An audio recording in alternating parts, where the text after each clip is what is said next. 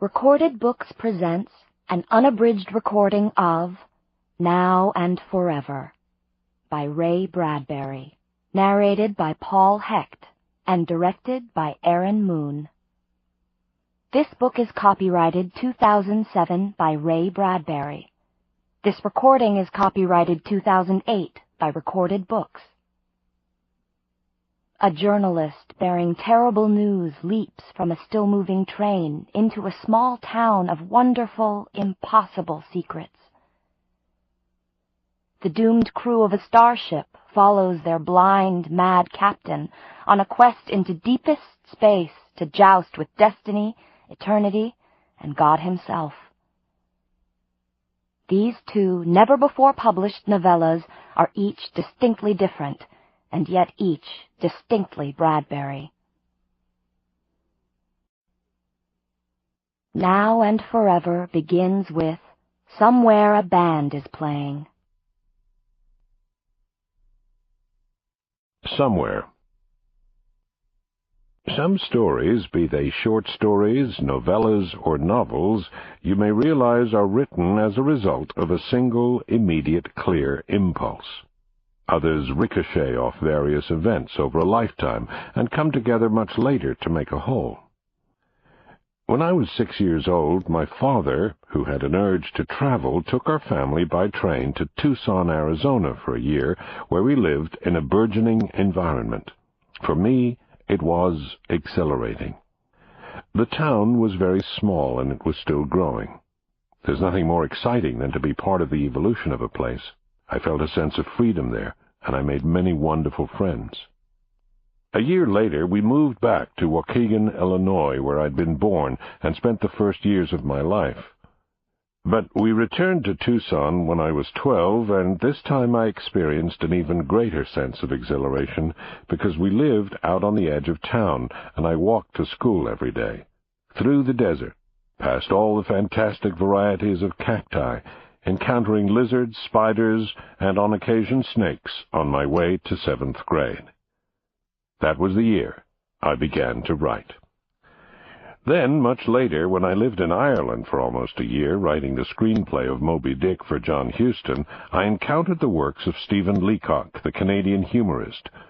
Among them was a charming little book titled Sunshine Sketches of a Little Town. I was so taken with the book that I tried to get MGM to make a motion picture of it. I typed up a few preliminary pages to show the studio how I envisioned the book as a film. When MGM's interest failed, I was left with the beginning of a screenplay that had the feeling of a small town. But at the same time, I couldn't help but remember the Tucson I had known and loved when I was 6 and when I was 12. And began to write my own screenplay and short story about a town somewhere in the desert. During the same years, I kept encountering Katharine Hepburn, either in person or on the screen, and I was terribly attracted by the fact that she remained so youthful in appearance through the years. Sometime in 1956, when she was in her late 40s, she made the film Summertime. This caused me, somehow, to put her at the center of a story for which I had no title yet, but Somewhere a Band is Playing was obviously evolving. Some 30 years ago, I saw a film called The Wind and the Lion, starring Sean Connery, and with a fabulous score by Jerry Goldsmith. I was so taken with the score that I sat down, played it, and wrote a long poem based on the enchanting music. This became another element of Somewhere a Band is Playing, as I progressed through the beginnings of a story which I hadn't yet fully comprehended, but it seemed as if finally all the elements were coming together. The year I spent in Tucson, age 6, the year I spent there when I was 12, the various encounters with Katharine Hepburn, including her magical appearance in Summertime, and my long poem based on the score of The Wind and the Lion. All of these ran together and inspired me to begin a long prologue to the novella that ultimately followed. Today, looking back, I realize how fortunate I am to have collected such elements, to have held them ready, and then put them together to make this final product. Somewhere a Band is Playing. I've been fortunate to have many helpers along the way. One of those, in the case of this story, is my dear friend Anne Harden, who has offered me strong encouragement over the past few years to see this novella published. For that, she shares in the dedication of this work. Of course, I had hoped to finish the novella over the years in order to have it ready in time for Katharine Hepburn, no matter how old she got, to play the lead in a theater or film adaptation. Katie waited patiently, but the years passed, she became tired, and finally left this world. I cannot help but feel she deserves the dedication I have placed on this story. And now, somewhere a band is playing. Chapter 1. There was a desert prairie filled with wind and sun and sagebrush, and a silence that grew sweetly up in wildflowers. There was a rail track laid across this silence, and now the rail track shuddered. Soon a dark train charged out of the east with fire and steam and thundered through the station. On its way, it slowed at a platform littered with confetti, the tatters of ancient tickets punched by transient conductors.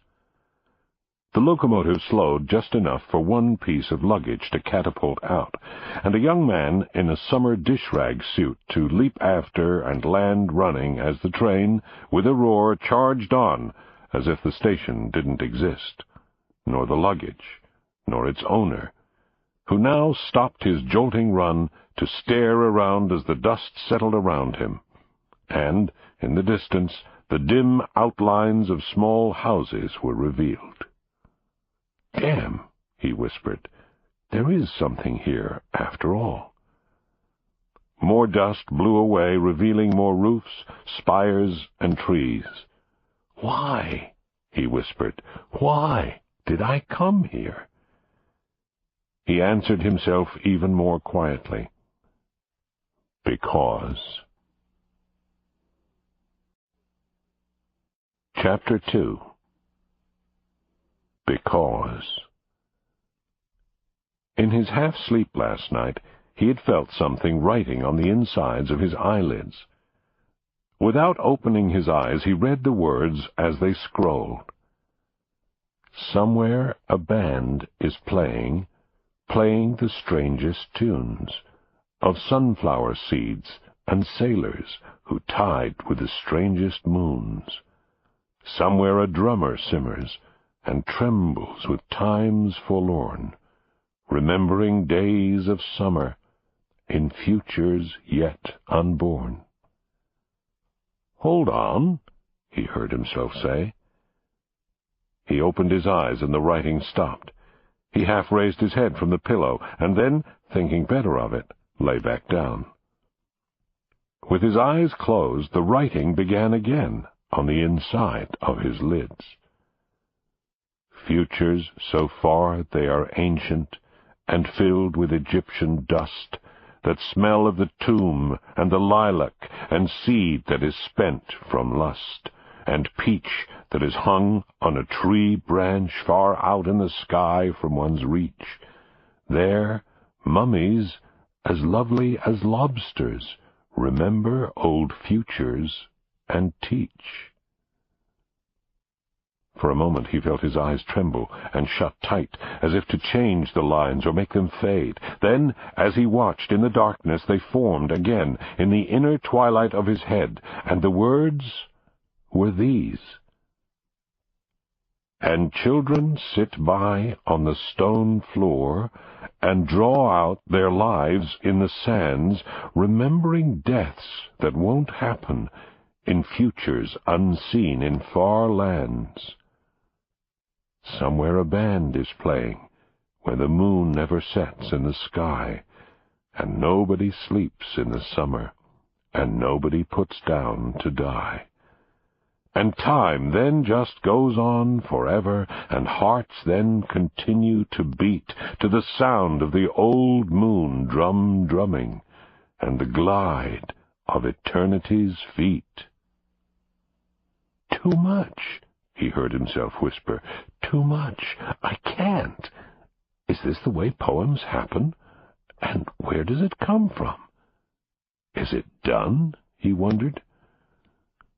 And not sure, he put his head back down and closed his eyes, and there were these words: "Somewhere the old people wander, and linger themselves into noon, and sleep in the wheat fields yonder, to rise as fresh children with moon.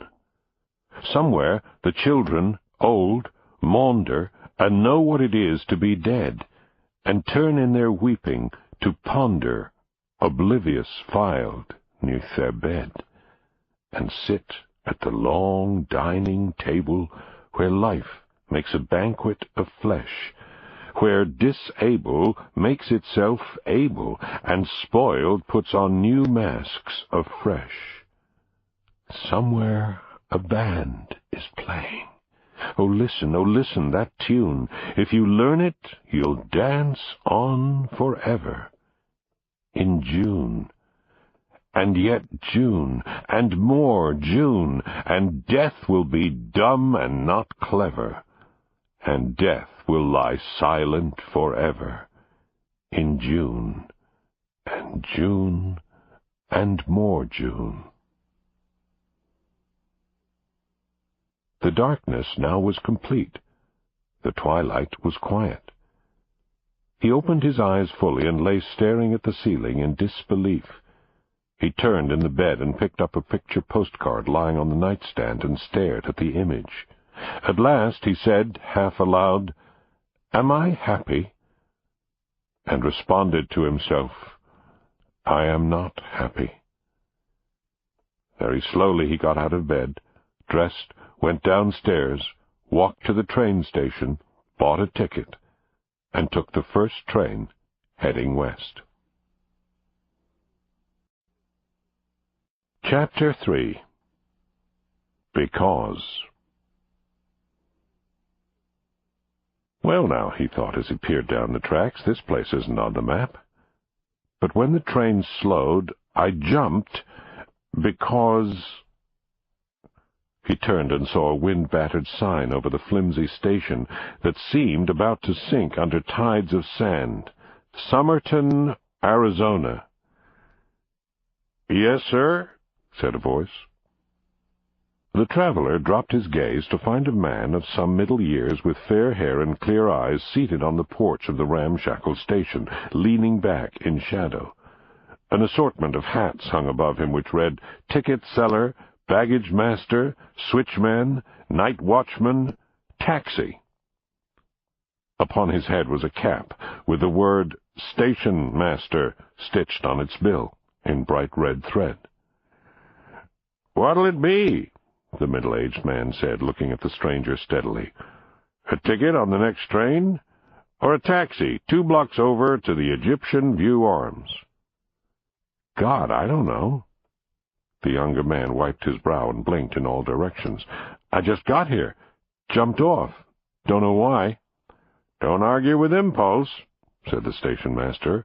"With luck, you missed the frying pan and hit a nice, cool lake on a hot day. So what'll it be?" The older man waited. "Taxi, 2 blocks to the Egyptian View Arms," said the young man quickly. "Yes." "Fine, given the fact that there are no Egyptians to view, nor a Nile Delta, and Cairo, Illinois, is 1,000 miles east. But I suppose we've got plenty of arms." The old man rose, pulled the station-master cap from his head, and replaced it with a taxi cap. He bent to take the small suitcase when the young man said, "You're not just going to leave the station? It'll mind itself. The tracks aren't going nowhere. There's nothing to be purloined within, and it'll be some few days before another train takes us by surprise. Come on." He hoisted the bag and shuffled out of the gloom and around the corner. Behind the station was no taxi. Instead, a rather handsome large white horse stood patiently waiting, and behind the horse was a small upright wagon with the words "Kelly's Bakery, Fresh Bread" painted on its side. The taxi driver beckoned, and the young man climbed into the wagon and settled himself in the warm shadow. The stranger inhaled. "Ain't that a rare fine smell?" said the taxi driver. "Just delivered 5 dozen loaves." "That," said the young man, "is the perfume of Eden on the first morn." The older man raised his eyebrows. "Well, now," he wondered, "what's a newspaper writer with aspirations to be a novelist doing in Somerton, Arizona?" "Because," said the young man. "Because," said the older man. "That's one of the finest reasons in the world. Leaves lots of room for decisions." He climbed up onto the driver's seat, looked with gentle eyes at the waiting horse, and made a soft clicking noise with his tongue, and said, "Claude?" And the horse, hearing his name, carried them away into Somerton, Arizona. Chapter 4. The air was hot as the bakery wagon moved, and then, as they reached the shadows of trees, the air began to cool. The young man leaned forward. "How did you guess?" "What?" said the driver. "That I'm a writer," said the young man. The taxi driver glanced at the passing trees and nodded. "Your tongue improves your words on their way out. Keep talking." "I've heard rumors about Somerton." "Lots of folks here. Few arrive." "I heard your town's another time and place, vanishing, maybe, surviving, I hope." "Let me see your good eye," said the driver. The reporter turned and looked straight on at him. The driver nodded again. "No, not yet jaundiced. I think you see what you look at.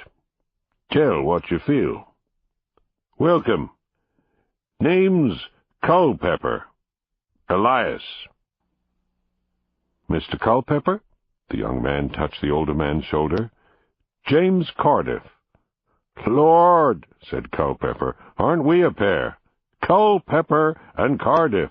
Could be genteel lawyers, architects, printers. Names like that don't come in tandems. Culpepper and now Cardiff." And Claude, the horse, trotted a little more quickly through the shadows of trees. The horse rambled through town, Elias Culpepper pointing right and left, chatting up a storm. "There's the envelope factory. All our mail starts there. There's the steamworks. Once made steam. I forget what for. And right now, passing Culpepper Somerton News. If there's news once a month, we print it. 4 pages, in large, easy-to-read type. So, you see, you and I are, in a way, in the same business. You don't, of course, also rein horses and punch rail tickets." "I most certainly don't," said James Cardiff, and they both laughed quietly.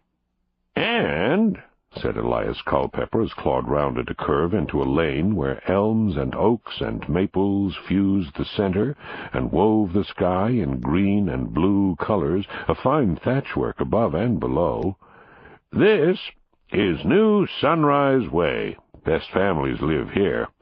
That's the Ribtrees. There's the town ways, and—" "My God," said James Cardiff, "those front lawns! Look, Mr. Culpepper." And they drove by fence after fence, where crowds of sunflowers lifted huge, round clock faces to time the sun, to open with the dawn and close with the dusk. 100 in this patch under an elm, 200 in the next yard, and 500 beyond. Every curb was lined with the tall green stalks ending in vast dark faces and yellow fringes.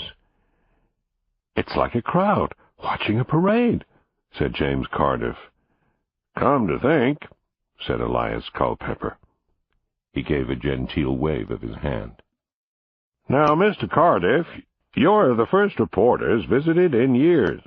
Nothing's happened here since 1903, the year of the small flood, or 1902 if you want the big one. Mr. Cardiff, What would a reporter be wanting with a town like this where nothing happens by the hour? Something might, said Cardiff uneasily. He raised his gaze and looked at the town all around. You're here, he thought, but maybe you won't be. I know, but won't tell. It's a terrible truth that may wipe you away. My mind is open, but my mouth is shut. The future is uncertain and unsure. Mr. Culpepper pulled a stick of spearmint gum from his shirt pocket, peeled its wrapper, popped it in his mouth, and chewed. You know something I don't know, Mr. Cardiff? Maybe, said Cardiff. You know things about Somerton you haven't told me. Then I hope we both fess up soon. And with that, Elias Culpepper reined Claude gently into the gravelled driveway of the sunflower yard of a private home, with a sign above the porch, Egyptian View Arms, Boarding. And he had not lied. No Nile River was in sight. Chapter 5. At which moment an old-fashioned ice wagon with a full dark cavern mouth of frost entered the yard, led by a horse in dire need of his Antarctic cargo.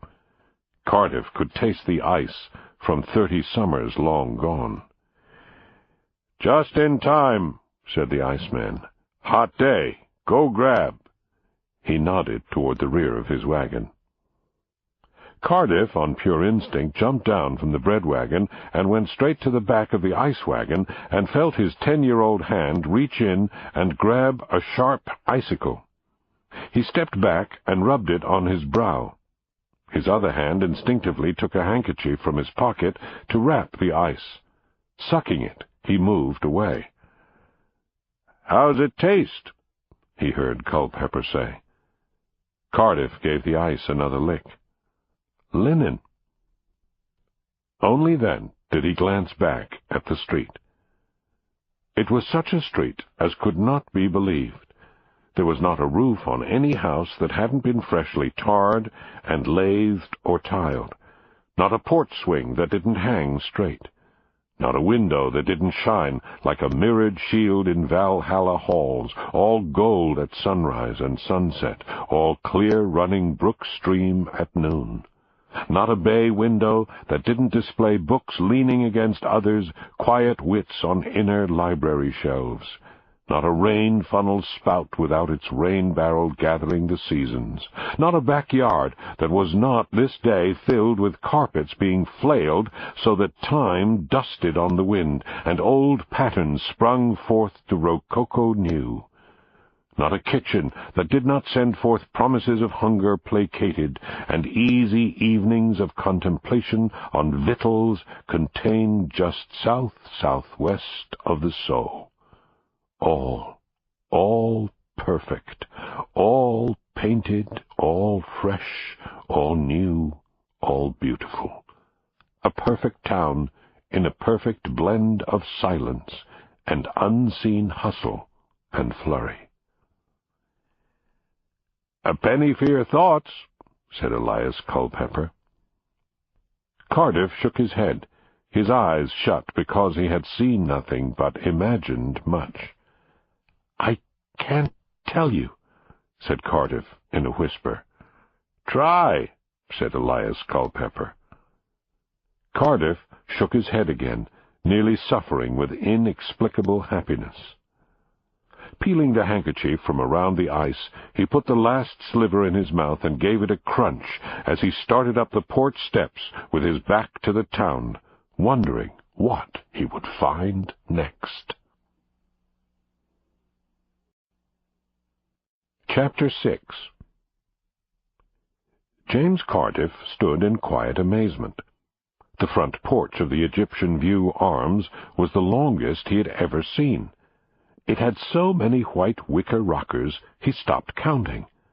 Occupying some of the rockers was an assortment of youngish, not quite middle-aged gentlemen, nattily dressed, with slicked-back hair fresh out of the shower. and interspersed among the men were late-30s, not yet 40 women in summer dresses, looking as if they had all been cut from the same rose or orchid or gardenia wallpaper.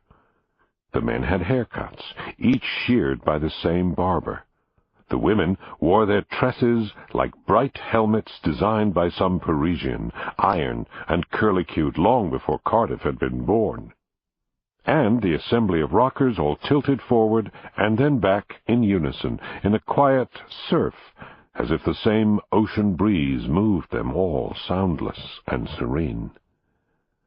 As Cardiff put his foot on the porch landing, all the rocking stopped, all the faces lifted, and there was a blaze of smiles, and every hand rose in a quiet wave of welcome.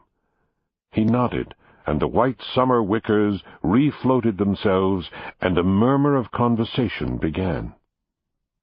Looking at the long line of handsome people, he thought, strange, so many men home at this hour of the day, most peculiar. A tiny crystal bell tinkled in the dim screened doorway. "Soup's on," a woman's voice called. In a matter of seconds, the wicker chairs emptied as all the summer people filed through the screen door with a hum. He was about to follow when he stopped, turned his head, and looked back. "What?" he whispered. Elias Culpepper was at his elbow, gently placing Cardiff's suitcase behind him. "That sound," said Cardiff. "Somewhere." Elias Culpepper laughed quietly. "That's the town band, rehearsing Thursday night's performance of the short-form Tosca. When she jumps, it only takes 2 minutes for her to land." "Tosca," said Cardiff, and listened to the far brass music. "Somewhere." "Step in," said Culpepper, who held the screen door wide for James Cardiff. Chapter 7. Inside the dim hall, Cardiff felt as if he had moved into a summer-cool milk shed that smelled of large canisters of cream hidden away from the sun, and ice-boxes dripping their secret liquors, and bread laid out fresh on kitchen tables, and pies cooling on window-sills. Cardiff took another step, and knew he would sleep 9 hours a night here, and wake like a boy at dawn, excited that he was alive, and all the world beginning, morn after morn, glad for his heart in his body, and his pulse in his wrists.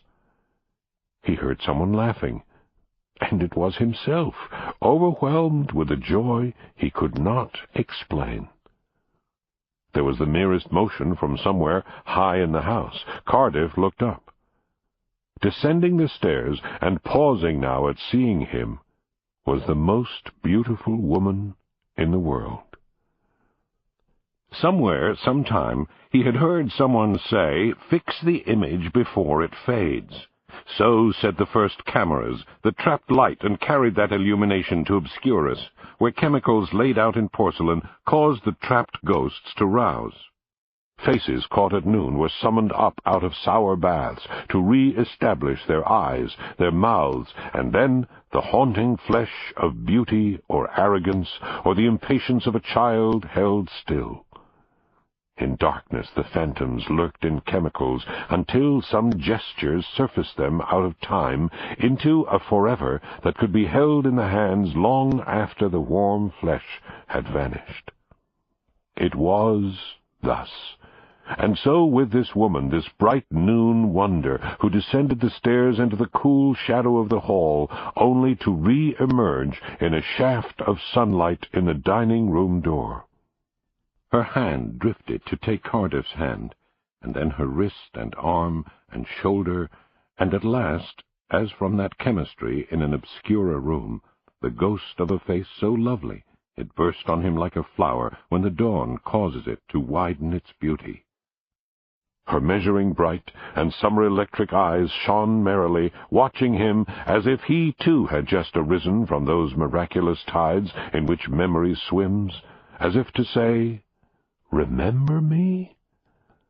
I do, he thought. Yes, he thought he heard her say. Yes, he cried, not speaking. I always hoped I might remember you. Well, then, her eyes said, we shall be friends. Perhaps in another time we met. They're waiting for us, she said aloud. Yes, he thought, for both of us. And now he spoke. Your name? But you already know it, her silence replied. And it was the name of a woman dead these 4,000 years and lost in Egyptian sands, and now refreshed at noon in another desert near an empty station and silent tracks. Nefertiti, he said, a fine name. It means the beautiful one is here. Ah, she said, you know.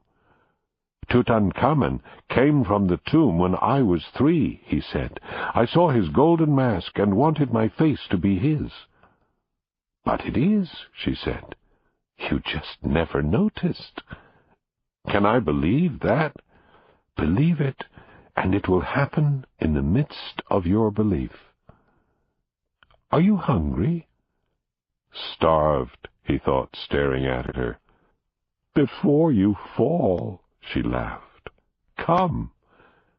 And she led him in to a feasting of summer gods. Chapter 8. The dining room, like the porch, was the longest one he'd ever seen. All of the summer porch people were lined up on either side of an incredible table staring at Cardiff and Neff as they came through the door. At the far end were 2 chairs waiting for them, and as soon as Cardiff and Neff sat, there was a flurry of activity as utensils were raised and platters passed. There was an incredible salad, an amazing omelette, and a soup smooth as velvet. From the kitchen drifted a scent that promised a dessert sweet as ambrosia. In the middle of his astonishment, Cardiff said, "Hold on, this is too much. I must see." He rose and walked to a door at the end of the dining room, which opened into the kitchen. Entering the kitchen, he stared across the room at what seemed a familiar doorway. He knew where it led. The pantry. And not just any pantry, but his grandmother's pantry, or something just like it. How could that be? He stepped forward and pushed the door, half expecting that he would find his grandmother within, lost in that special jungle where hung leopard bananas, where doughnuts were buried in quicksands of powdered sugar, where apples shone in bins and peaches displayed their warm summer cheeks, where row on row, shelf on shelf of condiments and spices rose to an always twilight ceiling. He heard himself intoning the names that he read off the jar labels, the monikers of Indian princes and Arabian wanderers. Cardamom and anise and cinnamon were there, and cayenne and curry. Added to which there were ginger and paprika and thyme and celandine. He could almost have sung the syllables, and awakened at night to hear himself humming the sounds all over again. He scanned and re-scanned the shelves, took a deep breath, and turned, looking back into the kitchen, sure he would find a familiar shape bent over the table, preparing the last courses for the amazing lunch. He saw a portly woman, icing a buttery yellow cake with dark chocolate, and he thought if he cried her name, his grandmother might turn and rush to hold him. But he said nothing, and watched the woman finish the job with a flourish, and hand the cake to a maid who carried it out into the dining room. He went back to join Neff, his appetite gone, having fed himself in the pantry wilderness, which was more than enough. Neff, he thought, gazing at her, is a woman of all women, a beauty of all beauties. That wheat field painted again and again by Monet that became the wheat field, that church facade similarly painted again and again until it was the most perfect facade in the history of churches. that bright apple and fabled orange by Cézanne that never fades. "Mr. Cardiff," he heard her say, "sit, eat. You mustn't keep me waiting. I've been waiting too many years." He drew close, not able to take his eyes away from her. "Great God," he said, "how old are you?" "You tell me," she said. "Oh, hell," he cried. "You were born maybe 20 years ago, 30, or the day before yesterday." "I am all of those." "How?" "I am your sister, your daughter, and someone you knew years ago back in school, yes? I am the girl you asked to the senior prom, but she had promised another." "That's my life. That happened. How did you guess?" "I never guess," she replied. "I know. The important thing is that you're here at last." "You sound as if you expected me." "Forever," she said. "But I didn't know I was coming here until last night, in the middle of a dream. I fixed my mind only at the last moment. I decided to write a story." She laughed quietly. "How can that be? It sounds so like those unhealthy romances written by healthy housewives. What made you choose Somerton? Was it our name?" "I saw a postcard someone must have picked up on their way through." "Oh, that would have been years ago." "It looked like a nice town, a friendly spot for tourists looking for a place to relax, enjoy the desert air. But then I looked for it on the map, and you know what? It's not on any map I could find." "Well, the train doesn't stop here." "It didn't stop today," he admitted. "Only 2 things got off, me and my suitcase." "You travel lightly." "I'm just here overnight. When the next train runs through, not stopping, I'll grab on." "No," she said softly. "That's not how it's supposed to be."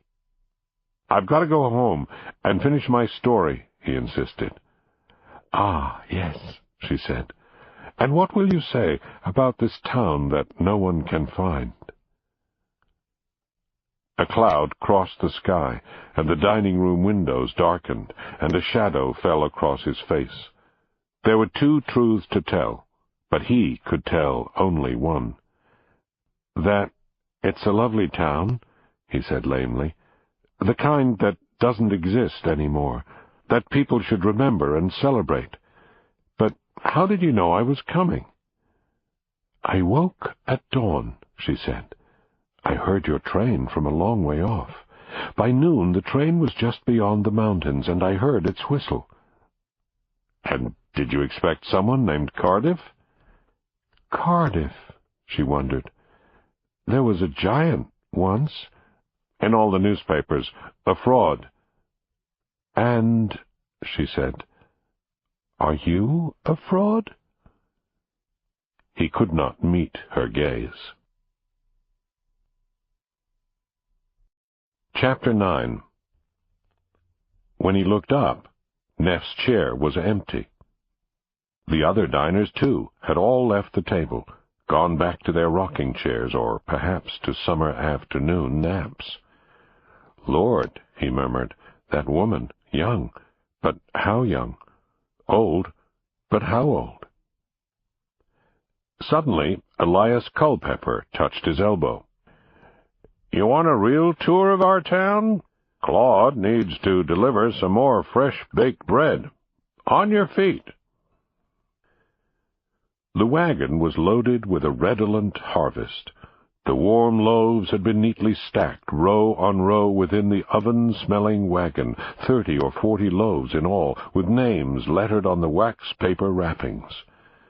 Beside these were waxed boxes of muffins and cakes, carefully tied with string.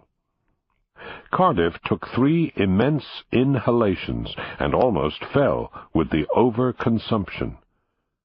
Culpepper handed him a small packet and a knife. "What's this?" said Cardiff. "You won't be a block away before the bread overcomes you. This is a butter knife. This here is a full loaf. Don't bring it back." It'll ruin my supper. No, enhance. Some are outside, some are inside. He handed over a pad with names and addresses. Just in case, said Culpepper. You're sending me out on my own? How do I know where to go? Don't you worry. Claude knows the way. Never got lost yet, right, Claude? Claude looked back, neither amused nor serious, just ready. Just go easy on the reins. Claude's got his own system. You just tag along. It's the only way to see the town without any jabber from me. Get up! Cardiff jumped aboard. Claude tugged. The wagon lurched forward. Hell! He fumbled with the notebook, scanning the names and addresses. What's the first stop? Get! The bread wagon drifted away, warming the air with a heady sense of yeast and grain. Claude trotted, as if he could hardly wait to be right. Chapter 10. Claude jogged at a goodly pace for 2 blocks and turned sweetly to the right. His eyes twitched toward a front-yard mailbox. Abercrombie. Cardiff checked his list. Abercrombie. Damn! He jumped from the wagon, loaf in hand, when a woman's voice called, "Thank you, Claude." A woman of some 40 years stood at the gate to take the bread. "You too, of course," she said. "Mr. Cardiff, ma'am." "Claude," she called, "take good care of Mr. Cardiff. And, Mr. Cardiff, you take good care of Claude. Morning." And the wagon jounced along the bricks under a congress of trees that laced themselves to lattice out the sun. "Fillmore's next." Cardiff eyed the list, ready to pull on the reins, when the horse stopped at a second gate. Cardiff popped the bread in the Fillmore mailbox and raced to catch up with Claude, who had resumed his route without waiting for his driver. So it went. Bramble, Jones, Williams, Isaacson, Meredith. Bread, cake, bread, muffins, bread, cake, bread. Claude turned a final corner, and there was a school. "Hold up, Claude." Cardiff alighted and walked into the schoolyard to find a teeter-totter, its old blue paint flaking next to an old swing set, its splintery wooden seat suspended from rusted iron chains. "Well, now," whispered Cardiff. The school was 2 stories high. Its double doors were shut, and all 8 of its windows were crusted with dust. Cardiff rattled the front doors, locked tight. "It's only May," Cardiff said to himself. "School's not out yet."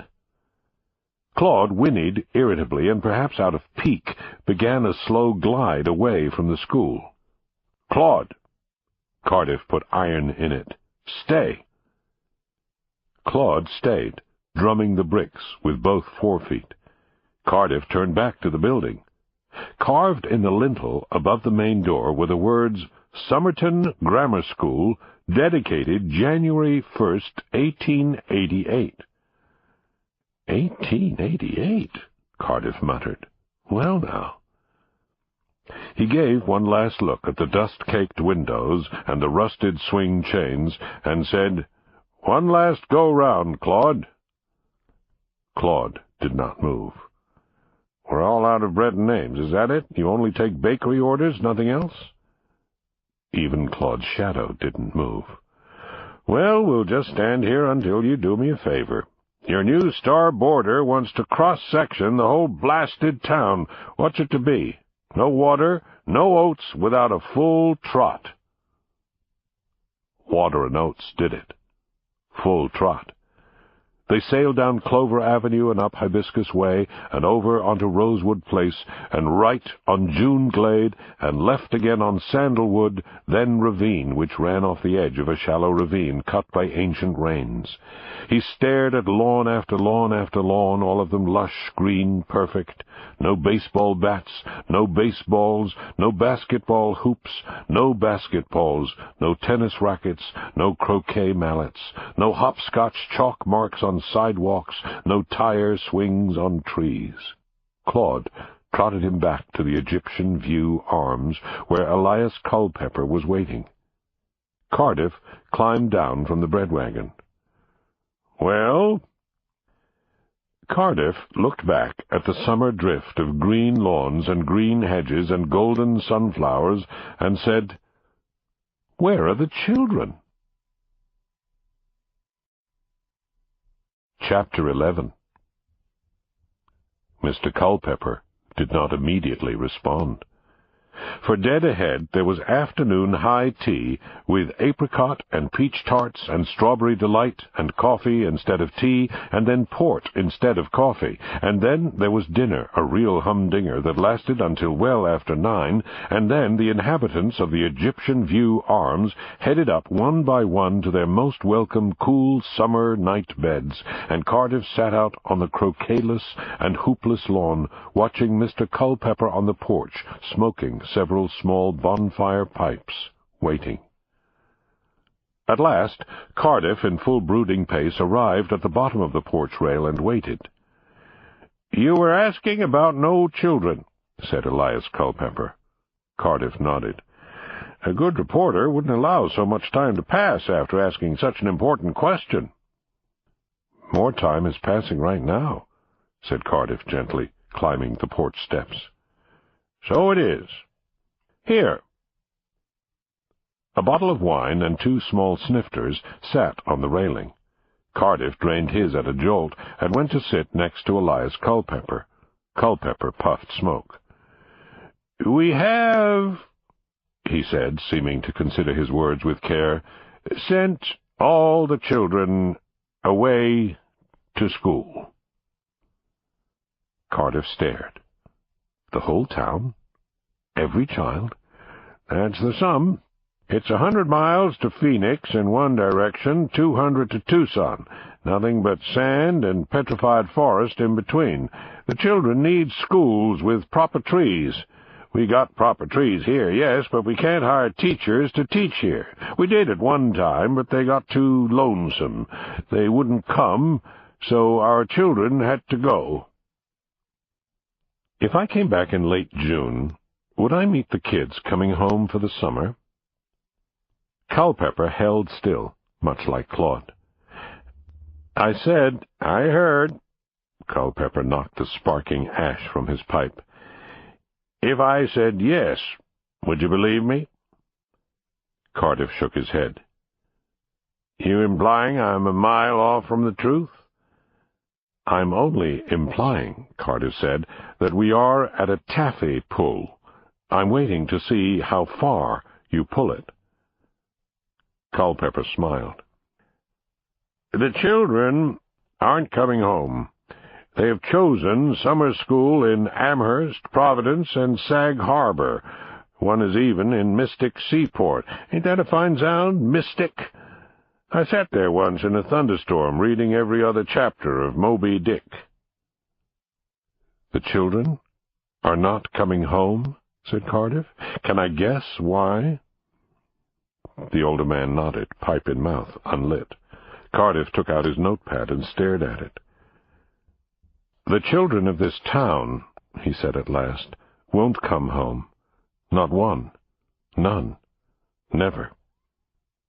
He closed the notepad and continued. "The reason why the children are never coming home is," he swallowed hard, "there are no children. Something happened a long time ago, God knows what, but it happened. And this town is a town of no family homecomings. The last child left long ago, or the last child finally grew up. And you're one of them." "Is that a question?" "No," said Cardiff. "An answer." Culpepper leaned back in his chair and shut his eyes. "You," he said, the smoke long gone from his pipe, "are an A1, 4-star, headline news reporter." Chapter 12. "I," said Cardiff. "Enough," Culpepper interrupted, "for tonight." He held out another glass of bright amber wine. Cardiff drank. When he looked up, the front screen door of the Egyptian View Arms tapped shut. Someone went upstairs. His ambiance stayed. Cardiff refilled his glass. "Never coming home. Never, ever," he whispered, and went up to bed. "Sleep well," someone said somewhere in the house. But he could not sleep. He lay fully dressed, doing philosophical sums on the ceiling, erasing, adding, erasing again, until he sat up abruptly and looked out across the meadow town of thousands of flowers, in the midst of which houses rose and sank only to rise again, ships on a summer sea. "I will arise and go now," thought Cardiff, but not to a bee-loud glade, rather to a place of earth and silence, and the sounds of death's head moths on powdery wings. He slipped down the front hall stairs barefoot, and once outside, let the screen door tap shut silently, and sitting on the lawn, put on his shoes as the moon rose. "Good," he thought. "I won't need a flashlight." In the middle of the street, he looked back. Was there someone at the screen door? A shadow, watching? He walked, and then began to jog.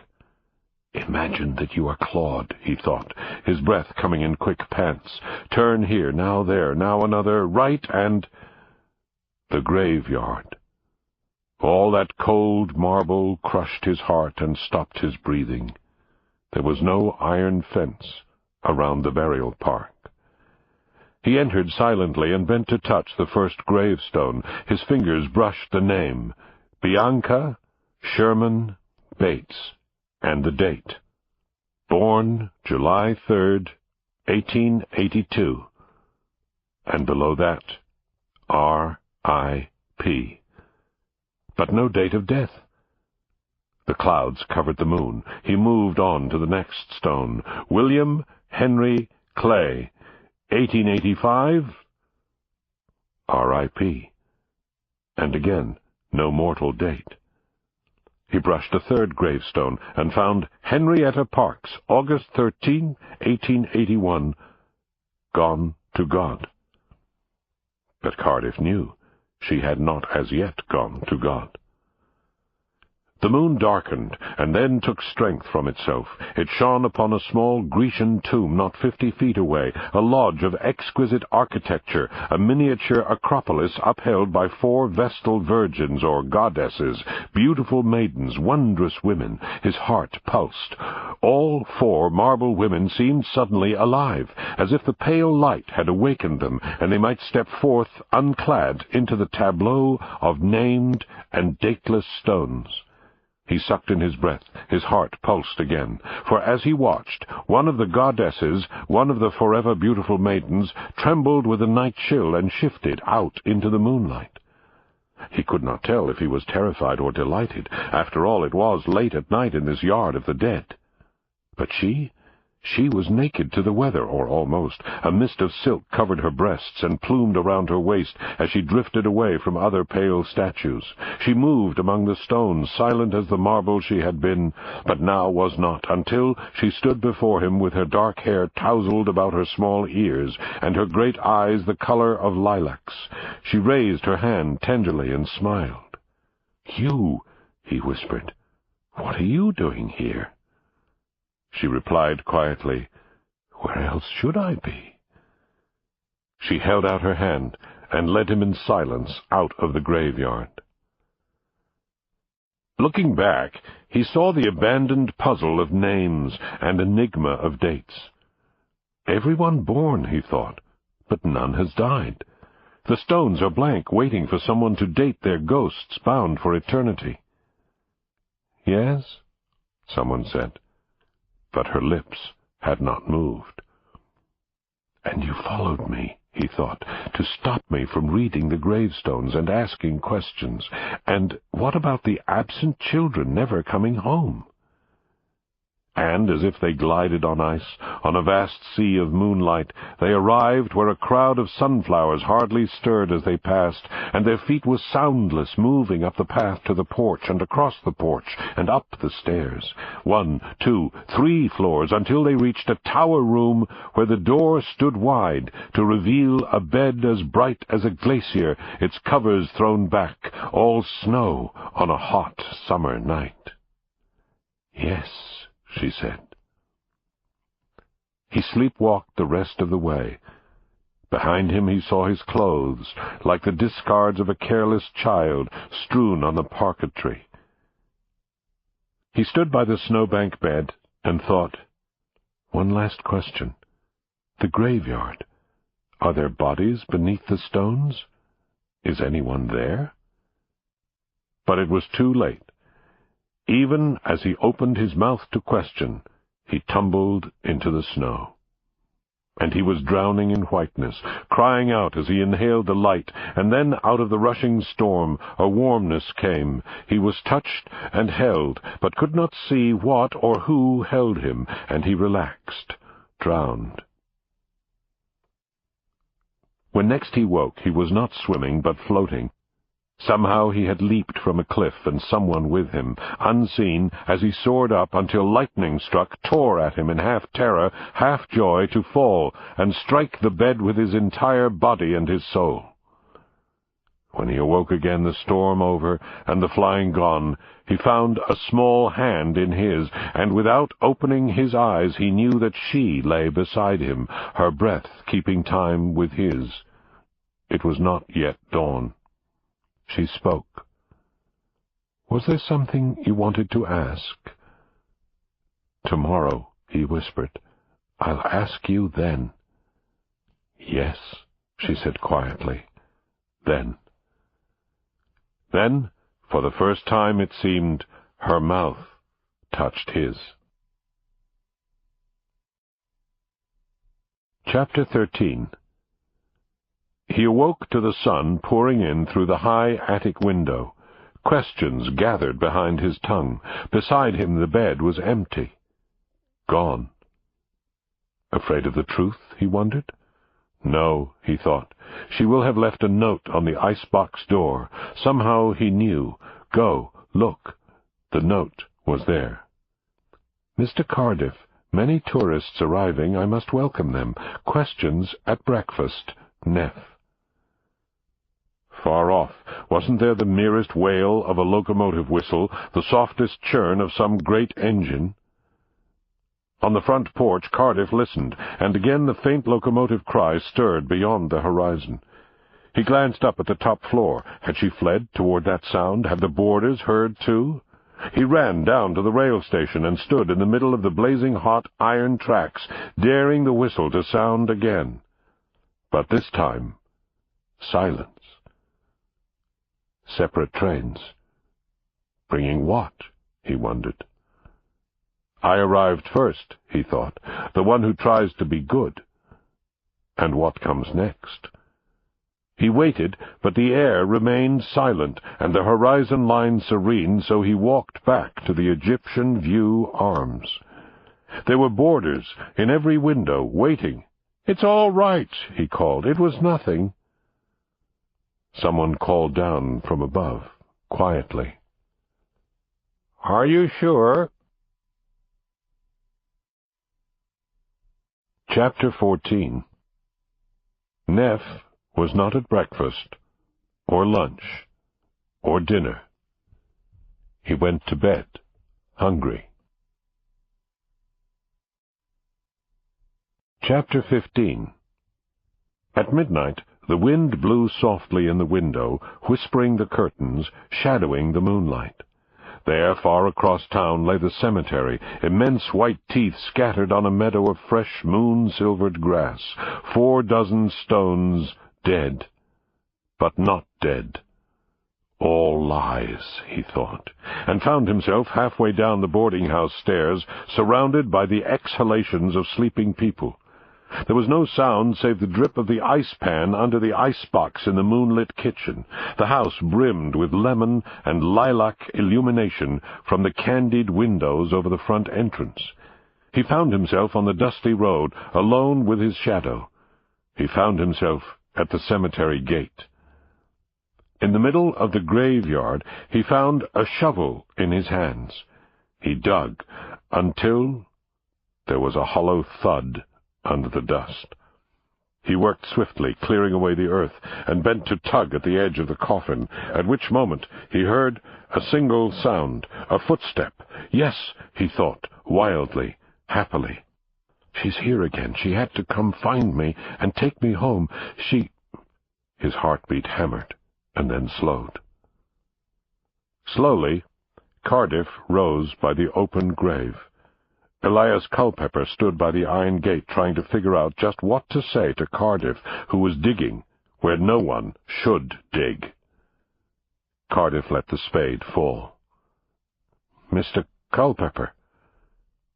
Elias Culpepper responded, "Oh, God, go on, lift the lid. Do it." And when Cardiff hesitated, said, "Now." Cardiff bent and pulled at the coffin lid. It was neither nailed nor locked. He swung back the lid and stared down into the coffin. Elias Culpepper came to stand beside him. They both stared down at an empty coffin. "I suspect," said Elias Culpepper, "you are in need of a drink." "Two," said Cardiff, "would be fine." Chapter 16. They were smoking fine cigars and drinking nameless wine in the middle of the night. Cardiff leaned back in his wicker chair, eyes tight shut. "You been noticing things?" inquired Elias Culpepper. "A baker's dozen. When Claude took me on the bread and muffin tour, I couldn't help but notice there are no signs anywhere for doctors, not one funeral parlor that I could see." "Must be somewhere," said Culpepper. "How come not in the phone book, Yellow Pages? No doctors, no surgeons, no mortuary offices." "An oversight." Cardiff studied his notes. "Lord, you don't even have a hospital in this almost ghost town." "We got one small one."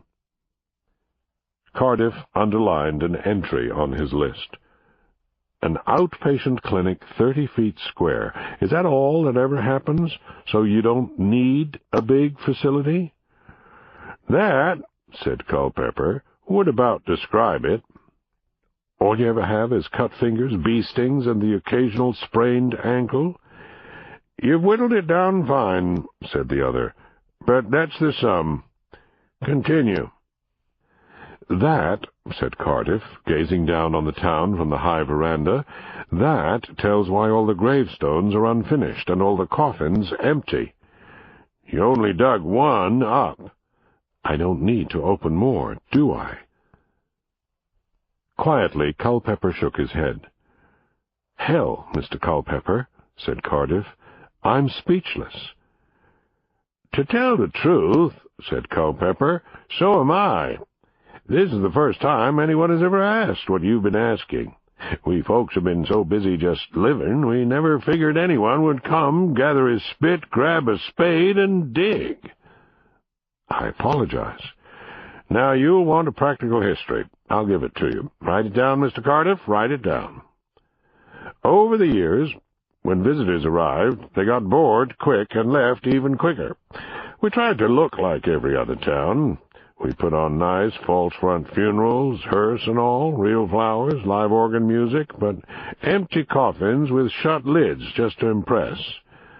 We were going to hold a pretend funeral tomorrow, show-off, so you'd be assured we sometimes die." "Sometimes?" cried Cardiff. "Well, it has been a while. Cars occasionally run over us. Someone might fall from a ladder." "No diseases? Whooping cough? Pneumonia?" "We don't whoop, and we don't cough. We wear out. Slow." "How slow?" "Oh, at last count, just about." "How slow?" 100, 200 years. Which? We figure about 200. It's still too early to tell. We only been at this since 1864 or 65, Lincoln's time. All of you? All. Neff, too? Wouldn't lie. But she's younger than I am. Your grandma, maybe. My God. God put us up to it, but it's the weather, mostly, and, well, now, the wine. Cardiff stared at his empty glass. The wine? Makes you live to 200? Unless it kills you before breakfast. Finish your glass, Mr. Cardiff. Finish your glass. Chapter 17. Elias Culpepper leaned forward to scan Cardiff's notepad. You got any more doubts, indecisions, or opinions? Cardiff mused over his notes. There don't seem to be any roaring businesses in Somerton. A few mice, but no buffalo. No travel agencies? Just a train station about to sink in the dust? Main road is mostly potholes. No one seems to leave, and very few arrive. How in Hades do you all survive? Think. Culpepper sucked on his pipe. I am, damn it. You heard about the lilies of the field? We toil not, neither do we spin. Just like you. You don't have to move, do you? On occasion, maybe, like tonight, but mostly you travel back and forth between your ears, yes? My God, Cardiff cried, clutching his notepad. Hideaways, loners, recluses, by the scores of dozens. You're writers. You can say that again. Writers. In every room, attic, broom closet, or basement, both sides of the street, right out to the edge of town. The whole town? Everybody? All but a few lazy illiterates. That's unheard of. You heard it now. Salzburg, a town full of musicians, composers, conductors. Geneva, chock full of bankers, clockmakers, walking wounded ski dropouts. Nantucket, once anyway, ships, sailors, and whale widow wives. But this? This? Cardiff jumped up and stared wildly toward the midnight town. Don't listen for typewriters, advised Culpepper. Just quiet things. Pens, pencils, pads, paper, thought Cardiff, whispers of lead or ink. Summer quiet thoughts on summer quiet noons.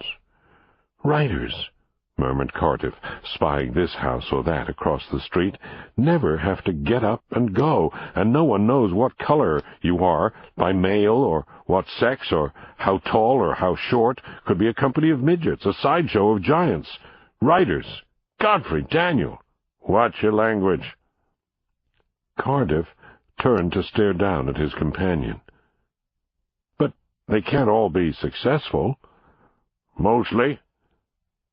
Would I know any of their names? If I told you, but I won't.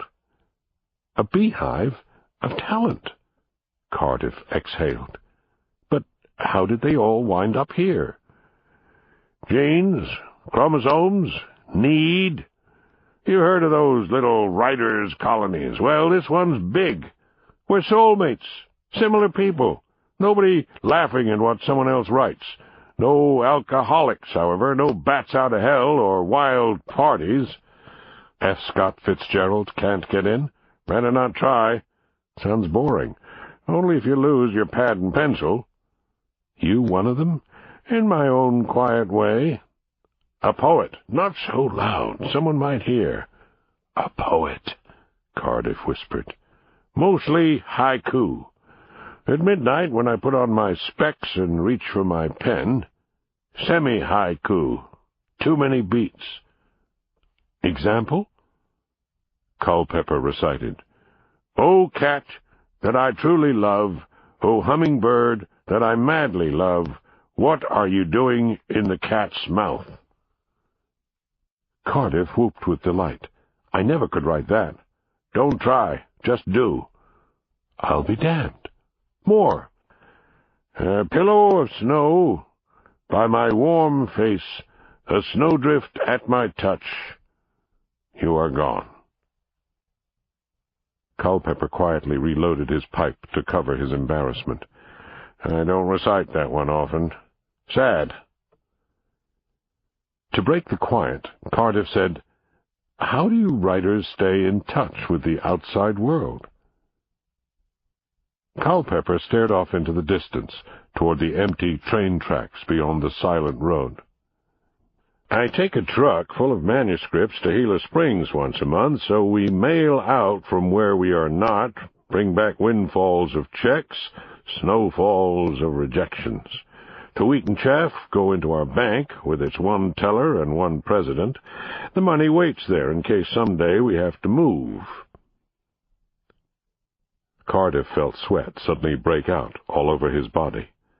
You got something to say, Mr. Cardiff? Soon. I won't push.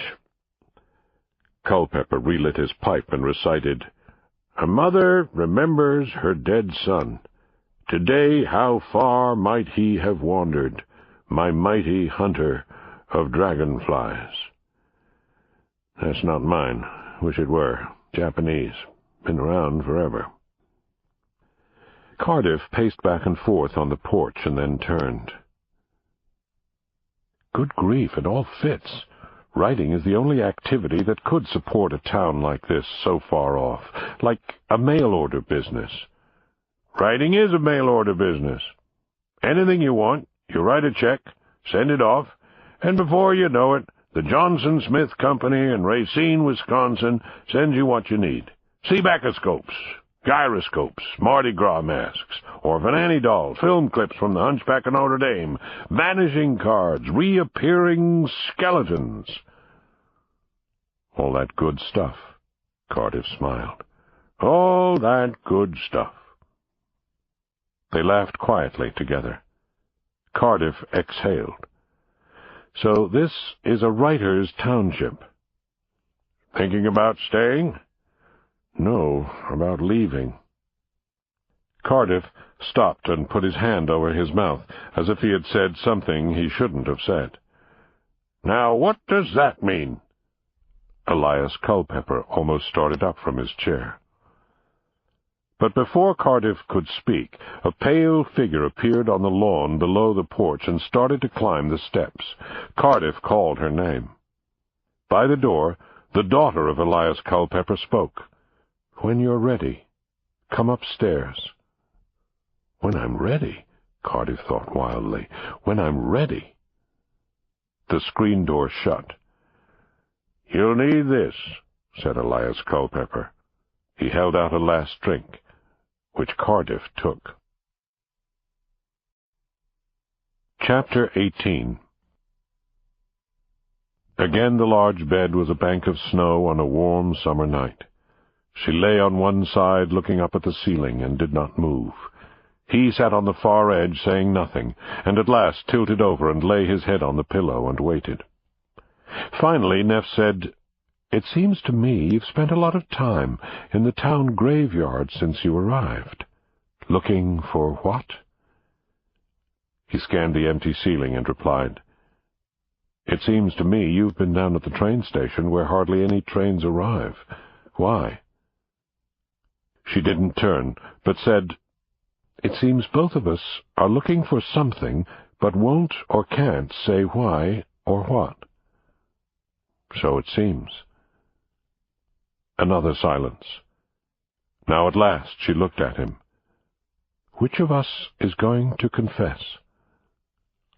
You go first. She laughed quietly. My truth is bigger and more incredible than yours. He joined her laughter, but shook his head. Oh, no, my truth is more terrible. She quickened, and he felt her trembling. Don't frighten me. I don't want to, but there it is. And if I tell you I'm afraid, you'll run, and I won't ever see you again. Ever? Murmured Neff. Ever. Then, she said, tell me what you can, but don't make me afraid. But at that moment, Far away in the night world, there was a single cry of a train, a locomotive drawing near. "Did you hear that? Is that the train that comes to take you away?"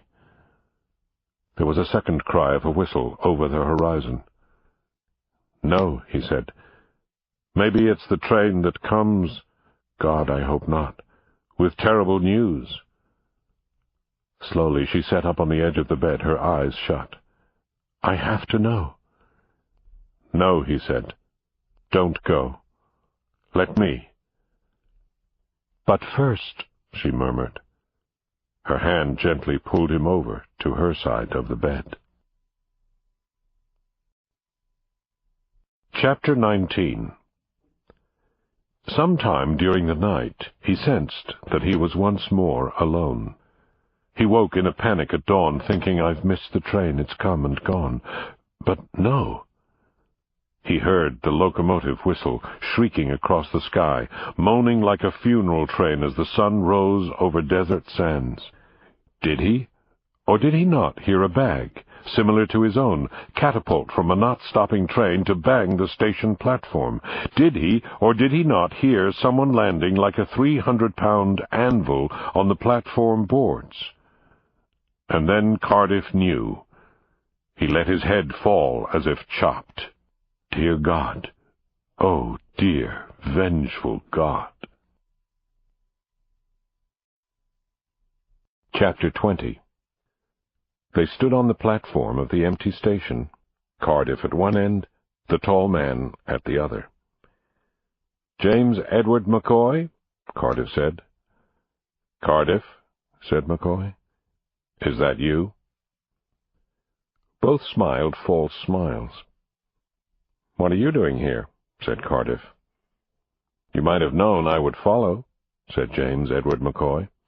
"When you left town, I knew someone had died, and you'd gone to give him a proper burial, so I packed my bag." "Why would you do that?" "To keep you honest. I learned long ago you leaned one way, me the other.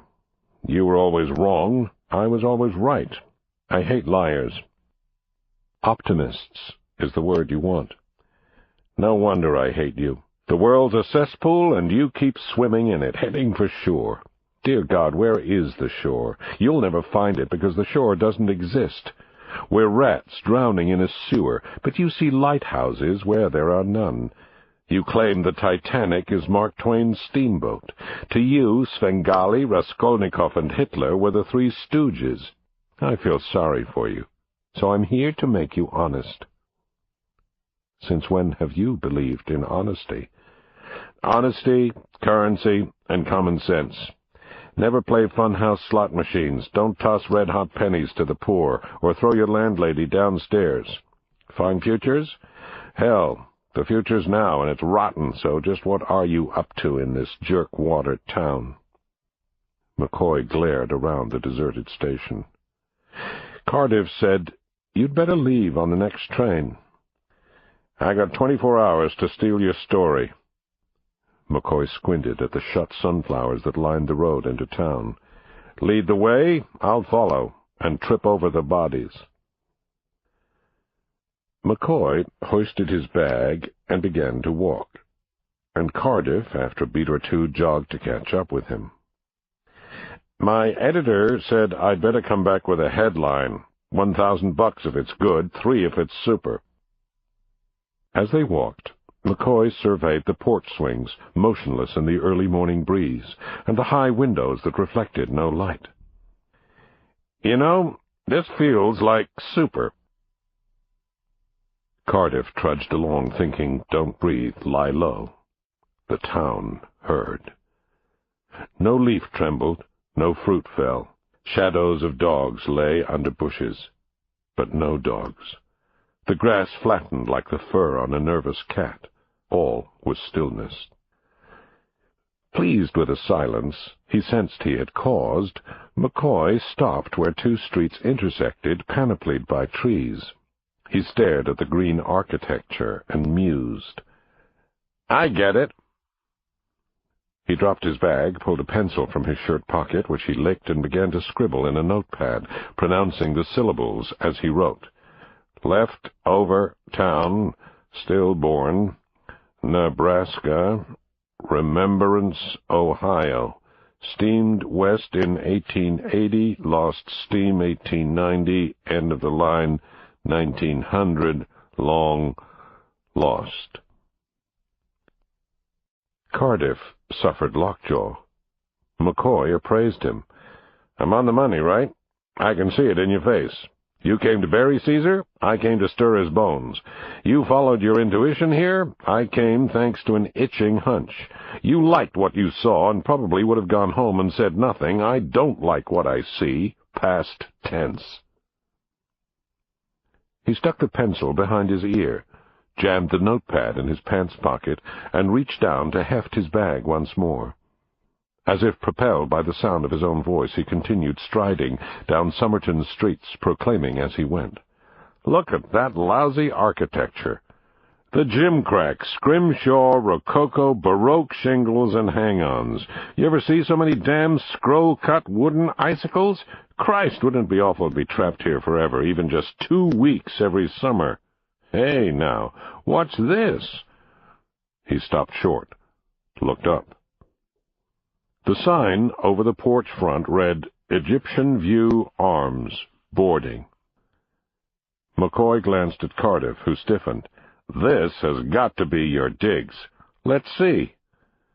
And before Cardiff could move, McCoy was up the front steps and inside the screen door. Cardiff caught the door before it could slam and stepped in. Silence. The obsequies over, the dear departed gone. Even the parlor dust didn't move, if there ever had been any dust. All the Tiffany lamps were dark, and the flower vases empty. He heard McCoy in the kitchen and went to find him. McCoy stood in front of the icebox, which was opened wide. There was no ice within, nor any cream, or milk, or butter, and no drip pan under the box to be drunk by a thirsty dog after midnight. The pantry, similarly, displayed no leopard bananas, or Ceylonese, or Indian spices.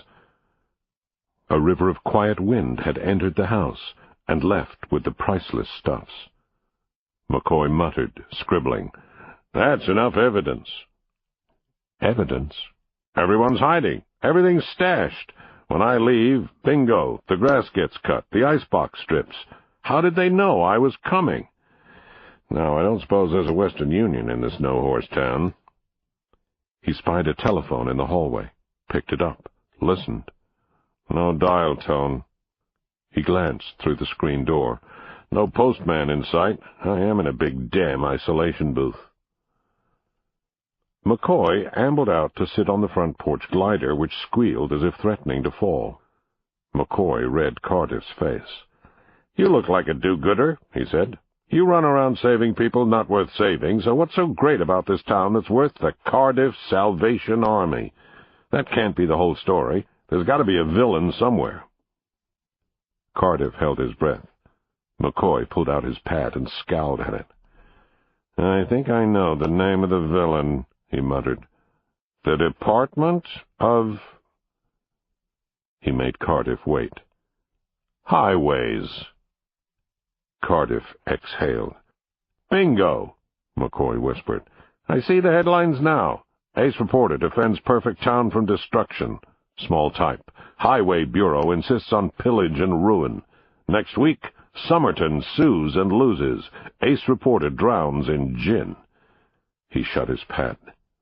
"Pretty good for an hour's work, yep," he said.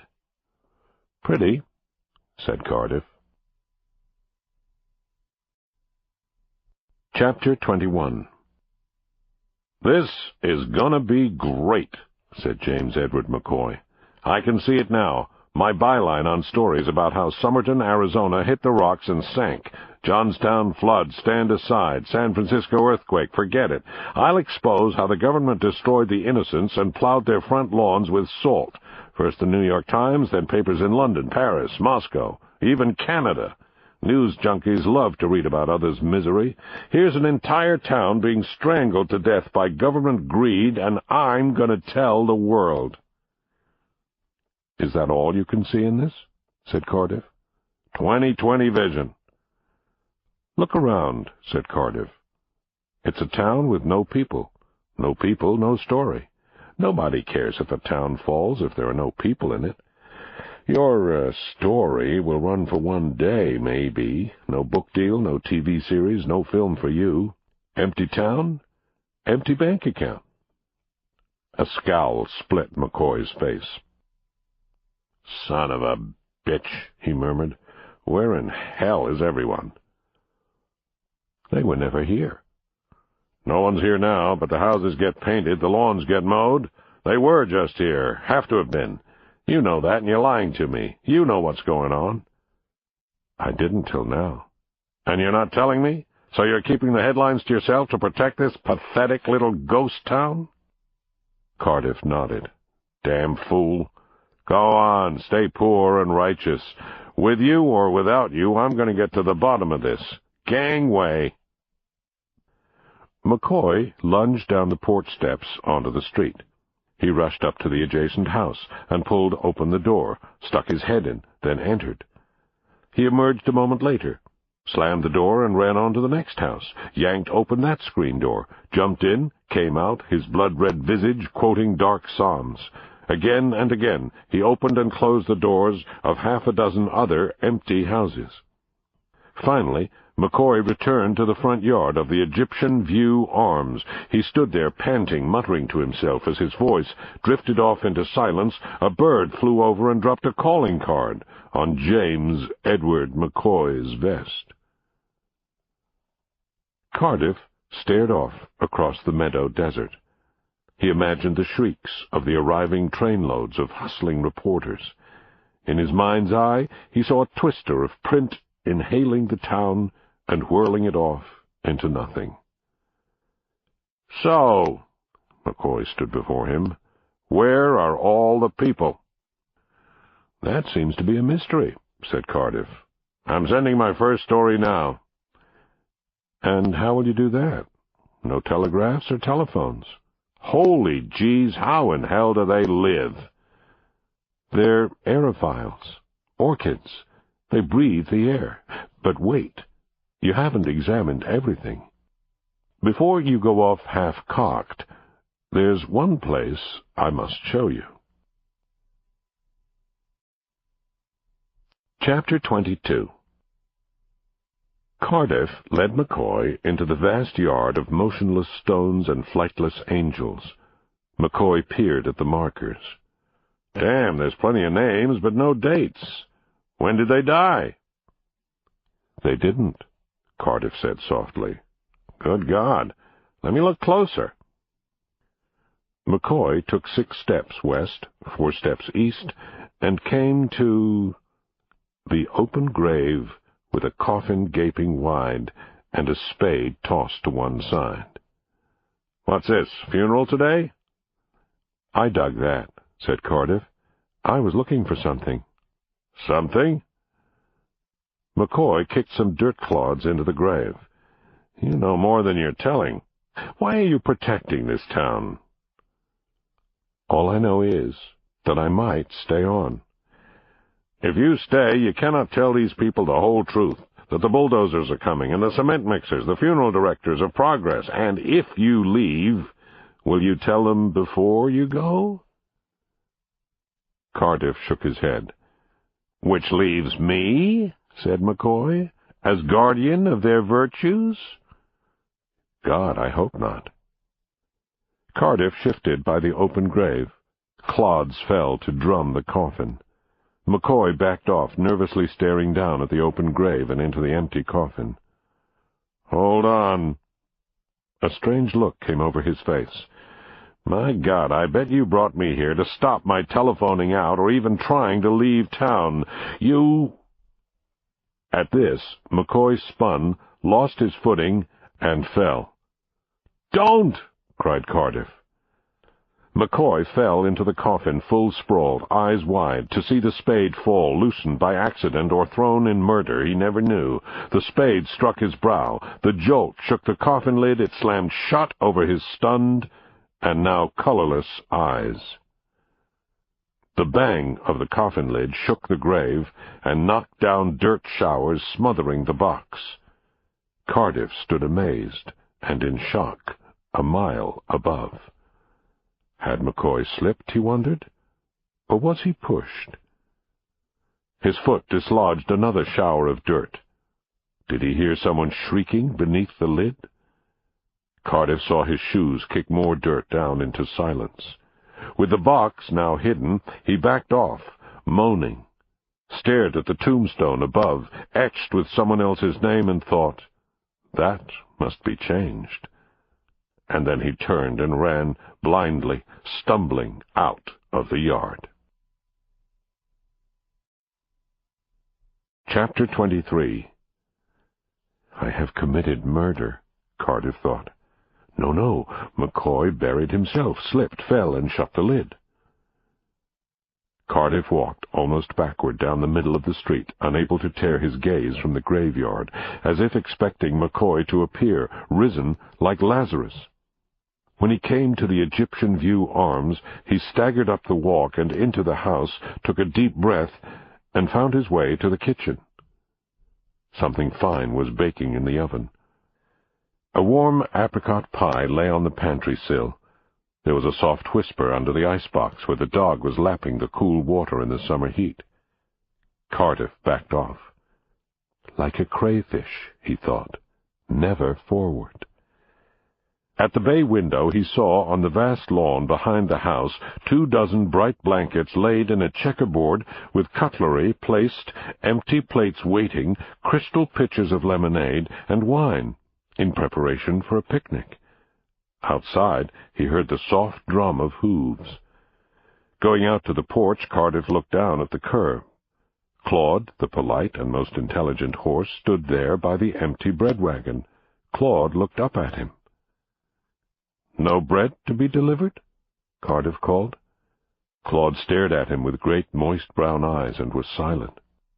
"Would it be me that needs deliverance?" said Cardiff, as quiet as possible. He walked down and stepped into the wagon. "Yes," was the answer. Claude started up and carried him through the town. Chapter 24. They were passing the graveyard. I have committed murder, Cardiff thought, and impulsively he cried, "Claude!" Claude froze, and Cardiff jumped out of the wagon and rushed into the graveyard. Swaying over the grave, he reached down in a terrible panic to lift the lid. McCoy was there. Not dead, but sleeping, having given up, and was now taking a snooze. Exhaling, Cardiff spoke down at his terrible enemy, glad that he was alive. "Stay there," he said. "You don't know it, but you're going home." He dropped the lid gently, taking care to insert a twig in the gap between top and bottom to allow for air. He ran back to Claude, who, sensing the visit was over, started off again at a good clop. All around them the yards and porches were empty. Where, Cardiff wondered, has everyone gone? He had his answer when Claude stopped. They stood before a large, rather handsome brick building, its entrance flanked by 2 Egyptian sphinxes, lying supine, half lioness and half god, with faces he could almost name. Cardiff read these words, "Hope Memorial Library," and in small letters beneath that, "No hope, all ye who enter here." He climbed the library steps to find Elias Culpepper standing before the great double front doors. Culpepper behaved as if he'd been expecting the younger man, and motioned at him to sit down on the library steps. "We've been waiting for you," he said. "We?" said Cardiff. "The whole town, or most of it," said Culpepper. "Where have you been?" "The graveyard," said Cardiff. "You spend too much time there. Is there a problem?" "Not any more, if you can help me mail something home. Is there a train expected any time soon?" "Should be one passing through sometime today," said Elias Culpepper. "Doubt it'll stop. That hasn't happened in—" "Can it be stopped?" "Could try flares. I've got a package I want sent, if you can stop it." "I like the flares," said Culpepper. "Where's this package going?" "Home," Cardiff said again. "Chicago." He wrote a name and address on a page ripped from his notepad and handed the piece of paper to Culpepper. "Consider it done," said Culpepper. He rose and said, "Now I think you ought to go inside." Cardiff turned and pushed the great library doors and stepped in. He read a sign above the front counter, "Carpe Diem, seize the day." It could have also read, "Seize a book, find a life, birth a metaphor."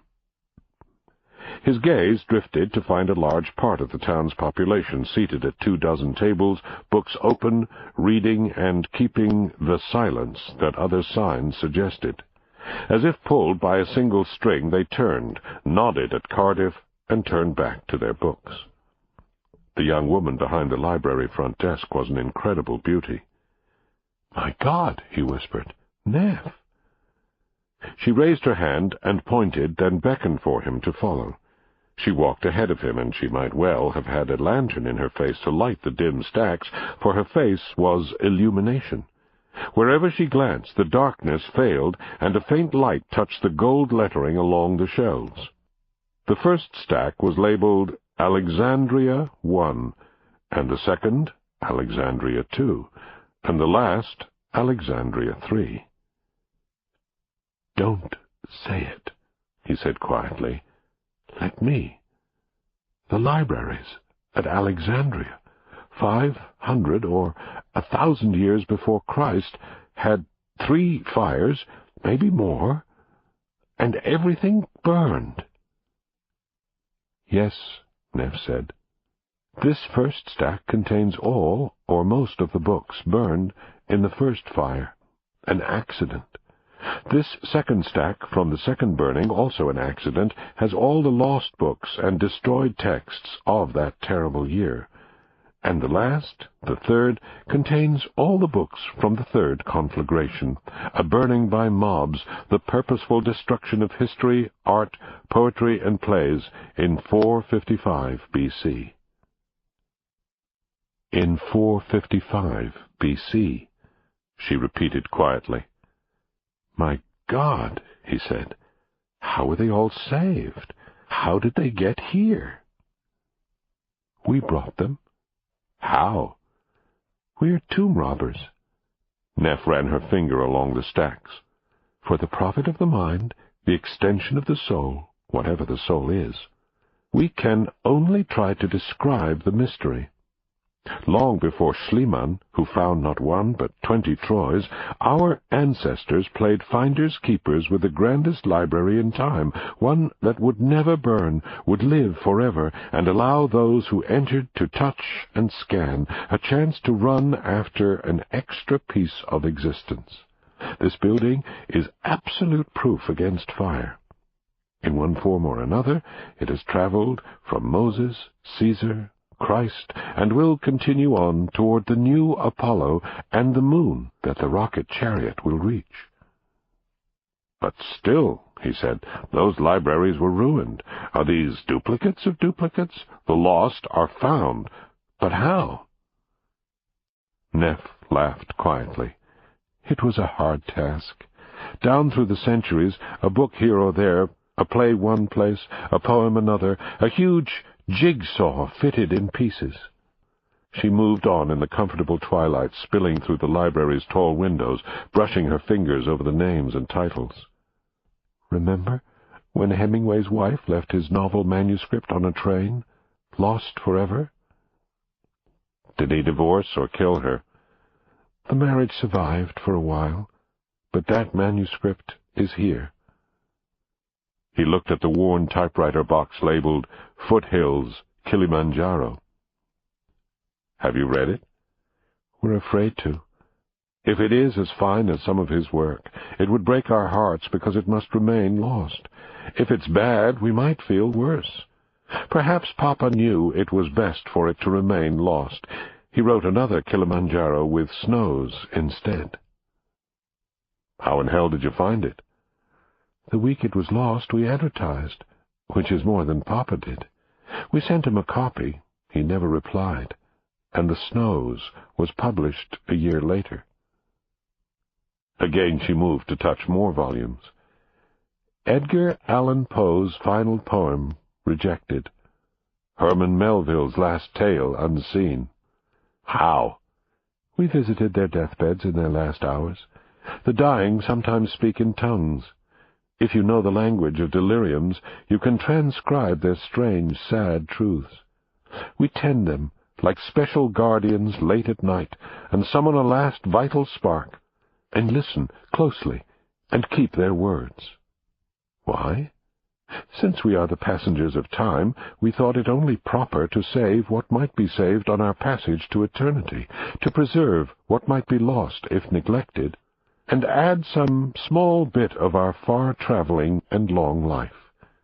We have guarded not only Troy and its ruins, and sifted the Egyptian sands for wise stones to put beneath our tongues to clear our speech, but we have, like cats, inhaled the breaths of mortals, siphoned and published their whispers.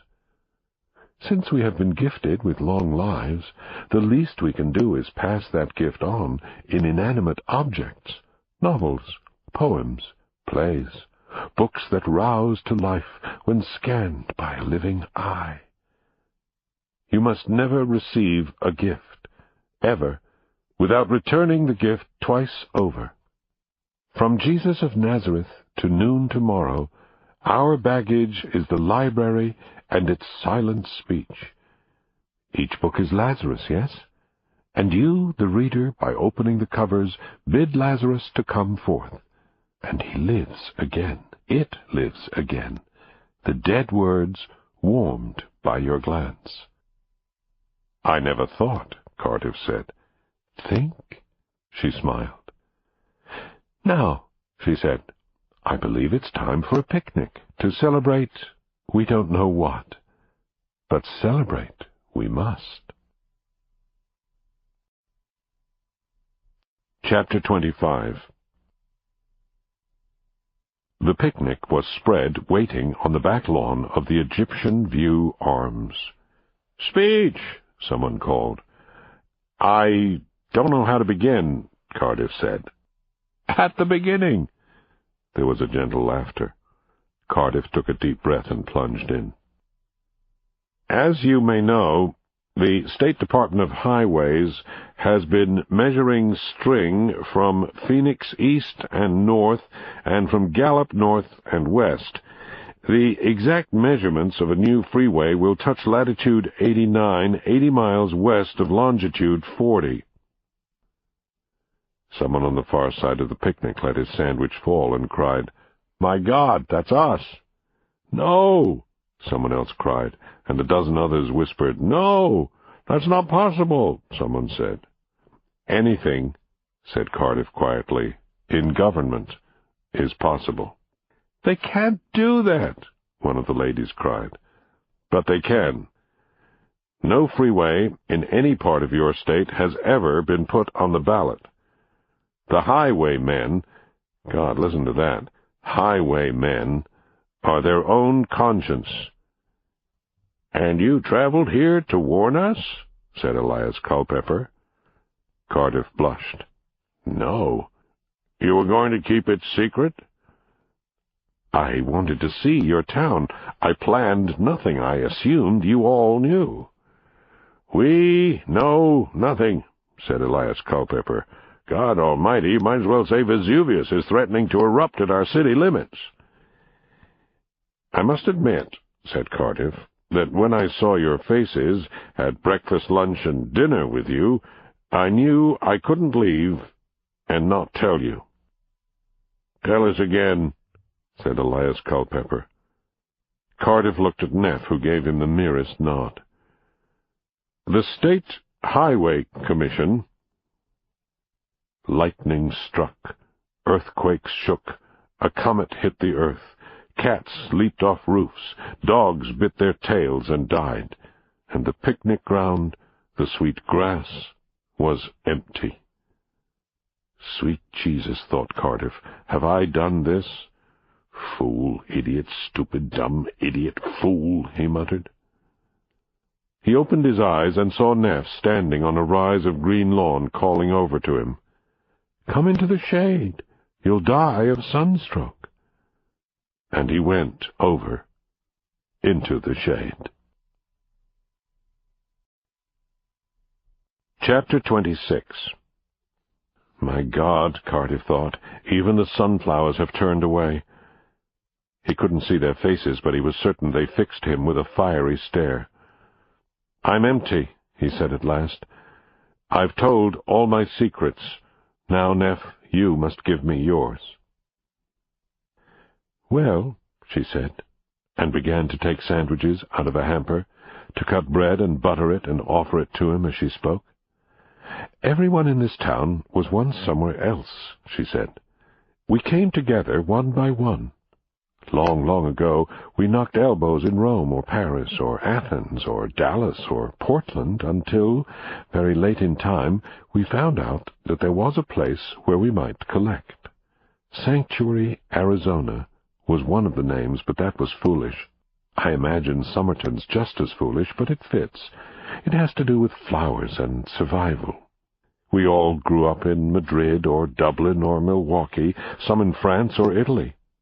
In the very beginning, a long time ago, there were some children, but as time passed, the children got fewer. It had nothing to do with wine or flowers, nothing to do with the environment or the families, even though it seems to have been genetic.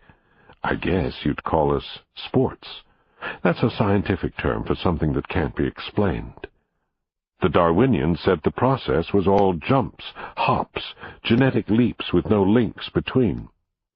Suddenly, members of a family whose ancestors had lived to 70 years were living to 90, 100, others even longer. But the peculiar thing, of course, was that there were those of us, young men and women, who did not much change at all, and then simply did not change. While all our friends moved on to sickness and old age, we strange ones stayed behind. It was one long picnic spread over the entire North American continent and Europe, and we, the lonely ones, were the exceptions to the rule of grow up, grow old, and certainly die. For a while, we hardly noticed this peculiar longevity ourselves, except to note that we felt fine and looked good, while our friends jumped headlong into the grave. We peculiars lingered in mid-spring, with summer always just around the corner, and autumn somewhere far down the road, not even a rumor. Does any of this make sense? Cardiff nodded, fascinated with what she was saying, the flow and beauty of her telling making it somehow believable. "Most of our meetings were by chance," she went on.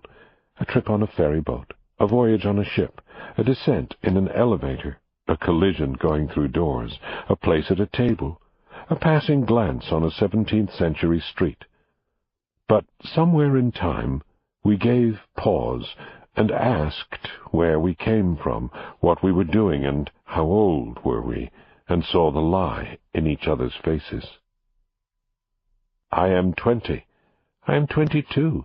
I am 30, we said at tea, or drinking in a bar, but the truth was not there. We had been born during Victoria's reign, or when Lincoln was shot, or as Henry VIII laid his queen's head on the chopping block. It took many years for the truth to rise, one here, two there, until our real births were revealed. Good Lord, we cried, we are Time's twins. You 95, yes, and I 110. And we searched each other's face, as in mirrors, and saw soft-showered April and sun-filled May instead of raining October, dark November, and Christmas with no lights. We wept, and when the weeping stopped, we compared long-lost childhoods and the bullies who had tormented us for being different and not knowing why. Friends abandoned us when suddenly the friends were 50 and 60, and we still looked fresh out of high school. Marriages failed, and the grave shut out all the rest, and we were left stranded in a great mausoleum that echoed with the laughter of school chums now incinerated, or, if still alive, wielding crutches and piloting wheelchairs. Soon we found, by instinct, that it was best to keep moving on to new towns, to take up new lives, old souls in new bodies, lying about our past. We were not happy then. We became happy. How? The rumor, after centuries, of a new town reached us. The myth held that a man on horseback crossing a great desert got off in emptiness, built a hut, and waited for others to arrive. He placed an ad in a magazine that extolled the young weather, fresh times, new circumstances. It contained multitudinous hints that might be unraveled by similar freaks in Oswego and Peoria, fellow lonely ones who watched the fall of friends all around and heard the earth thunder on too many coffin lids. They felt their limbs still as limber as on graduation day, and wondered about their desolation. They read and reread the strange travel ad that promised a haven, a new place as yet unnamed. A town that was small but growing. Only 21-year-olds need apply. Well, there you see. Hints, no direct pronouncements, but lonelies everywhere from Deadfall, Dakota, and Wintershade, England, felt the hair rise on their necks and packed their bags. Maybe, they thought, it would be worth the time and travel. And what was once a roadside bypass became a post office, a Pony Express standby, and then a jerk-water train stop where strangers scanned each other's faces and found yesterday's sunrise instead of tomorrow's midnight. They were driven by more than birthright. They were driven by one final terrible fact. At last, none could give or produce children. "It came to that?" whispered Cardiff. "Yes, it finally happened. We lived longer, but at a price. We had to be our own children, having none. So, year by year, strangers got off the train, one way, or rode up on horseback, or walked the long walk, and never looked back. By 1900, Somerton had its crops planted, its gardens full, its gazebos built, its social life established, and world communications running out, but not in. No radios, no TVs, no newspapers. Well, almost none. There was and is the Culpeper Somerton News, with not much news, for no one was born and almost no one died. Occasionally someone fell down a flight of stairs or off a ladder, but we tend to mend fast. No cars, so no fatalities. But we were all busy raising food, socializing, writing, dreaming. And then, of course, there were romances. For while we could not propagate, we could still enact passion. A perfect population, assembled from the four corners of creation, a jigsaw beautifully fitted with no rough edges. Everyone had a job. Some wrote poems, others novels. All got published in far places, fantasies mainly of cities beyond belief, whose readers thought the tales mere figments of wild imagination, but we were living it. So there it is. Here it is. Perfect weather, perfect town, perfect lives, long lives. Most of us shook hands with Lincoln, attended the obsequies at Grant's tomb, and now... "Now," said Cardiff, "you are a messenger of doom, come to destroy it all." "I am not the message, Neff. I do deliver it, yes." "I know," said Neff quietly, "but how I wish you could go off and come back with some better truth." "If I could, so help me God, Neff, I'd gladly bring it to you." "Go," she said. "Please find it and bring it here." But he could only sit on the evergreen grass of eternal summer and let the tears run down his cheeks. Chapter 27. "And now," said Neff. "Now," said Cardiff, "I must prove that I do not wish to kill the bearer of bad news. Come." And she led him across the lawn where the picnic blanket still lay as after a storm, tossed and half-furled, and some few dogs had arrived with the army ants while several cats waited for the beasts to leave. And Neff walked among them and opened the front door of the Egyptian View Arms. And, ducking his head, blushing, Cardiff stepped in swiftly, but she was already at the stairs and halfway up before he touched the first riser, and then they were in her tower room, and he looked and saw that her vast bed had been stripped, and the windows thrown open wide with their wind-tossed curtains, and the town clock was striking 4 in the afternoon, as Neff lifted her arms, and a great soft bloom of sheet rose in a summer cloud over the bed, and he seized his half, and with her gentled it down in a field of white over the bed to cover its face. And they stood back and watched the late afternoon exhale and fill the lace and blow the curtains inward toward the bed like a fall of never-arriving snow. And there was a glass of lemonade on either bedside table, and his questioning look caused her to laugh and shake her head. "Only lemonade, nothing more. Because," she said, "I will inebriate you." It was a long fall to the bed. She arrived an eternity later. He sank under white sheets of snow and recalled his whole life in a whiplash of memory. "Say it," he heard her cry, a long way off. "Oh, Neff, Neff," he cried, "I love you." It was twilight. The lace curtains continued to move in a white snowfall above them. The Chinese wind crystals on the porch chimed.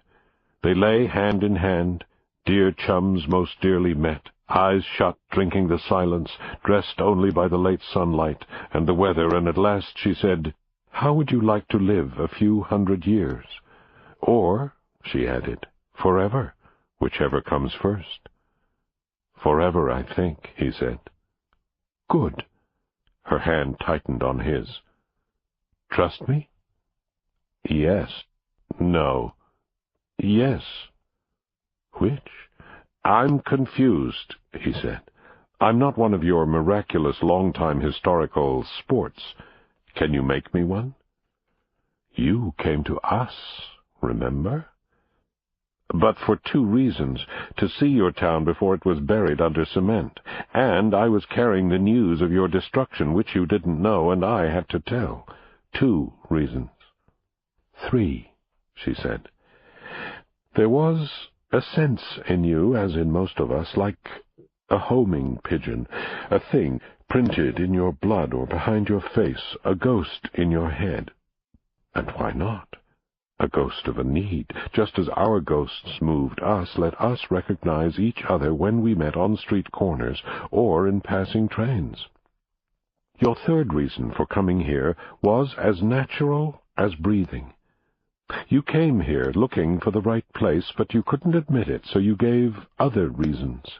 You're like us, or almost like us. You have the inclination, the grammar printed in your genes to let you live to 4 times the age you are now. We can only encourage you with our company and, of course, the weather, food, and wine." "Is the fountain of youth bottled, then?" "No, no." She laughed quietly. "There is no such medicine, no cure. We only supplement what God gave you first.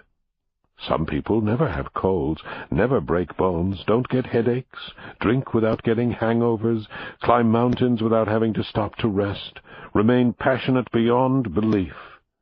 All God-given. Our gift from Darwin's God, or God's Darwin, is simply being part of a movable feast of inheritance moving upstream against death.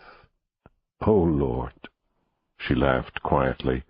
"How can movable feasts swim upstream? But you know my meaning. You refuse that dark tide that sinks down into night. Otherwise you wouldn't be here, listening to a fool." Beloved fool, crazed lady, beautiful lunatic, he murmured. Now, let me give you the final explanation for myself and all the friends whom you have met here. The great medicine was finding that we were alive and loving it. We have celebrated every day of our lives. The celebration, the exhilaration of worshipping the gift has kept us young. Does that sound impossible? By simply knowing you're alive, and looking at the sun, and enjoying the weather, and speaking it every moment of your existence, this ensures our longevity. We live every moment of our existence to the fullest, and that is a superb medicine. In that way, we refuse the darkness. Now, think of what I've said, and tell me about your future. He lay back and scanned the ceiling for answers. Good grief, he said. I don't know. I've got obligations back home, many friends, mother and father both still alive, a woman I've been almost engaged to for 2 years. 2 years, think about it. I've been dragging my feet, taking advantage, typical male. So many loose ends, knots to be tied, goodbyes to be said. I just started thinking, and don't know what to think. I know that I love this town, these people, and you. God, I'm in the midst of love, and I'm afraid to fall further. It's too much in a few days. She waited, and saw an outline of her future on the ceiling also. I will not be the cat on your chest that inhales the air you need to breathe, she said. But you must decide, and I have saved one final thing for last. If you stay, you will be in many ways the center of our existence. You will definitely be the center of mine, because, as you well know, there have been no children born in this town for a long, long while. And soon, he put in at last, the first new child must be born, and someone must be the father. Perhaps that father is me. Perhaps you already are. She placed her hands upon her stomach, as if trying to sense a presence. Perhaps you are. That would be quite a responsibility, he said. So, she said, I've put a big burden on you. I must let you go, and hope that you will return. But you must decide soon. We won't be here much longer. Soon the town will be gone. We're leaving. Is that possible? Yes. It's happened many times before Somerton even existed. We carry our homes in our heads, all across country, from Providence to Kansas to points farther west. If we can't save this town, we'll burn it and scatter the ashes. We won't be revealed again. The bullies must never know we exist. Oh, God, he whispered, it is a burden. Let me sleep. Sometimes in dreams I find answers. Sleep, then, she said. You, he said. Not the weather, not the genetics. You, dear Neff, he paused, are my fountain of youth. Let me make you young again, she said, and sealed his mouth with hers. Chapter 28. He slept, and he dreamed. He was on the train going east, and then suddenly he was in Chicago, and even more suddenly he was in front of the Art Institute and was going up the stairs and through the corridors to stand before the great Sunday in the Park painting. A woman was standing by the painting, and she turned, and it was his fiancée. As he watched, she grew older, aging before his eyes, and she said to him, "You've changed." He said, "No, I haven't changed at all." "Your face is different. You've come to say goodbye." "No, just to see how you are," he said. "No, you've come to say goodbye." And as he watched, she grew even older, and he felt very small standing in front of the painting and trying to think of something to say. Quite suddenly, she was gone. He walked out of the building, and there at the bottom of the stairs were 7 or 8 of his friends. As he watched, they grew older, and they said the same things that she had said. "You've come to say goodbye." "No," he insisted. "No, I haven't done that." Then he turned and ran back into the building, a young man suddenly old among old paintings. And then he awoke. Chapter 29. He sat for a long while listening to the wind howl in the chimney and the rain funnels outside.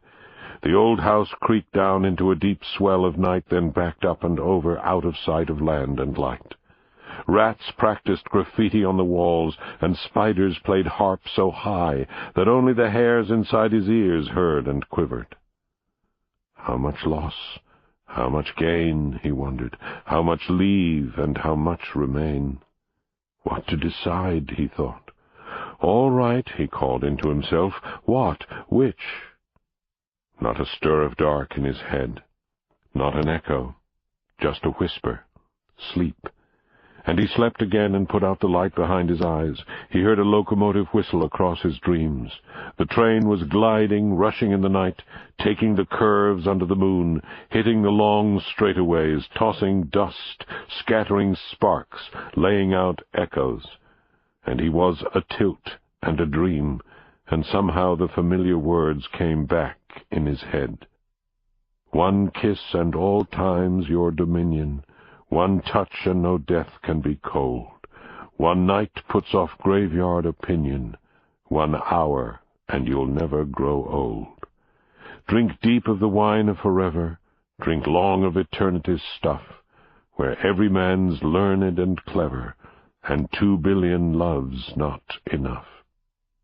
He cried out in his dream, "No," and then again, "Oh God, yes," and some final few words spelled his dreams. Somewhere a band is playing the strangest tunes of sunflower seeds and sailors who tide with the strangest moons. He was waking now. His mouth sighed, "Somewhere a band is playing. Listen, oh listen, that tune. Learn it and you'll dance on forever in June and yet June and more June." The train wasn't far off now. It was rounding some hills. The sun was rising, and he knew he had changed his mind. He looked out at a sunrise that was bloody, a town filled with farewell light, and a weather that was so strange he would not forget it for 1,000 days. He saw his face in the bathroom mirror as he shaved, and the eyes looked immensely sad. He came down to breakfast and sat before the mound of hot cakes and did not eat. Neff, across from him, saw what he had seen in the mirror and sat back in her chair. "Have you been thinking?" she asked. He took a deep breath. Up to this very moment he didn't know what would come from his mouth. "Stay," she said before he could speak. "I wish that I could." "Stay." And here she reached and took his hand, and it was a warm hand, and his own was cold. She seemed a goddess bending to reach into his tomb and help him out. "Please." "Oh, God," he cried, "oh, Christ, let me be." He wept inside. "You don't understand. I'm not made to not grow old." "How can you know?" "Each of us knows. I was born to live and die at 70. Then I will really be filled up. The fire of life, the good stuff, goes straight up the chimney. The sins, the sadness, whatever, stays like soot on the chimney walls. One can gather only so much darkness. I've collected too much. How do you knock the soot off the walls inside your soul?" "With a chimney sweep," she said. "Let me sweep and knock those walls until you laugh. I can, if you let me." "I won't allow it." "No," she said quietly, "I don't suppose you can. Oh, God, I might cry now, but I won't. Goodbye." "I'm not going yet." "But I am. I can't watch you go. Come back some day." "Do you think I'll never come back?" She nodded, eyes shut. "I'm sorry," he said. "It's so hard. I don't know if I'm ready to live 130 years. I wonder if anyone is or can be. It's just," he said, "it sounds so lonely, leaving everyone behind, coming to the day when the last friend goes into the graveyard." "You'll make new friends." "Yes, but there are no friends like the old ones. You can't replace them." "No, you can't." She looked at the door. "If you go, and you do decide to come back to try and find us, don't wait too long." "Or it won't work? I know, I'll be too old. Must I decide before I'm 50? "Just come back to us," she said. And suddenly her chair was empty. Chapter 30. At the train station there were sunflowers out on the track. Someone had been there ahead of him, and if it was Elias Culpepper, he never knew. The train stopped this time, and he got on, and as he bought a ticket from the conductor, he asked, "Do you remember me?" The man looked at his face intently, scowled, and looked again, and said, "Can't say I do." And the train gathered steam and chugged away from the station, and Somerton, Arizona, was left behind.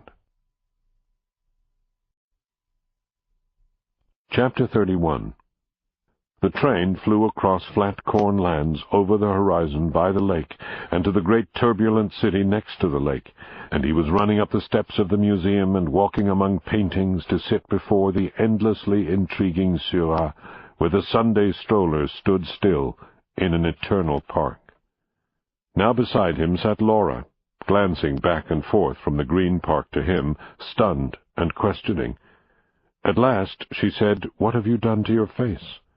"My face?" he said. "It's changed," she said. "I didn't change it." "What is it, then?" Things changed it." "Can you change it back?" "I'll try." And then, as in the dream but now in reality, he walked down the steps of the museum, and all of his friends were waiting at the bottom of the stairs. There were Tom and Pete and Will and Sam and all the rest, and they said, "Let's go out for a long dinner." He said, "No, I haven't the time." "You've only just said hello," they said. "It's not easy," he said. "I've known you all for years, but I've changed, and now I've got to go." He looked back up, and at the top of the stairs stood Laura. A single tear rolled down her cheek as she stared at his so familiar, yet oh so changed face. He smiled and turned away and walked down the street toward the railroad station. Chapter 32. The train came out of the east, and without thinking of time or place glided slowly past a spot that was marked only by dust, wind, cacti, a scatter of leaves, and a profusion of ticket-punch confetti that celebrated on the air and settled when the train was gone. Meanwhile, a familiar suitcase skidded to a halt on the remains of a ramshackle station platform. A few surfboards on a tide of sand, followed by a man in a wrinkled summer suit who tumbled out like an acrobat, shouting with pride when he landed, swaying but intact. "Damn! I did it!" He picked up his flimsy suitcase and stared around at desolation, wiped his brow, and looked toward the end of the station platform where the mail catcher stood. He saw a white envelope in its steel-holding arm and went to pluck it from the equipment's grasp. On the front of the envelope he saw his name. He looked around, studying 30,000 acres of blowing dust and no roads leading in or out of the desolation. "Well," he whispered, "I've returned, so—" He opened the envelope and read, "My dear James, so you've come back. You had to. A lot has happened since you went away." He paused and regarded the empty desert where Somerton, Arizona, once had stood. He returned to the letter. "When you read this, we will be gone. There will be nothing left but sand and a few footprints soon to be blown away by the wind. We did not wait for the arrival of the machines and their operators. We pulled up our roots and vanished. Have you heard of those orchards that once thrived near certain small California towns? As the small towns grew into big cities, the orange trees mysteriously disappeared. And yet, passing motorists who glance off toward the mountains will see that somehow those orchards have drifted or blown to settle and take root in the foothills, green and flourishing, far from the gasoline stampede. Well, my dear James, that is us. We are like those orchards. We've heard through the years, late in the night, the great boa constrictor, the terrible, endless snake of concrete rushing upon us, nearly soundless. No men swearing or shouting or revving tractor and truck engines, but just a terrible oiled hiss, the sound of reptiles side-winding the grass or sifting the sand, all by itself. No men guiding, no one riding its loops and folds, a destination to itself, mindless, but drawn by body warmth, the heat of people. And so, drawn by that warmth as reptiles are, it came seeking to disturb our sleep, evict us from our homes. All this we imagined in our dreams, long before you arrived with your awful burden of news. So do not let this weigh too heavily on your soul. We already knew this day was coming. It was only a matter of time. Years back, dear James, we began to prepare for the death of our town and the exodus of our people. We brought in hundreds of giant wooden wheels and a plentiful supply of heavy timbers and iron fastenings to bind them together. The wheels lay waiting on the edge of town for years, along with the timbers drying in the sun. And then the deadfall trumpet blew, to tell it with your humor, at the picnic of the apocalypse, and you saw the faces before you pale with each new revelation. Once in mid-speech I thought you might back off, break and run, panicked by our panic, yet you stayed on. Finished, I thought you might fall and die, so you could not witness our deaths. And when you looked up, we were gone. We knew you were sick at heart, so I gave you what medicine I had, my attention and my pitiful words, and when you left on the noon train, leaping on long before it stopped, we looked at all those iron and wooden wheels beyond the city, and the platform timbers on which we imagined our houses, barns, and orchards transported so far off that no one would suspect this place had once known a life, and now would know no more. You have seen, have you not, those solitary parades, single houses hoisted up on wooden plates and pulled like toys along the streets to empty lots to be replanted while the old sites turned to dust? Multiply that by 300 homes, and witness a parade of pachyderms, an entire town gliding toward the foothills, followed by the orchard trees. It is all quite impossible. Yet, in times of war, think of the preparations, the blueprints, the final accomplishments.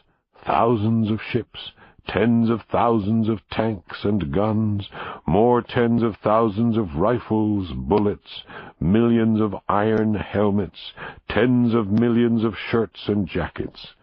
How complicated, but how necessary when war shouted and we ran. How much simpler our task to uproot a town, to run and rebirth it with wheels. In time, our fevers turned into a festival of triumph instead of a funeral march. We were forced on by the imagined thunder, the threatening hiss of that new road beyond the eastern range. At night, we could hear the road coming toward us full steam, rushing to catch us before we vanished. Well, the purveyors of concrete and movers of earth did not catch us. On the final day of our escape there remained, where you stand, the ruined station, surrounded by a jungle of orange and lemon trees. These were the last to go, a beautiful excursion of softly scented orchards that drifted four abreast across the desert to nourish our newly hidden town. There you have it, dear James. We moved and left no pebble, no stone, no basement larder, no graveyard tombstone. All of it was transported. And when the highway arrives, what will they find? Was there ever a Summerton, Arizona? A courthouse? A town hall, a picnic ground, an empty school? No, never. Look to the dust. I will post this letter on the station platform mail loop in the hope that it will reach you, if you should return. Somehow I know you will come back. I can feel your touch on this envelope, even as I sign and seal it.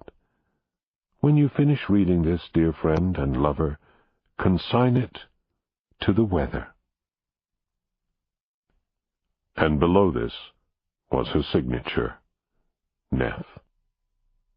He tore the letter in quarters, and then quarters of quarters, and quarters again, and loosed the confetti into the air. Now, he thought, which way? He squinted at the northern rim of desert where lay a length of low, half-green hills. He imagined the orchards. There, he thought. He had taken but one step when he looked back. Like an old brown dog, his suitcase lay on the dust-blown station platform. No, he thought, you're another time. The luggage lay, waiting. Stay, he said. The luggage stayed. He walked on. Chapter 33. It was twilight when he reached the first row of orange trees. It was deepening twilight when he saw the familiar crowds of sunflowers in each yard, and the sign, Egyptian View Arms, swaying above the veranda. The sun was almost gone as he walked up the last sidewalk, mounted the porch steps, stood before the screen door, and pressed the doorbell. It chimed quietly. A slender shadow appeared on the hall stair. "Neff?" he said at last, quietly. "Neff," he said, "I'm home." And now, Leviathan 99. Radio Dream. In 1939, when I was 19, I fell in love with the radio dramas of Norman Corwin. I met him later when I was 27, and he encouraged me to write my Martian stories, thus causing the Martian Chronicles to be born. Along through the years, my dream was to one day have Norman Corwin direct one of my radio dramas. When I returned from my year in Ireland after writing the screenplay for John Huston's Moby Dick, I was still deeply under the influence of Herman Melville and his Leviathan whale. Simultaneously, I was still under the spell of Shakespeare, who had entered my life when I was in high school. After I'd been home from Ireland for a while, I began to consider taking the Melville mythology and placing it in outer space. NBC had recently encouraged Norman Corwin and me to collaborate on a 1-hour radio drama. When I finished my first script of Leviathan 99 about spaceships instead of sailing ships, mad astronaut captains instead of seafaring captains, and the blinding white comet replacing the great white whale, I turned in the script to Norman, who then sent it on to NBC. At that time, television was increasing in popularity, diminishing radio, and NBC responded to my script by saying, "Can you break this down into 3-minute segments, which we can broadcast over a period of days?" Stunned, Norman and I withdrew the script, and I sent it to BBC Radio in London, who produced it, with Christopher Lee playing the lead of the insane captain of the spaceship Cetus.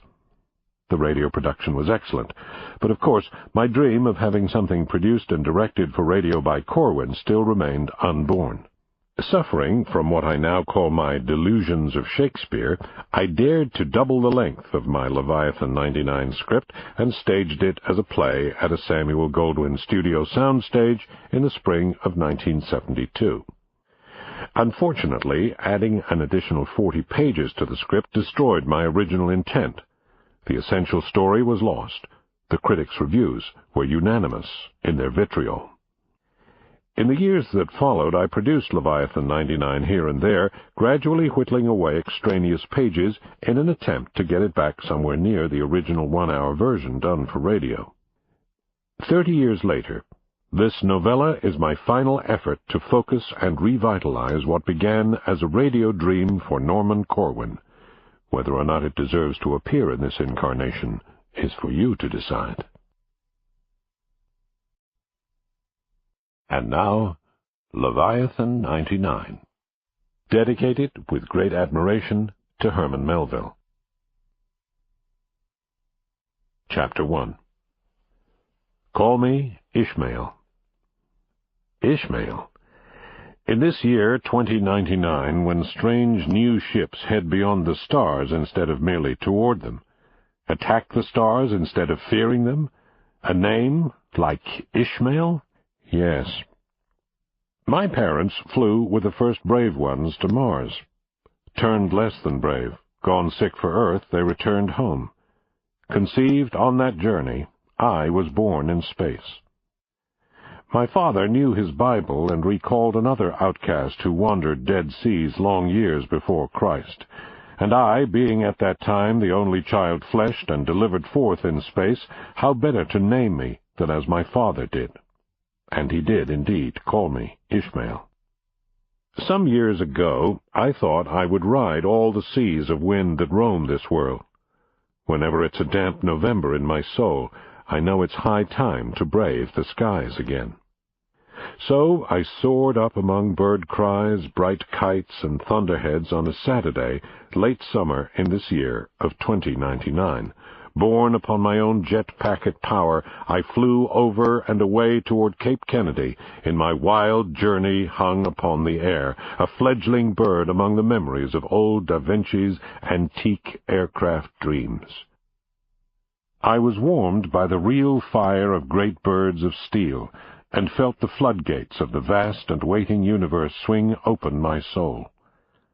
There were great concussions at a distance, the furnace heat of Kennedy and its thousands of rockets burning in towers all about.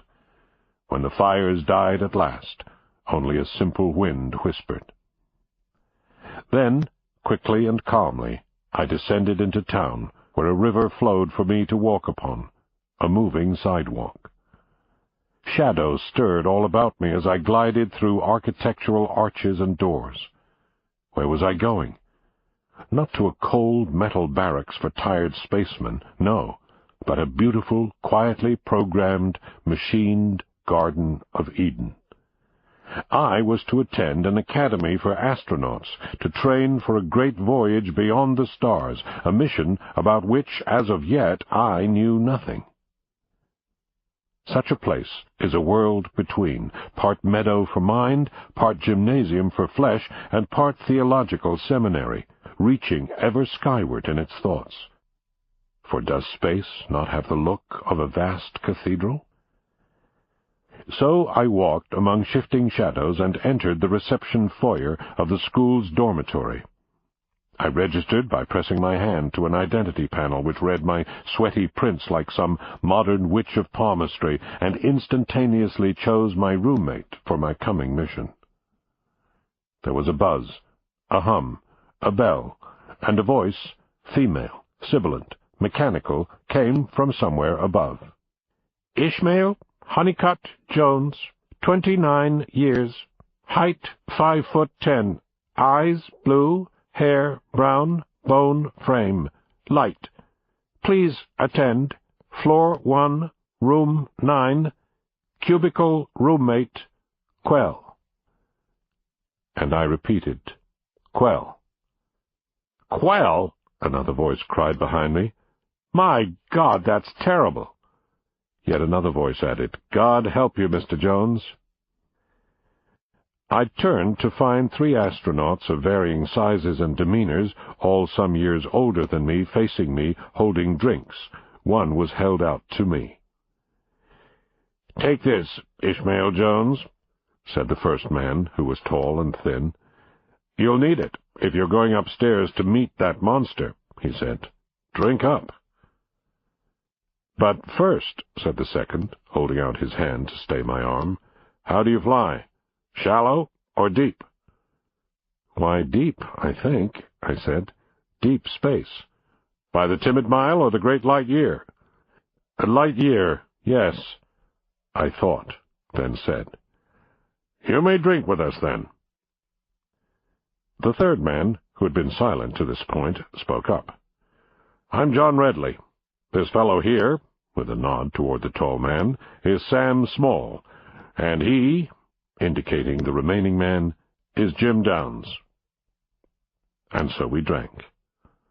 Small declared, "We give you permission to share our space, and also with God's permission. Do you go to unravel a comet's tail?" "I think I do." "Have you searched for comets before?" "Now's my time." "Well said. Look there." The 3 men turned and nodded toward a vast video screen across the reception hall. As if aware of our regard, it pulsed to life and displayed an immense photo of a blinding white comet pulling planets in its wake. "The lovely destroyer of the universe," said Small, "the eater of the sun." "Can comets do that?" I asked. "That and more, especially that one." Downs said, "Why, if God should manifest here, he'd come as a comet. Are you one for jumping down the throat of such a holy presence, boy, and dancing in its bright guts?" "I am," I said reluctantly, "if it should be absolutely inescapable." "Then let's drink to him, aye, men. Let's drink to young Ishmael Honeycutt Jones." At which moment I heard a faint electronic buzz, a pulse at some distance. I listened, and the buzz grew louder with each pulse, as if it was coming nearer. "That," I said. "What's that?" "That," said Redley, "that sound like a scourge of locusts in flight?" I nodded. "A scourge of locusts," said Small. "That's a fine way to refer to our captain." "Captain?" I said. "Who is he?" Redley said, "Let it be for now, Mr. Jones. You'd best get to your room and meet up with Quell. My God, yes, go meet Quell." "From behind the great Andromeda Nebula, he is," Downs said in a confidential tone. "Tall, huge, immense, and—" "A spider," the first mate interjected. "Yes, yes," Downs continued, "a vast, tall, giant green spider." "But," said Small, frowning slightly at his companions, "most benevolent. You will like him, Mr. Jones." And I replied, "I will." Redley said, "Get along. We'll meet again. Go meet your spider roommate. Good luck." I tipped back my glass to take a last swallow, and then I turned, eyes shut, and said to myself, "Luck, my God."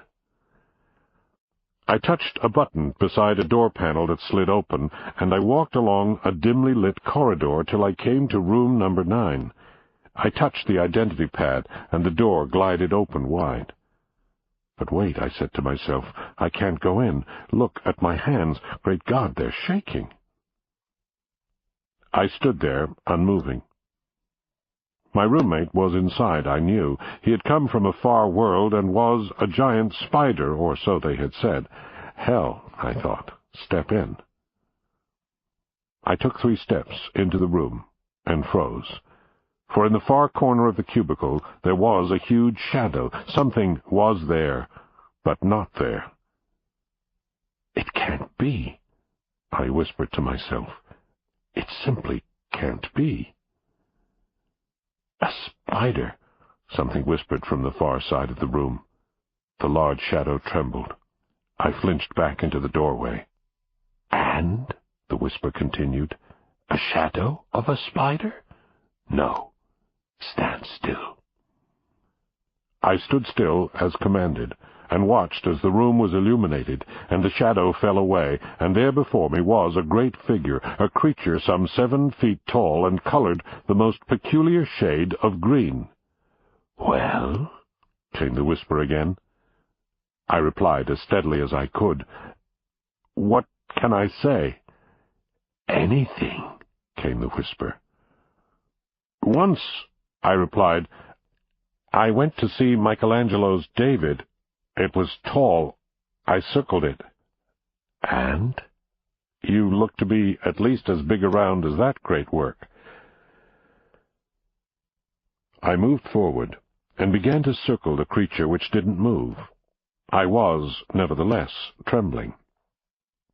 The shadows continued to melt, and the shape of the creature became more apparent. "Quell," came the whisper again. "That is my name. I have come a long way, some 10 million miles and 5 light years. Here, on your world, judging by your size, I'd say your god has just one half-cracked eye awake. On our world, God jumped with a shout of creation, thus our great height." And the creature stood even taller. I stared at the face and said, Your mouth hardly moves." The thing named Quell replied, "But my thoughts move as do yours." "So," said the creature, "tell me, Jack, would you slay the giant?" I stammered. "I read the beanstalk in your mind." "Damn," I cried. "Forgive me," I said. "This is my first meeting with a telepath." "Let me save you from damnation," said my roommate. "Once more, my name is Quell. And yours?" "You know my name," I said. "You read minds." "But out of politeness," Quell replied. "I pretend otherwise." The great creature reached down with one of his appendages. I put forward my hand, and we touched. "Ishmael Honeycutt Jones," I said. "Well," said Quell, "that name has traveled out of your Bible and into this age of space." "Which is much the way you've come," I said. 5 light years off," said Quell. "I was in deep freeze for 5 whole years, as cold as death. I slept the time away. It is good to be awake again. Am I not strange?" "Oh, no," I said. "Oh, yes," said Quell, with something like a laugh. "If thoughts fly, I catch them. That must be strange to you. And you must also be thinking that I have too many eyes, too many ears, far too many fingers, greenish skin, certainly strange. And yet I look at you and see that you have only 2 eyes, 2 tiny ears, 5 little fingers on each of only 2 hands. So then we are both, look at us, quite amusing, and both finally human." "Yes," I said, seeing the truth in this. "Oh, yes, that is human." Quell was provoked to some sort of humor, for he went on and said, "So now, Ishmael, shall I grind your bone to make my bread, or shall we be friends?" I flinched, prepared to back off, but I caught myself and laughed instead and said, "Friends, yes, friends, I think." And Quell repeated, "Friends." Later, we left our cubicle and went exploring, down into the lower levels of the immense academy. We walked among the philosophical robots who sat silhouetted among firefly lights to speak in tongues from ancient times. "Plato," I said. "Aristotle," I went on. "Behold us. What do you see?" And the Plato robot said, two terrible and fine, ugly and beautiful children of nature. And Quell asked, "Ah, but what is nature?" Socrates answered, sparks showering, "God surprising himself with odd miracles of flesh." And Aristotle, a strange little plastic robot, continued, "And theirs is nothing odder or miraculous than." Quell reached out and touched my forehead with one of his long, finely tufted finger legs and said, "Ishmael?" I responded warmly and touched the downy chest of my new friend. "Quell, from the far islands of the great Andromeda Nebula, Quell." "We shall study together," said Quell. "Listen together, learn together, explore together," I added. And we did, indeed, listen to the voice of our robot philosopher teachers, who continued to speak in tongues various and strange during the next days, weeks, and months of our training. No one told us where we'd be going, what would be asked of us, or how long we would remain earthbound in these vast caverns of learning, but finally the day came that the robot instructors' talk, their babble, their murmurs, faded. We arrived at the lecture hall one morning, and everything was still. On the video screen were our names, and the words, "Orders received, report for duty." Quell observed, "Our studies appear to be at an end." "If so," I said, "our life begins. Let us find our rocket." We returned to our room where our orders were awaiting us. We collected our gear, and donning our jet packs, rose into the air and flew. The clouds gave way, the birds parted, and at last we landed at the great launching area of Cape Kennedy. We were surrounded by skyscraper gantries, gleaming rockets, the persistent buzz of intense activity. I stared around me, stunned by the immense size of it all. "Look, Quell, there, and there, rockets, at least 24. Listen to the names: Apollo 149, Mercury 77, Jupiter 215, and there," Quell finished for me, "the Cetus 7. I stared at the gleaming cylinder towering above all the other craft. "The largest interstellar ship ever built," I said in awe. Quell mused. "I wonder if in their dreams your Bach and Beethoven ever built such as these." A voice broke our reverie. "They did. Oh, yes, they did." We turned to find an old man in a faded astronaut suit emerging from the shadow of a gangway. He spoke, saying simply, "Hello, friends." Quell must have scanned the stranger's mind, for he replied, "We are no friends of yours." The old man chuckled mirthlessly and continued, "You're quick to judge me, telepath. Be quicker still. Is the Cetus 7 to be your ship?" "It is," I replied. The old man groaned. "Ah, you tread the rim of the abyss. Pull back if you know what's good for you." Quell uttered a curse from his far world and pulled at my elbow. "Let's go, Ishmael. No need to listen to this one's false warnings." The old man pursued us. "You, young man, do you know that spaceship's captain?" "Not eye to eye," I said, turning back, curious. "Eye to eye? My God, you've touched the nerve. For when you meet him, do not look into his eyes. Be warned, he has none." "None?" I asked. "Blind?" "No, stricken's more the word. Burnt blind in space some years ago. Ah, but you knew it," the old man said, turning to Quell.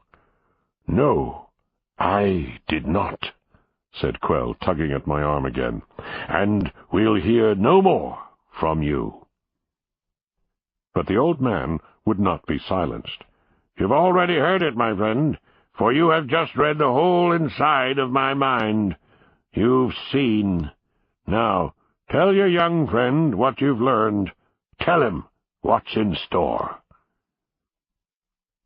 I shook off Quell's hand and stood waiting. The old astronaut came closer and spoke very clearly.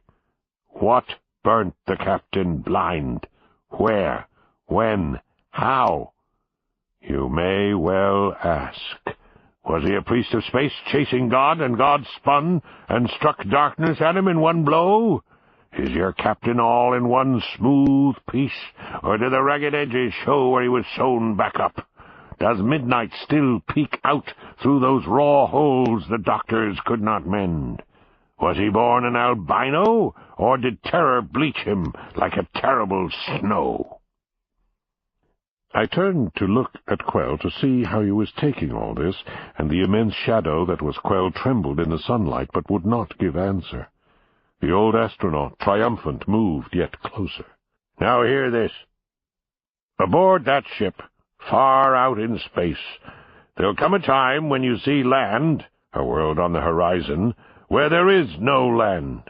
Find time where there is no time, when ancient kings will reflesh their bones and reseat their crowns. Then, oh then, ship's captain, ship's men, all will be destroyed, all, save one." My hands were fists. I stepped toward the old man in anger, but he backed off to finish.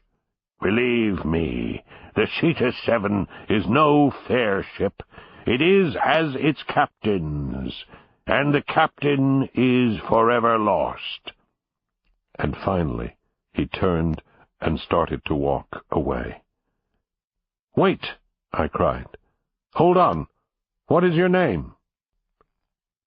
The old man paused, as if searching for an answer. "Elijah. Name's Elijah. Good morning to you, friends. Morning." He spread his arms, and a moment later, where he had been, was darkness. Quell and I stood abandoned as a swift shadow passed over us, and the voice came one more time from above, fading. "Morning! Morning!" Before either of us could say a word, there came an immense sound of thunder, as a rocket, perhaps 5 miles distant, took off, shuddering, filling the sky with color, the crimson and white flashes of ascension. As the sound receded, we became aware of sudden activity around us, the stirrings of technicians and robots and astronauts, the sounds of radios and electronic pulses, the shadows of rockets connecting to gantries, ready to lift into the universe. Quell at last said, "It's time to go. Our ship is waiting. Ishmael, attend. We must aboard." And so we continued on to the Cetus 7. Chapter 2. Oh, the logistics of the rocket. Computerize the 1,000,001 decisions. 10,000 nursing bottles filled with super-homogenized gunk for space children. Fresh air produced by glass-enclosed botanical gardens. Sweat recycled into sweet water by machines. Ring all the bells and klaxons, flash the lights and prepare the thunders. Men and women run. Quell and I stood by the gantry staring up at the giant ship. It had been a week since our strange encounter with Elijah, 7 days filled with intense activity as the Cetus 7 crew, of which we were now members, prepared the ship for voyage. "Quell," I said, "at no time in the last week, in all the rush and work upon or around the ship, have we seen, blind or otherwise, the prophesied captain of our ship." Quell shut his eyes and cocked his strange head. "Him?" he whispered. "What?" I urged. "What?" Quell murmured, "He is near." And he turned and pointed up at the gantry. Its elevator was slowly rising, and within the cage we saw a lone, dark figure. "There is our captain," said Quell.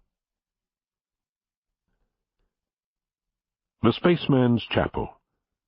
I had come to say a prayer before lifting off the next morning. Quell accompanied me, although I knew not to what God he prayed, if any. The muted light soothed our eyes after the blinding glare of the launching pad. Within the quiet and sacred space, we stared up at the curved panoramic ceiling, and there we saw, floating, the translucent shapes of men and women long lost in space. Soft murmurs emanated from them, a multitudinous whispering. "And those? Why?" said Quill. I watched the floating shapes and said, "Memorials, images and voices of those who have died and are buried forever in space. Here in the high air of the cathedral, at dawn and at dusk, their souls are projected, their voices broadcast in remembrance." Quell and I stood and listened and watched. One lost voice recited, "David Smith, lost near Mars, July 2050. Another higher, softer, said, "Elizabeth Ball, adrift beyond Jupiter, 2087. And a third, sonorous, again and again, "Robert Hingston, killed by meteor swarm, 2063, buried in space." Another whisper, "Buried," a further sound, "Lost," and all the whispers at once repeating, "In space, in space, in space." I took Quell's arm and turned him toward the front of the chapel. "There," I said, pointing, "in the pulpit, at any moment, we will see a man who died nearly 100 years ago. But so remarkable a man was he that they computerized his soul, tracked his voice, made circuitries of his merest breath." At that the lights rose to illuminate a figure that was rising behind the pulpit. "Father Ellery Colworth," I murmured. "A robot," said Quell quietly. "Yes," I said, "but more. Before us is the gentle essence of the man." The lights dimmed somewhat as the incredible three-dimensional duplicate of Father Ellery Colworth began to speak. "Is God dead?" he said. "An old question now, but once, hearing it, I laughed, and replied, not dead, but simply sleeping, until you chattering boors shut up." There was a soft sound of laughter all around Quell and me, which faded as Father Colworth continued. "A better answer is yet another question. Are you dead? Does the blood move in your hand? Does that hand move to touch metal? Does that metal move to touch space? Do wild thoughts of travel and migration stir your soul? They do. Thus you live. Therefore God lives. You are the thin skin of life upon an unsensing earth. You are that growing edge of God which manifests itself in hunger for space. So much of God lies vibrantly asleep. The very stuffs of worlds and galaxies, they know not themselves. But here God stirs in his sleep. You are the stirring. He wakes. You are that wakening. God reaches for the stars. You are his hand. Creation manifest. You go in search. He goes to find. You go to find. Everything you touch along the way, therefore, will be holy. On far worlds you will meet your own flesh, terrifying and strange, but still your own. Treat it well. Beneath the shape, you share the Godhead.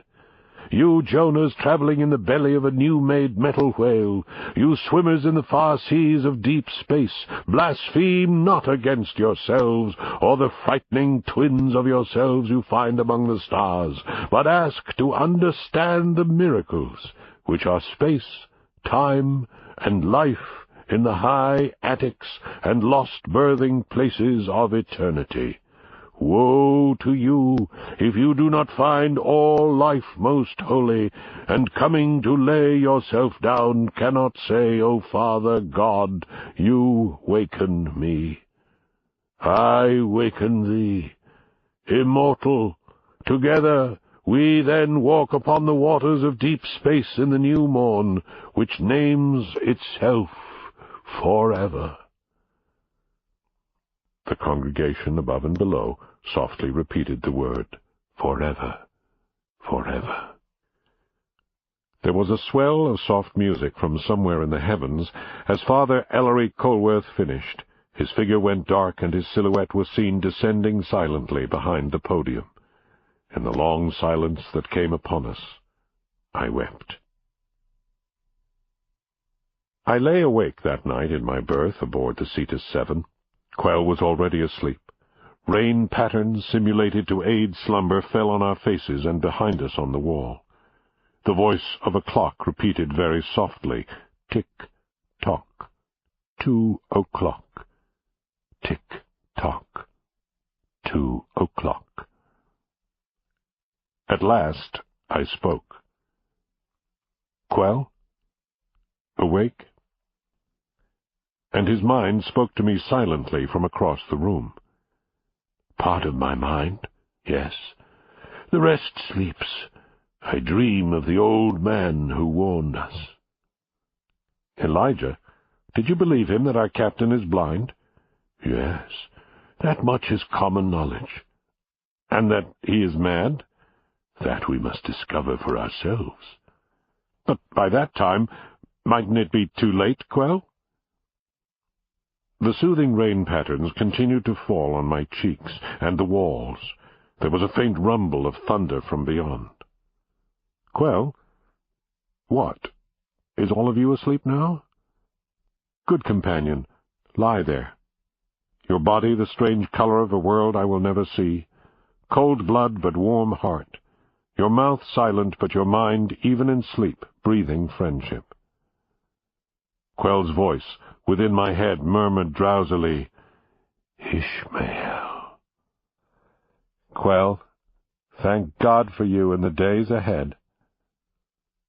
From all around me, Quell's voice repeated, Ishmael. Ishmael. Chapter 3. A voice boomed over the loudspeakers. The captain is in quarters. Prepare for countdown. The crew all hurried to their assigned stations, suited up and strapped in. The great doors were shut and sealed. The gantries rolled away. The engines fired up. -1 and counting. We lay waiting for the fire wind to seize and throw us at the sky, and seize and throw it did. Oh, my God, I thought. Help me to shout. We rise! We rise! But silence took us, like penitent monks, to its bosom. For even the thundering rocket, which rips the soul on earth, walks silently some few miles high, treads the stars without footfall, as if in awe of the great cathedral of space. Free, I thought. No gravity, free. Oh, Quell, I find it most pleasant to be alive. Safely in orbit, let out of our constraints, I asked, And now what do we do? Why, collect data, said one of the crew. Add and subtract constellations, said another. Photograph comets, said a third, which means capture God's skeleton in an X-ray. Another crew member said, I grabbed a flash of those passing comets. From such huge ghosts of suns, I borrow cups of energy to power our ship. Sweet alchemy, my game, but fine fun pumps my blood. All round lies death, but I greet even death with, look, this grin. It was First Mate John Redley. I touched a computer screen which whispered his name, and I saw there his log of the first hours of our journey. August 22, 2099. Out of sight of land, yes, out of sight of the blessed land, which means all earth, and those we hold dear upon it. All faces, names, souls, remembrances, streets, houses, towns, meadows, seas, gone. All longitudes, latitudes, meridians, hours, nights, days, all time, yes, time too, gone. Christ guard my soul. How lonely. And to me Quell set free his thoughts. Friend, I read minds, not futures. Space is large. They say it curves. Perhaps our end is our beginning, our destination far, very far. 3 mystery comets to be found by us in one constellation. Chart their course and map their routes. Take their temperatures. How long will we travel? I asked. 10 years, came the answer. My God, how boring, I said. No, said Quell, for see how your God sends his meteors to entertain us. Meteor strike, a voice cried. Deck 7, all hands report. We ran. All ran to the sounds of bells and klaxons and worked to repair the ship's hull, and at last I stood back inside the hatch, taking off my helmet, along with the rest of the crew. And so it went, day in, day out, our ship hurtling through space, each of us with his assigned task, measuring, scanning, calculating, plotting a safe course among the broken stars. And yet, with all this happening, still after 40 days out in space, not once did we see our captain. He stayed locked up in his cabin. But sometimes, at 3 or so in the deep morning, I heard the hiss of the elevator shaft like a long drawn-out sigh, and knew he was passing, rising up from the interior living and work levels to the outermost deck of his great ship, restricted to all but our ghost leader. We all listened and heard. In private, Downes said, "What does he do up there? I hear he suits up, goes out alone, tethered by just one line." Someone answered, "Fool! He plays games with meteors, reaching out as if to catch them, even though he cannot possibly see them coming." And Quell added, "He shows no trust in our radar screens. Blind, he thinks he sees clearer and beyond the human eye." "Sees what?" I asked. "Quell, you catch his thoughts. What?" Quell was silent for a few moments, then said, "My mind hears, but the captain's mouth must speak. It is not for me to say. When he finds what he searches for, he will let us know. Suddenly, Quell put his strange hands to his face, and from far off we heard the captain's cry over the intercom. "No! No!" Quell yelled and fell to his knees. He collapsed before us and contorted one of his hands into a fist, eyes shut. Quell shook his fists at the unseen stars. "Gah!" cried Quell as if possessed. "No more of this, no more!" And suddenly all was quiet. No sound came from the intercom, and Quell's arm dropped to the deck. He stood weakened, shaken by this strange thing that had happened. I went to my friend. "Quell," I said, "tell me, what just happened? That wasn't you, was it? That was the captain. You knew the captain's mind. You acted as he did, yes?" "No," said Quell quietly. "Yes," I insisted. "You have no reason to defy the stars. It was he who raised his fist at the universe." But Quell refused to respond, turning his gaze upward instead. From First Mate John Redley's log. 50 days out. Correction, 1,200 hours out from Earth. Student, do your sums. Computer, electro-psychoanalyze my soul. Thrust your finger, First Mate Redley, in a computer socket. What would you find? John Redley, born 2050, Reedwater, Wisconsin. Father, a maker of outboard motors. Mother, a baker of children. A dozen in all, of which the plainest of plain bread is old John Redley. Old, I say. Old when I was 10, long gone in senility by 13. Married a fine plain woman at 22, filled the nursery by 25, read occasional books, thought occasional thoughts. Ah, God, Redley, haven't you more to put in this damn machine? Are you so stale, flat, unbumped, untouched, unscarred, unmoved? Have you no nightmare dreams, secret murders, drugs, or drink in your soul? Is your heart missing, the pulse spent? Did you give over when you were 30? Or were you ever more than a dry biscuit, an unbuttered bun, flat wine? Pleasantly sensual, but never passionate. A good husband, fair friend, far traveler, without worry, coming and going so quietly that God himself never noticed. And when you die, Redley, will even one horn sound? Will one hand flutter, one soul cry, one tear drop, one door slam? What's your sum? Let's finish it. There it is. 0. Did my secret self put those ciphers there? Feed 0, get 0. So I, John Redley, sum myself. "You there," said Redley as I passed him outside the door to the captain's cabin. "Sir?" I said. "Don't jump. What are you doing here? Shouldn't you be on the quarter-deck?" "Well, sir," I said, nodding at the captain's door, 6 days. Isn't that a long time for the captain to be shut in? I can't help but wonder, is he all right? I have an urge to knock upon his door." Redley regarded me for a moment, then said, "Well, then." I stepped quietly to the door and rapped upon it lightly. No, said Redley. "Let me show you." And he stepped up and knocked hard on the door with his fist. He waited a moment, then knocked again. I said, "Does he never answer, then?" "If he knew that God himself were out here, he might venture forth for a chat. But you or me? No." Suddenly there was the sound of a bell, a klaxon, and from the intercom a voice spoke. "Hear this! Captain's inspection! All hands assemble! Main deck! All hands! Captain's inspection!" And we turned and ran.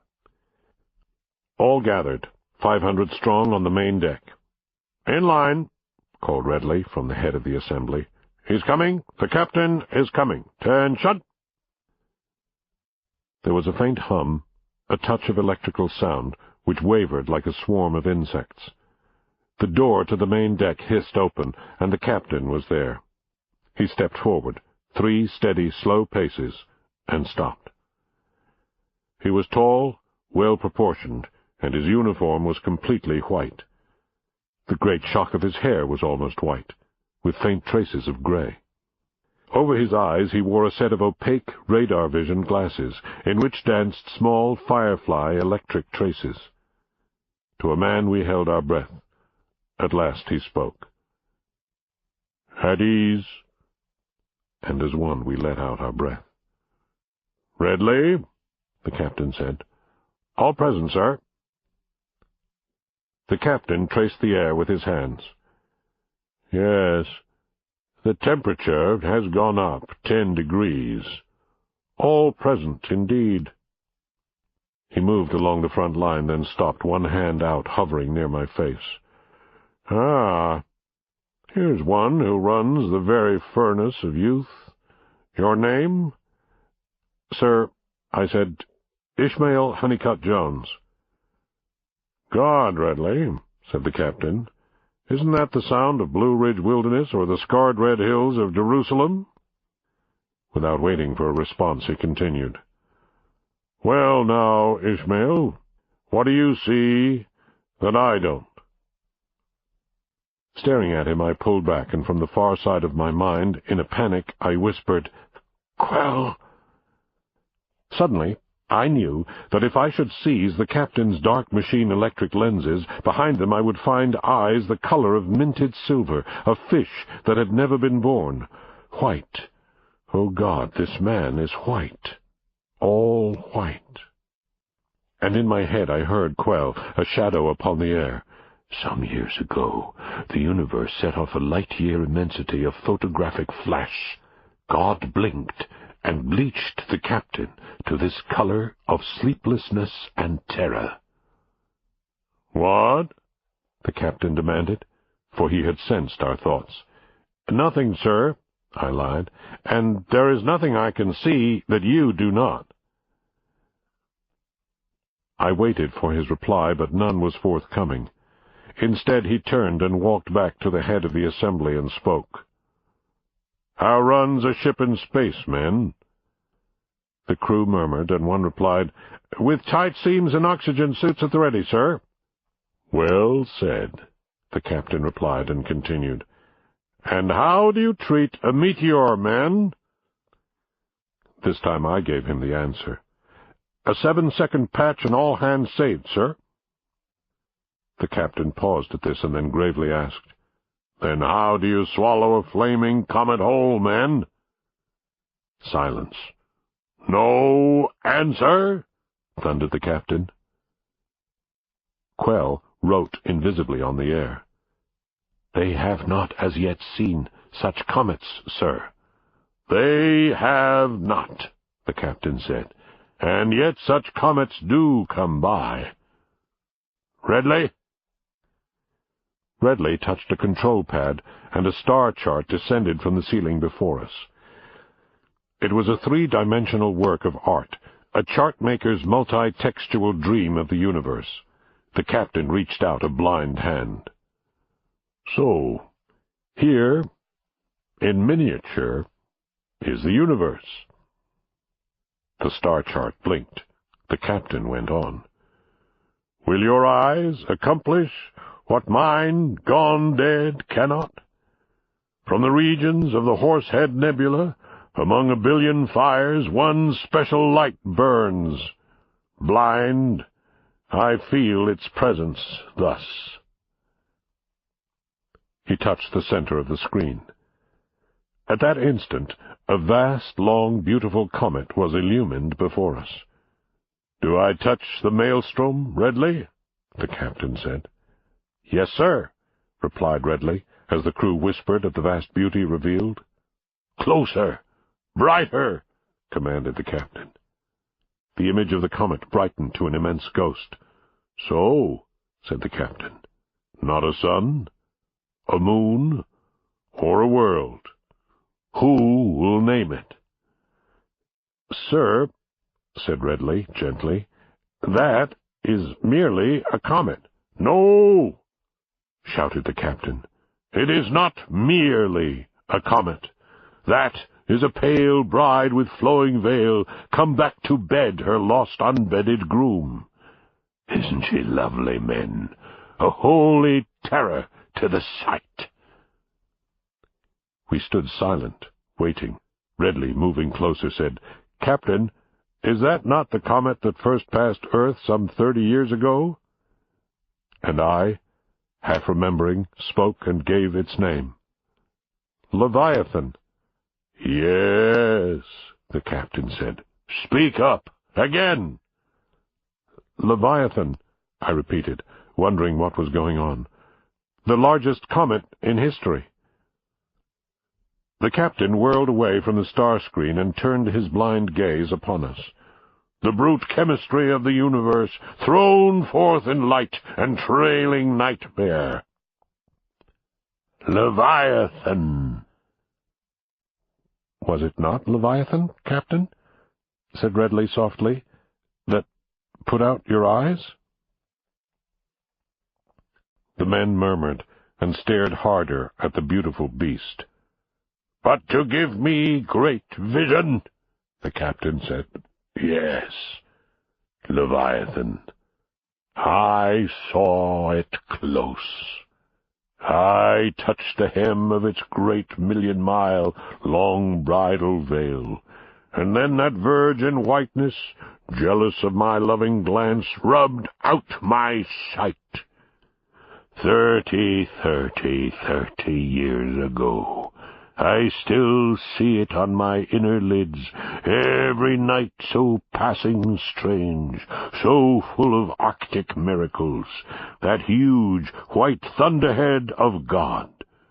I ran to it, I offered up my fevered soul, and it snuffed me out. And then it ran, leaving me. Yet, look." He touched the 3-dimensional chart, and the comet brightened yet again, loomed even larger. "Leviathan returns," said the captain. "I have waited 30 long years, and the moment has finally come. and I have chosen you men to be with me on this starship to rush and meet that downfell light which, having once doomed me, now cycles round to doom itself. Soon I will lift my hands, your hands, to make that strike." The men stirred, but said nothing. "What?" the captain said. "Silence?" "Sir," Redley said, "that is not our mission, our destination. What of our loved ones on Earth?" "They will know of it, and they will celebrate when we have bled this beast and interred it in the Coal-Sack Nebula burial ground." "But questions will be asked, sir," said Redley. "And we will answer those questions, and we will complete our mission after we have dealt with Leviathan. We must learn the stuffs of pure destruction. Look on Leviathan. What is it? Some dread thing torn from out God's throat when he knew darkness in his sleep? Gone evil with time, gone tired with creation? Did God frighten up his bones and mind and lungs in one titanic seizure to cough forth this sickening? Who knows, can guess or tell? All I know is that old curse and bled-forth wound now terrorizes space and ravens at our heels. Let us speak gently now. Wherever God now is, why, spring and sweet winds play. But with Leviathan all dies and bleeds away. Great God, I worship thee, but thy old ailment comes to winnow me and split my bones, and kindle up dead eyes to half an obscene light. So madness gives me strength for this last night. Insanity makes grass both long and broad. Once clutched and killed Leviathan, I will turn back to my God. We stood, as if spellbound. Redley at last dared to propose. "This hell you speak of, is it quite that hell?" "Why," said the captain, "there's Death himself come round to even up old scores. God sums himself on earth 4 billion strong, but here's the beast to make that right go wrong. Within a month, this light-year creature, mid-Pacific, will submerge and murder all that's living on Earth." "But our scientists, sir," began Redley. "Are blind," yelled the captain. "No, worse, for even blind I see. On other journeys Leviathan missed our Earth by 1,000,000 miles or more." "And this time round," insisted Redley, "the calculations show that it will miss Earth by 6 times as much."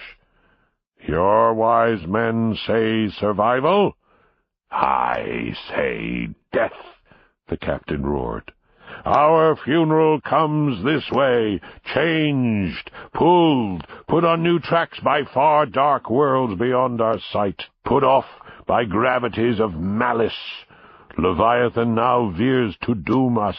Does no one see or care?" We in our ranks shifted uneasily. What our captain spoke seemed madness, and yet he was so sure, so strong. "We must take care now," said Redley finally, "if what you say is true." "Aye to that," we yelled as one. "Proof. Now, Redley," said the captain, "here are my charts." He pulled a slim disk from his coat and held it out in the direction of Redley's voice.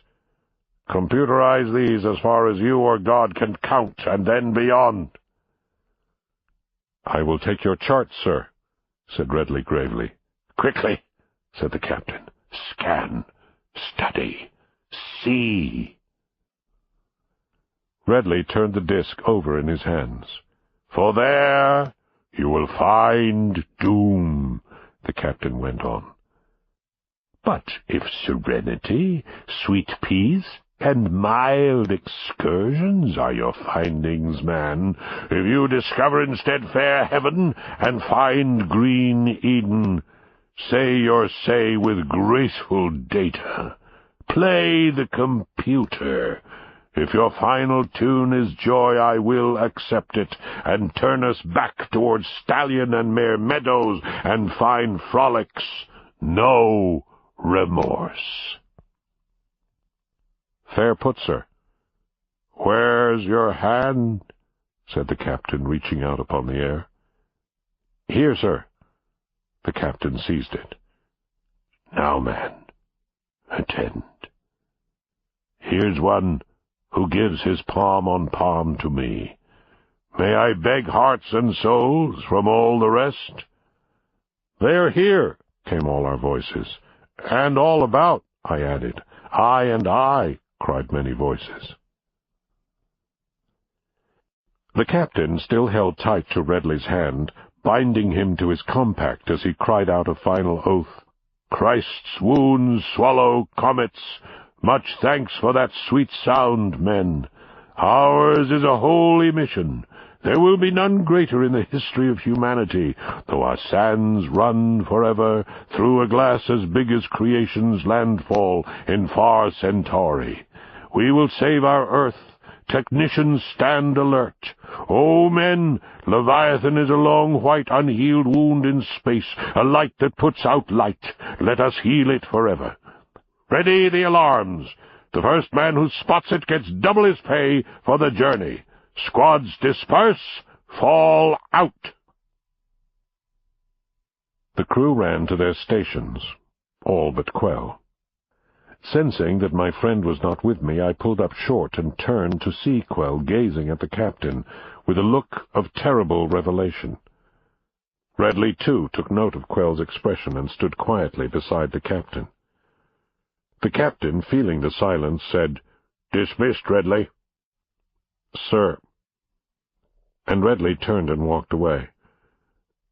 "Ishmael," the captain said suddenly, "dismissed." "Sir."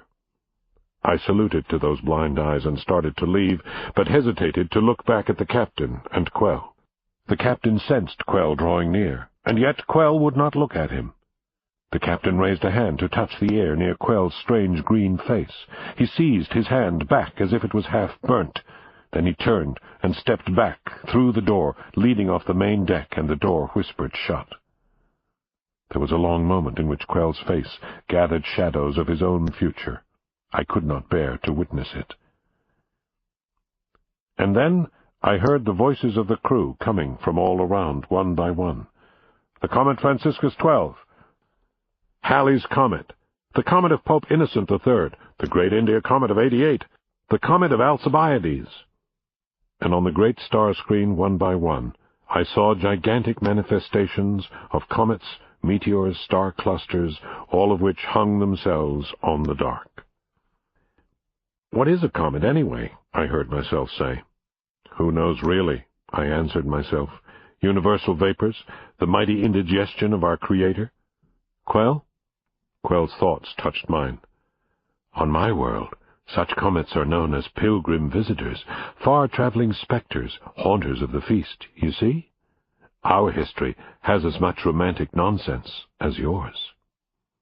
"Well, then," I said, "the captain has his reasons for seeking his comet, and we have ours. There's nothing like a riddle." "A riddle," said Quell. "Let us sleep on that tonight. Perhaps in sleep we'll dream, and in the dream find an answer. A riddle, a riddle." And it was in the midst of the night, while I slept, that I heard something stirring. Quell. I felt his mind move in mine, and then at last his voice. "May all the men rise up and listen." Then, not only in my mind, but with his tongue, Quell said the syllables that made Elijah. "Quell?" I whispered faintly. And then how strange it was, for it was not Quell's voice that I heard now in the middle of the night, but the voice that spoke in his mind. It was the voice of Elijah recalled. "Oh, listen here," said the voice that I'd last heard in the cathedral on earth. "Aboard this ship, far out in space, there will come a time when you see land where there is no land, find time where there is no time, when ancient kings will reflesh their bones and reseat their crowns." "What's that?" I heard from some other room along the corridor. "Shut him off! Shut him up!" cried another. "No, wait, wait!" I whispered, and Quell continued with the voice of Elijah. Then, oh, then, ship's captain, and ship's men, all will be destroyed, all save one." "All?" someone said. "Save one," said another. "All will be destroyed," said Quell, with the voice of Elijah, and then he sank back into silence and slept. I turned over, but could not sleep, and sensed my crewmates in their cubicles up and down the corridor, sleepless till dawn. The voice clock in every cabin ticked and named the hours, and at last, with no sunrise in our minds, we saw a ghost comet loom in spirit, smoke above the captain's bunk, and the captain mourned his own death in his sleep. From the log of First Mate John Redley. Records dating 400 B.C. Rumors have it that Alexander the Great's death was predicted in the appearance of the comet Persephone. The comet Palestrina arrived in the year 1. It may well have been the Star of Bethlehem. This much we know, but little more. The main material of a comet's body is methane gas and wintry snow. Wintry snow. Unable to sleep, I rose and left my bunk, drawn to the captain's cabin. From outside that sealed door I could hear his nightmares within. "No," I heard him groan. "No, no, I say, get off! Go!" A figure came along the corridor. Redley. I pulled back into the shadows as the first mate pounded on the captain's door. "Captain?" The captain called out from within. What? "You were having a nightmare, sir," said Redley. The door opened, and the captain stood there, his white hair wild. "God, I dreamt I fell down in space forever. Let me grasp my soul." "Ship's log to be signed, sir," said Redley. "At 4, in the false morning?" "Good, Redley. Something to keep me from my nightmares. I'll come with you to sign. How go the star computers?" "They burn, sir, from overuse." "You jump to prove me wrong?" "You have said you were right, sir," said Redley. "I would prove that." The captain stepped out of his cabin, and I moved back further into the shadows, even though he could not see me. They started down the corridor toward the main deck, and I followed along. "I know you, Redley. You have no heart for this chase, do you?" "If by chase you mean our proper business of charting stars and exploring worlds—" No, here," the captain said as he emerged onto the vast main deck, nearly empty now, and pointed toward the star screen. The three-dimensional display hung brightly on the air. "What do you know of the passage of dark planets and bright comets?" "I think you must teach me, sir," said Redley. "And I will," said the captain. "Here are 1,000 star charts, stamped, runneled, and humped. Run your hand over this expanse. Touch the long mark of Halley's comet. Feel the heat of the comet of Aliostro Minor. Hear the deep night plans for all God's circuitings and maunderings, all his long thoughts. God dreams joy. Green earths appear. God suffers torments. Leviathan issues from the vast portal of his raving eye and mouth. It rushes here. I know a way to meet it head-on, fast, 6 weeks before it destroys Earth. We must move fast to surprise it." "Surprise?" Redley turned from the charts that hung so brightly on the air. "You cannot surprise a comet, sir. It neither lives nor cares." "But I live. I care," said the captain. Redley shrugged. "And shift the burdens of your knowledge to some great wandering child, some universal accident that prowls the worlds, homeless for eternity?" "I—" "Go on," said the captain. "Sir, if, as the Reverend Colworth says, all space is one flesh with us, all worlds, suns, creatures, extensions of one ground, one all-encompassing will, then that ghost you speak of, sir, that comet, that great terror-trailing monster, is but a true outmouthing of God himself, not his sickness and despair, but his bright will that lights the universal night. Would you stand against such breath?" "If it wrenched my soul and burnt me blind, yes. Listen to the sound it makes this very hour out beyond." The captain reached out a hand, touching a screen. A loom of energy wove immense sounds throughout the ship. Nodding at this, the captain continued, "There's the breath you spoke of. It is a cold thing. It is all the graveyards of history somehow put to space, and in its light-year shroud 10 billion on a billion men's lost souls yammer for release.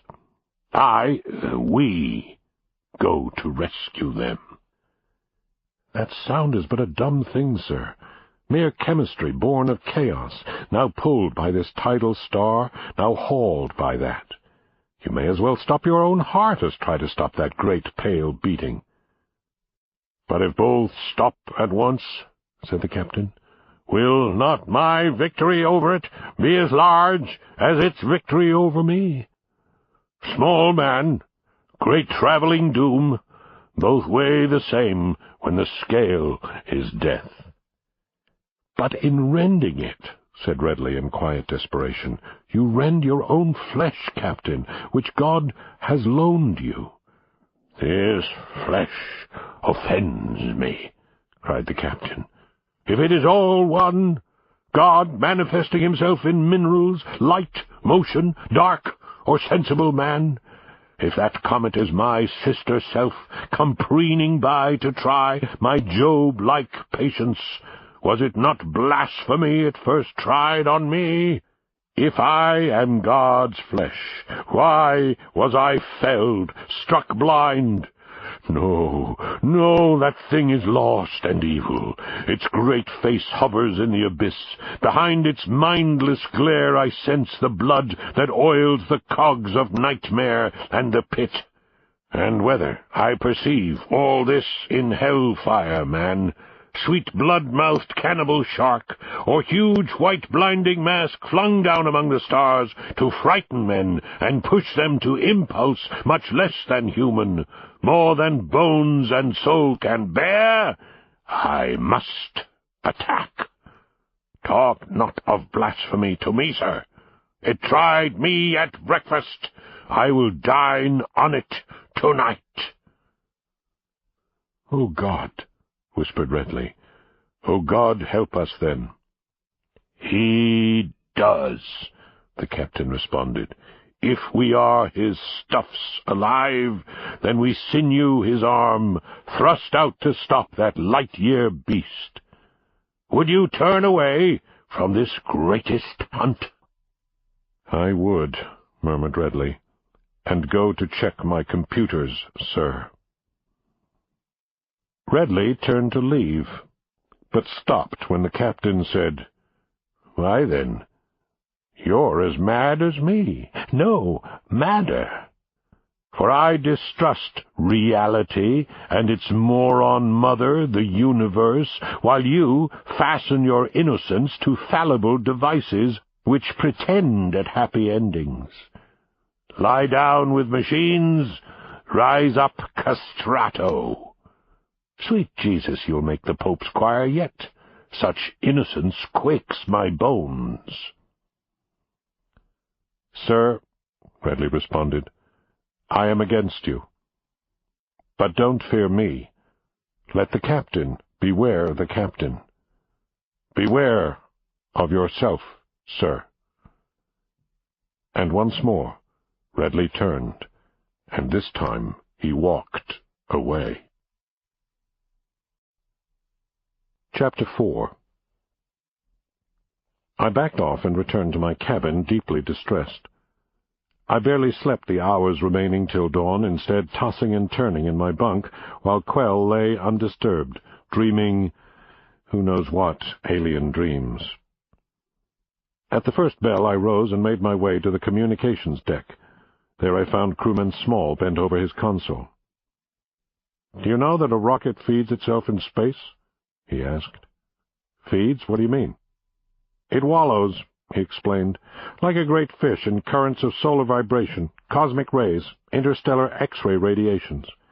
Ever hungry, we, this ship, search for banquets of shout and shriek and echo.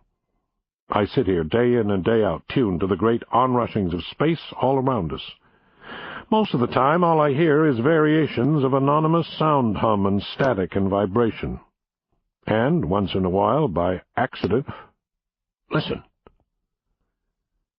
He touched a contact, and from the console speaker came voices, distinct human voices. He turned his face to mine, a strange light shining there. As we stood, we heard broadcasts that had been made to crowds on Earth, to the listening ears of people 200 years ago. Churchill spoke, and Hitler shouted, and Roosevelt answered, and mobs roared. There were football and baseball games from long ago afternoons. They rose and fell, moved in and out like ocean waves of sound. Small said, "No sound once made is ever truly lost. In electric clouds all are safely trapped, and with a touch, if we find them, we can recapture those echoes of sad, forgotten wars, long summers and sweet autumns." "Mr. Small," I said, "we must trap these broadcasts so we can hear them again and again. Is there more? What have you found?" "We have come upon a fountain of Earth's younger days, voices from centuries past, strange radio people, ghosts of laughter, political charades. Listen." Small fiddled with the console dial again. We heard the moment the Hindenburg went up in flames. Lindbergh landed in Paris in 1927. Someone named Dempsey fought someone named Tunney in 1925. Crowds screamed in horror, mobs cheered, and then it began to fade away. "We're beyond them now," said Small. "Go back," I cried. "That's our history." Another voice sounded from the console.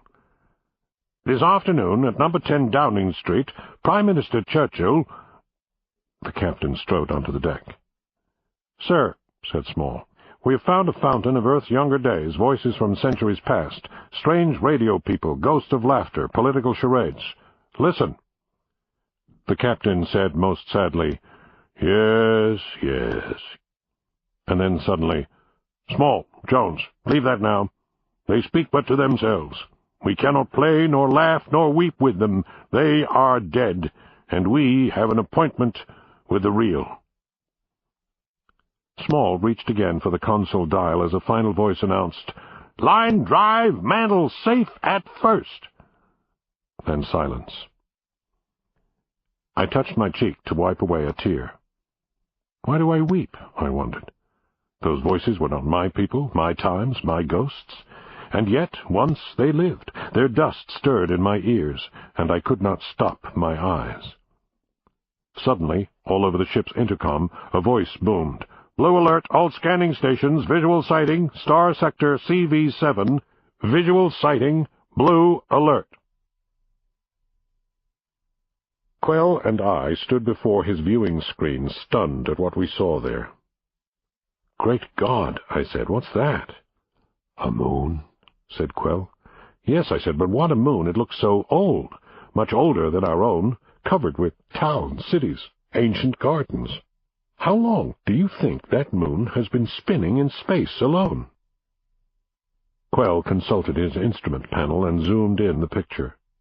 10,000 times a million years, said Quell.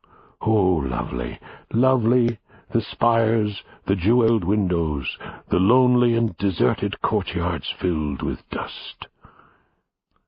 And then we heard Redley's voice. "Stand by, diminished speed." And then the captain's voice cut in.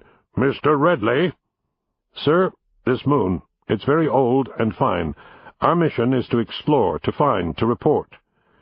"Yes, Redley, I can hear it in your voice. It is a lovely, lost and wandering world, an ancient beauty passing strange. But pass it we must. Resume course." And over the intercom came the order. "Resume full speed. Blue alert cancelled."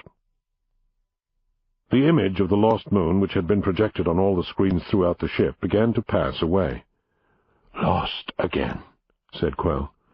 And once again the ship was surrounded by black space.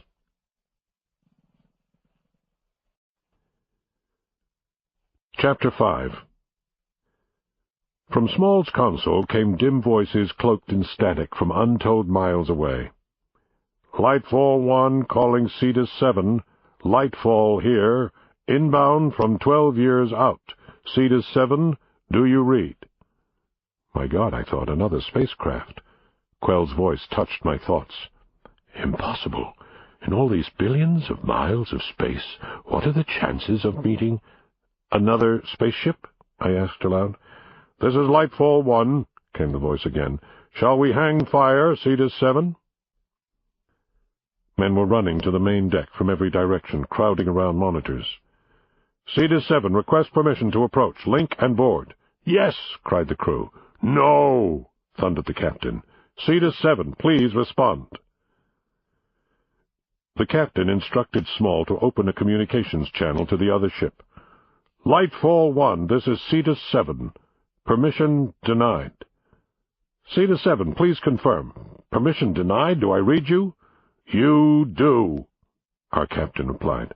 "But my men, Captain, listen to them." And over the open communications channel we hear a grand clamor from the other ship a few thousand miles off. "Damned fools! At nursery games?" said our captain. "There is no time! No time!" "Time?" said the voice from Lightfall 1. "Why, for Christ's sake, that's all there is in space. God has a plenitude of time, and I am full of long years' wandering and news of strange stars and terrible comets." "Comets!" our captain cried. "The greatest comet in the universe, sir," said the commander of Lightfall 1. "Stand by, then," our captain said. "Permission to come aboard." We watched on the view screens as the Lightfall 1 approached. Both ships reached out mechanical arms and grasped each other as friends.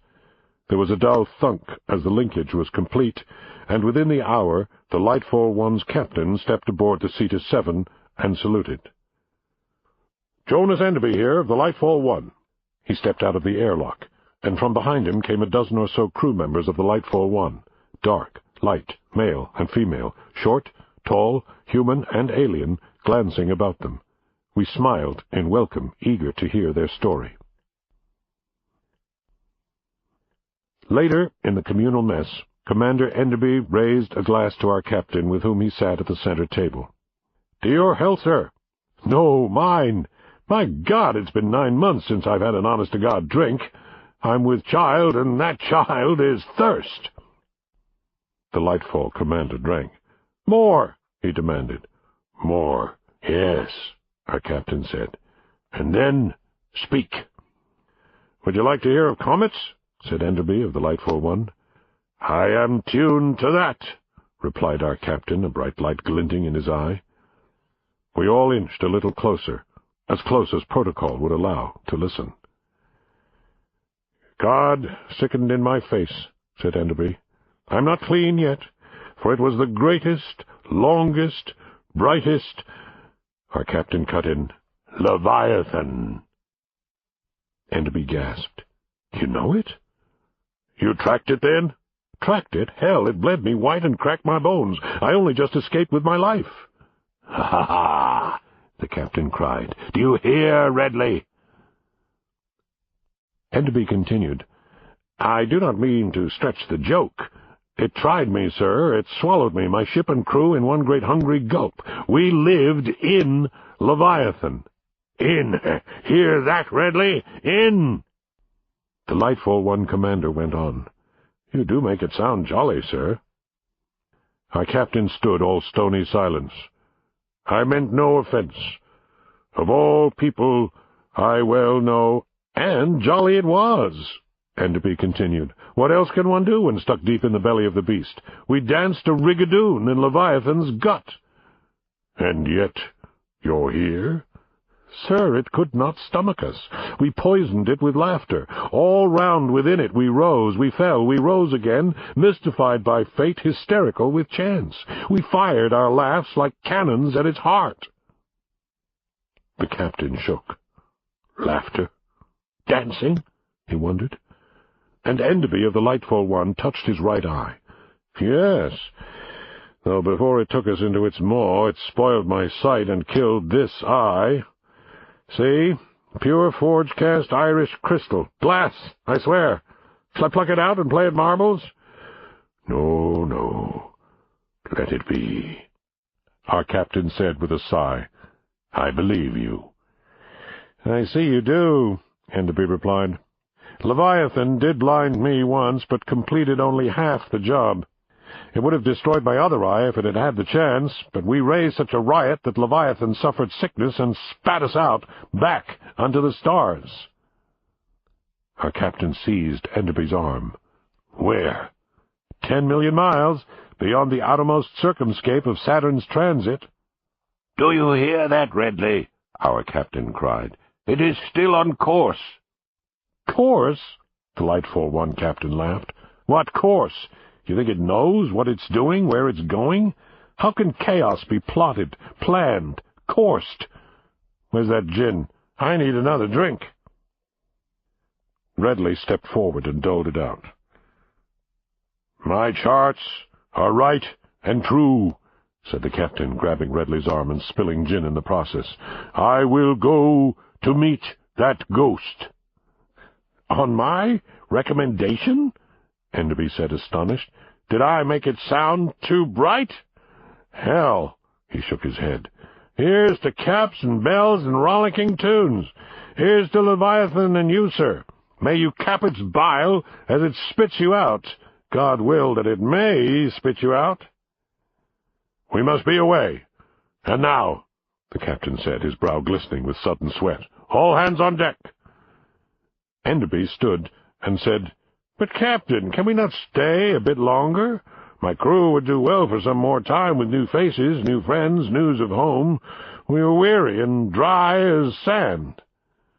My thirst is greater, the captain thundered. We must be off. Enderby drained his glass and slammed it on the table. To hell with you, sir. Go on your fool's mission, if that's what you choose. Enderby stood and motioned for his crew to follow. They wound their way through the corridors to the airlock doors, donned their suits, and left. In moments, Lightfall One and all its crew were gone, lost again to soundless space. Chapter 6. Deep in the false night, our captain walked along the sleeping quarter corridors. Quell scanned his mind and spoke his words to me in whispers. What? Pretending at sleep. Do that and bite your bitter tongues which hate me for spoiled games. But if Christ himself walked through space this night... And Quell, speaking in his own voice, added, Not Christ, but one of his lost shepherds. The next morning, Redley summoned Quell and me to Small's communication console. There we met Crewman Downs. This communication occurred last night, Redley said, nodding at Small, who touched a contact on his console. We listened and heard at first the usual static and pulses of space, and at last a fine voice began to speak. This is Starship Rachel, a far voice said. Theological Starship Rachel, the spacecraft of Pius the Wanderer, calling Cetus 7. Answer, Cetus 7. and the captain, switching on, said, "Cedar 7 here." The mournful voice of Pius filled the air. "Have you seen a small-life rocket adrift? A space storm carried it away. Fine priests were in it, pacing that comet." "Leviathan?" asked the captain. The Rachel's captain responded, "Yes, my son, my only son, good child of God, was on that rocket. Fearless, curious, the Great White Bride, he called it. He went to search the White Bride's wake with 2 other good men, and now I search for him. Will you help?" "I have no time, sir," said our captain. "Time!" the Rachel's captain cried. "Why, I've lost my whole life. You must help me." The captain spoke again. "Away! I go to redeem your son. God help you, captain." The Rachel's captain, voice fading, said, "God forgive you, master of the Cetus 7." And the recording went dead. We 5 looked at each other, stung by the exchange. I said, "So the Rachel, mourning her lost children, fell away, and we moved toward what? Annihilation?" My companions looked away uneasily. Quell spoke. "Mr. Ridley, you sent for us?" Distantly, an airlock door opened, and somewhere above, out of sight, we felt the captain's strange magnetic tread. Downes looked upward and said, "Is it about him?" "Him and more," said Ridley. "About clouds of old radio time that spoke in tongues which we let pass. Fellow spacefarers, travel-weary and lonely. Priest ships we refused to rescue. Jobs left undone." Downes cut in. "But, sir, the captain has told us that this comet is our job." "Well, then," said Ridley, "here are the captain's charts. Leviathan will strike Earth, yes?" "Yes," we all agreed. "Why, of course, yes." "Here is Earth," Ridley said, pointing at the chart. "Now, Downes, light its substance. Now let us illuminate Leviathan there. Move both Earth and white light on their ways here, and see how they travel. The computer sums and keeps the score. There."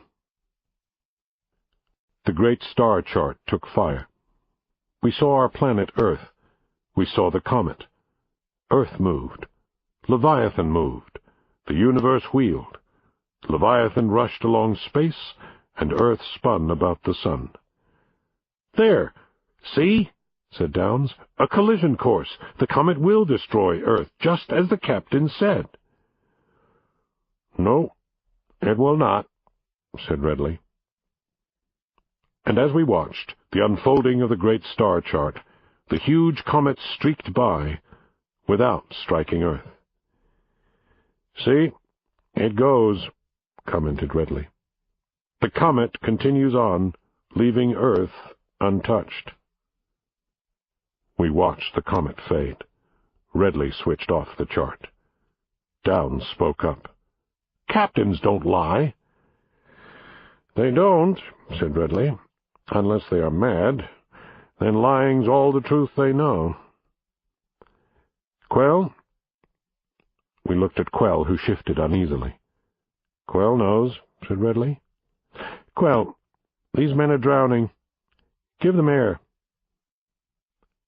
Quell remained silent with his eyes shut, and when he spoke only to himself. "O fathers of time, forgive me. Here," he gestured, pulling us close into his spider arms, "let me gather your minds, so, and thus." We felt our souls embraced. We looked up. Quell had gathered us and bound it to the soul and mind and voice of the captain. From the uppermost deck of the ship, beneath the stars, we heard our captain cry, "I think I see." We were shaken, for we did hear him clearly, though he was impossibly far away. Quell shook his head and pulled back, and the captain's voice faded. "Quell," I urged, "go on, please, we must hear." Quell gathered us to him again. There was fire in his eyes and strange green cheeks. The captain's voice grew strong again as it moved through Quell. "Yes, I almost think I do.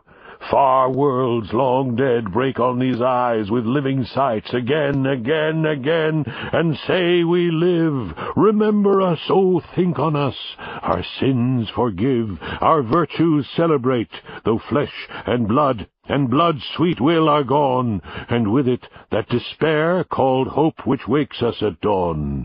Remember us. You are remembered, though I knew you not. Your ancient plight inspires, your nightmares not forgot. I keep it here, kindled with my own. Your ghost of outrage I give flesh and bone. Your spirit war moves my arm to smite. You speak my noon, and instruct my night.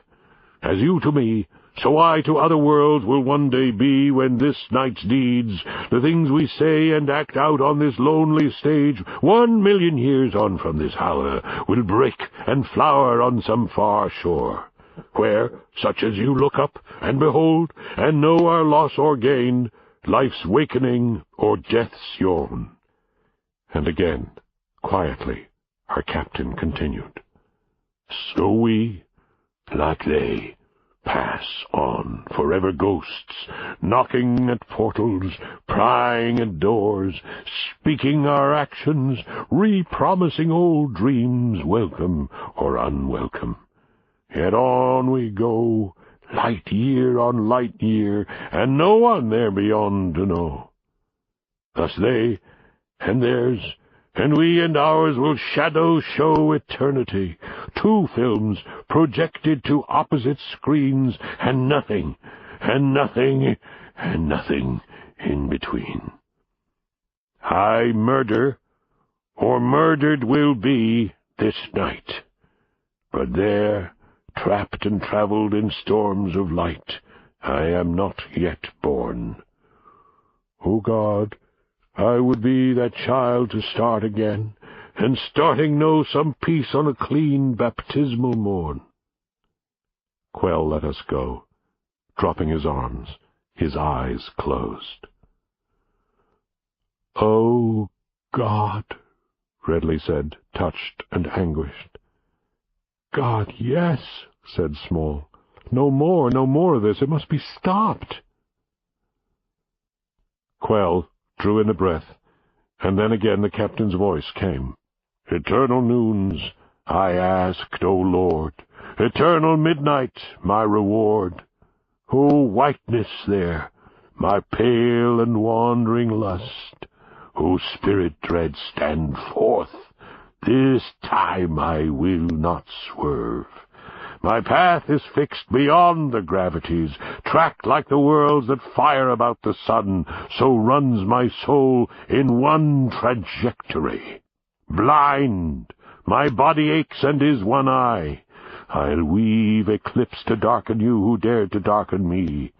Your veil will be your winding sheet, your mindless gossamer. I'll bind to strangle you, Leviathan. Leviathan."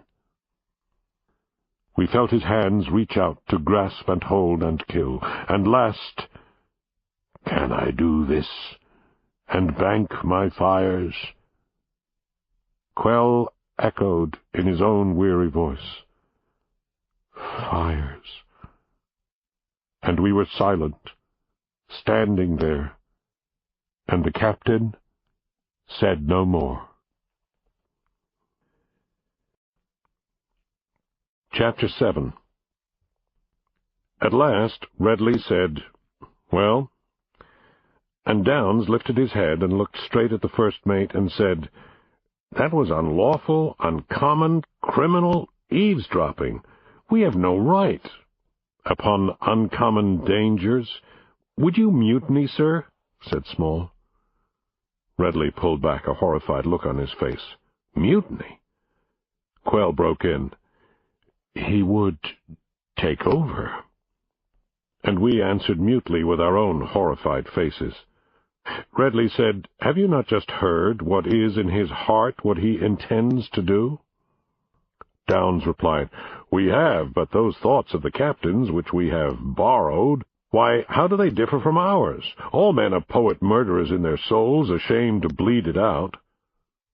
Small said, "You ask us to judge thoughts?" "Judge actions, then," Redley responded.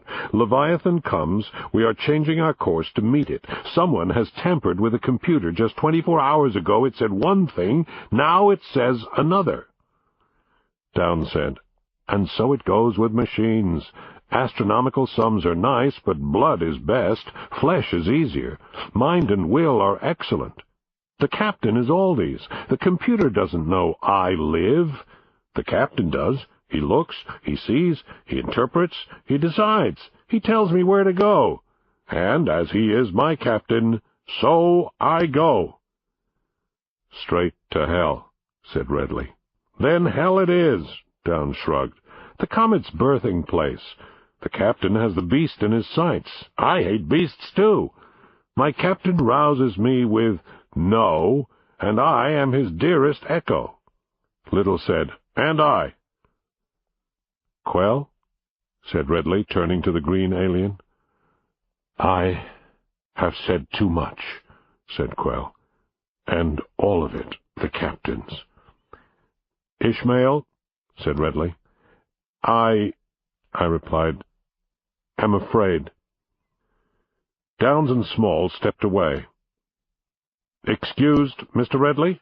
"No," shouted Redley. "Sweet Jesus, he's blinded you, too. How can I make you see?" "It's late in the day for that, Redley," said Small. "But see you will, damn it. I'm going to the captain. Now, you must stand behind, if not with me. You'll hear it from his own mouth." "Is that a command, sir?" "It is." "Well, then," said Small, "Aye, sir." "And I guess," said Downes. And the 3 crewmen walked away, Quell and me following, listening for the strange electronic pulse of the captain, near but far. Chapter 8. "Mr. Redley, you have come to mutiny." The captain had granted us entrance to his quarters, and he stood within, facing us, his strange white eyes seeming to stare. "Sir," said Redley, "the simple fact is—" The captain interrupted. "Simple? The sun's temperature is 20,000 degrees, yet it will burn Earth. Simple? I distrust people who come with plain facts and then preach calamities. Now, Redley, listen. I am giving over command of this spacecraft to you." "Captain!" cried Redley in surprise. "Captain no more. You will take the credit for the grand destiny ahead." "I have no desire for destinies," said Redley. "Once you know it, you will desire it. You come with facts, leave with more than that. Who has seen a comet up close?" "Why, no one, sir, save you." "Who has touched a comet's flesh?" "Again, no one that we know." "What is a comet's stuff that we should run to welcome it?" "To the point, Captain." "The point? We go as fishers with our nets. We go as miners to a deep and splendid mine of minerals both raw and beautiful. That school of fish which is Leviathan in space is most certainly the largest treasure of all time. Dip our nets in that and bring up miracles of fish, pure energies that put the miracles at Galilee to shame. In that vast treasure house we shall unlock and take of as we will. There must be 10 billion mines so vast their glitter would burn your eyes. Such black diamonds fall from space each night, all night, throughout all our lives, and burn to nothing. We catch that rain. We save its most bright tears to sell in common markets most uncommonly. Who says no to this?" "Not I, as yet," said Redley warily. "Then siphon off the very breath of that great ghost. Its breath is hydrogen and mixtures of such flaming vapors as will light entire civilizations for our children's children's lifetimes." Such energy, harnessed, controlled, collected, kept, released, will work atomic wonders for our race and cause such further wonders of recompense. I see rare bank accounts that will retire us all early, on to madness. Madness? The madness of pleasure, and the good life, and sweet ease. Leviathan's breath and body are yours, to bank for cash and credit. As for myself, I ask a single thing. Leave its soul to me. Well? Why, if that's the sort of shower that falls from space, Downs said, I'll run out in that rain. Yes, as children run in spring showers. And I thought, his poetry has won me, but not his facts. The captain now turned to Quell, and said, Good Quell, you read my mind. Are not fair weather there, and rain, and minted silver coins lost in a high new grass? And Quell had no answer. Redley? Damn you, sir. No sooner damned than saved, replied the captain. Salvation rings me in. Listen to its sound. Small? Downs? Aye, sir, said both. Quell? Ishmael? A pause. Your silence is affirmative.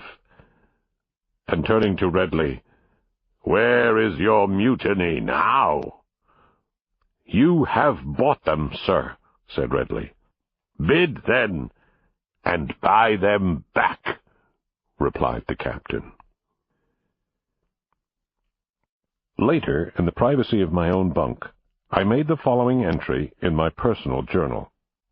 We have run from old radio voices, shunned lost moons with lost cities, refused to share glad drinks and find laughs with lonely spacemen, and ignored rare priests searching for their lost sons. The list of our sins grows long.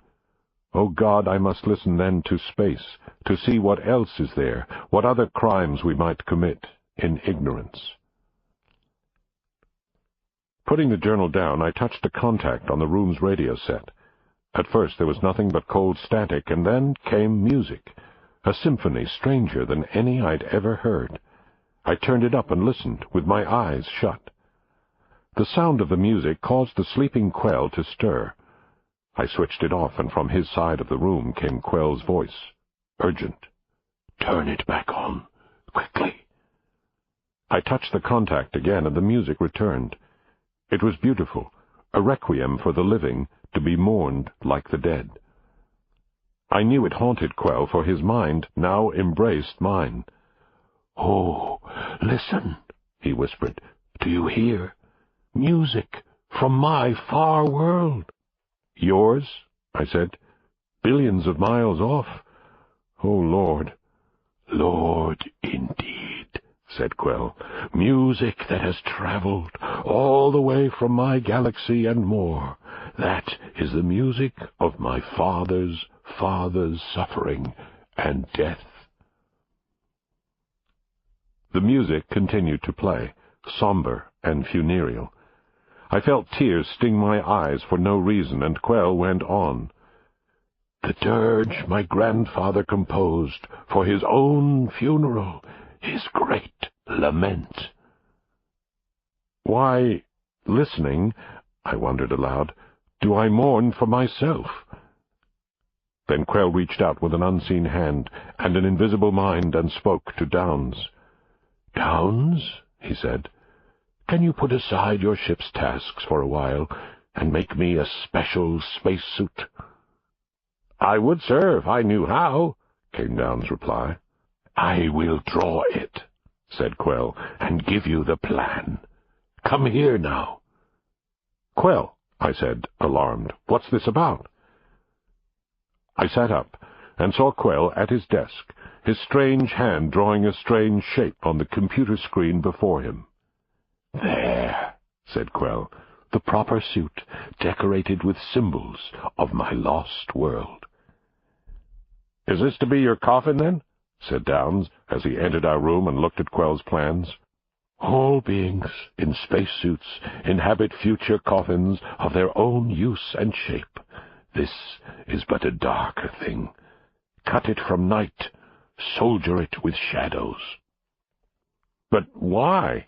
Downs wanted to know. "Why do you want a suit of death?" "Listen," I urged. I turned up the otherworldly music. Downs listened, and his eyes trembled, and his hands began to move. God, look at my fingers. It's as if they have a mind of their own. That dirge does this. Oh, Quell, good Quell, I guess there's no way but that I must make this terrible suit. "Quell," I interrupted, "that music has been to the far side of the universe and back. Why does it arrive here now?" "Because it is the proper time." "Quell!" But silent, he sat there staring in a fixed position, at nothingness. "Quell," I urged, "listen to me." Downs put a hand on my shoulder. "He doesn't hear you." "He must feel what I think," I replied. "No," said Downs. "I've seen the like before. Whether among the natives in the lost seas of Earth or the far side of space, it's much the same. Death is speaking to him." "Don't listen, Quell," I said, and put my hands over his ears, which was stupid, for as Downs then said, "His whole body hears. How will you stop that?" "Like this," I cried, "like this."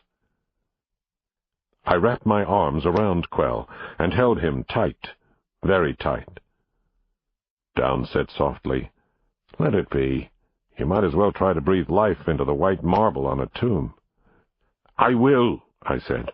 "Oh, Quell, it's Ishmael here, your friend. Damn it, Quell, I ask, no, I demand, let it go, this very instant. Stop. I'll be very angry with you if this goes on. I won't speak to you again. I'll—" And here I paused, for I could not breathe. "I shall weep." I was surprised by my own tears and pulled back to see them falling on my numbed palms. I held out my hands to Quell, showing him those tears. "Quell, look, please look," I pleaded. But Quell did not see. I tried to think what I must do. And then I turned and stabbed at the radio contact on the console. The far funeral music died. I stared at Quell and waited. An echo of the music lingered in the room. "He still hears it," said Downs. Suddenly, breaking the silence, a horn, a klaxon, a bell, and a voice. "Red alert, crew to stations, red alert." I turned and ran, following Downs along the corridor toward the main deck. Reaching my post, I brought up the lights on the multi-level screen before me. A pattern of atomic light, many-colored, played before my eyes. "What is that?" I wondered aloud. Redley came to stand behind me and posed the question. "Leviathan?" The captain approached with his pulsing electric sound. "No. The great comet's beyond, still some distance away. It sends a messenger ahead to warn us off. It fires a storm of gravities, atomic whirlwinds, dust storms of meteors, cosmic bombardments, solar explosions. Pay it no mind. That is but a mere mote of dust compared to Leviathan." I tuned into the sensors on my console, and it was as the captain said. Somewhere, nearly out of range, far off but approaching fast, was a behemoth of unimaginable size and power. Our spacecraft trembled. Chapter 9. The trembling became more convulsive, the light on the screen more erratic. The sound grew loud, but we knew it was not the immense sound Leviathan might make when it arrived. "Captain," said Redley, "permission to turn back. We'll be destroyed." "Head on, Mr. Redley," said the captain. "It's merely testing us." The storm on the screen rose and fell and rose again, and then a sudden silence. "What?" said Rudley. The captain said, "What? What indeed?" "It's gone," I said, checking my screen again in disbelief. "The storm that ran before the comet is gone, but what of Leviathan itself?" I ran some more scans, searching the vast expanse around our ship for hostile entities. "The comet, it's vanished too. It's gone from the sensors." "No," said the captain. "Yes," I said. "According to the readings, all the space around us is empty." "Thank God," said Redley, almost to himself. "No! I say no!" the captain yelled. "My eyes see nothing, yet it must be there. I can almost touch it. I feel it. It is—" A familiar voice broke in. "Gone," Quell said quietly, staring at the emptiness of space on the computer screen. "Gone." "Quell," I cried, "you've come back, thank God." Quell said nothing. "Quell, what happened?" I asked. "Out there." Quell moved forward slowly. "The funeral music. It's gone. Our traveling burial grounds, gone. The comet, the nightmare, all gone." "Yes," I said, "but why?" Quell remained silent. "Out with it, man!" cried the captain. Quell finally turned away from the screen and spoke to us. "That storm has wounded time. We have turned a corner in eternity. The very stuff of the void, the abyss, has been turned wrong side out, atom on atom, molecule on molecule, particle on particle reversed. I feel it so." And Quell reached out a hand, as if his mind had fled. "It can't be," I heard myself say. "So say I," said the captain, disbelieving. "Space says otherwise," said Quell calmly. "The storm has picked us up and thrown us back 2,000 years. The past has become our present." "If this is now the past," said Redley, "what year is it?" Quell thought for a few moments. "Before Columbus? Yes, certainly. Before the birth of Christ? Most likely. Before your Caesar built his Roman roads through Britain's moors, or Plato spoke, or Aristotle listened. Maybe. That great star, the beast, it pities us." "Pity?" said the captain. "How can you say pity?" Quell searched through space with eye and mind. "It would not fight with us. Instead, it would hide us deep, so it would not be forced to war against us. It has given us a chance, a path away from it. That, sir, is pity." "I will have none," the captain said. "Elijah," I whispered. "What?" The captain turned toward my voice. "Elijah. The day before our liftoff from Earth, Elijah said—" "Said what?" the captain demanded impatiently. "Far out, in space, there'll come a time when you see land where there is no land, find time where there is no time, when ancient kings will reflesh their bones and reseat their crowns." "Is that time now?" asked Redley. And Quell replied, "Yes, now. For look and feel." I finished the memory of Elijah's words. Then, oh then, ship's captain, ship's men, all will be destroyed. All save one. All save one, I thought, as the captain exploded with rage. "Fools! Damn fools!" he cried.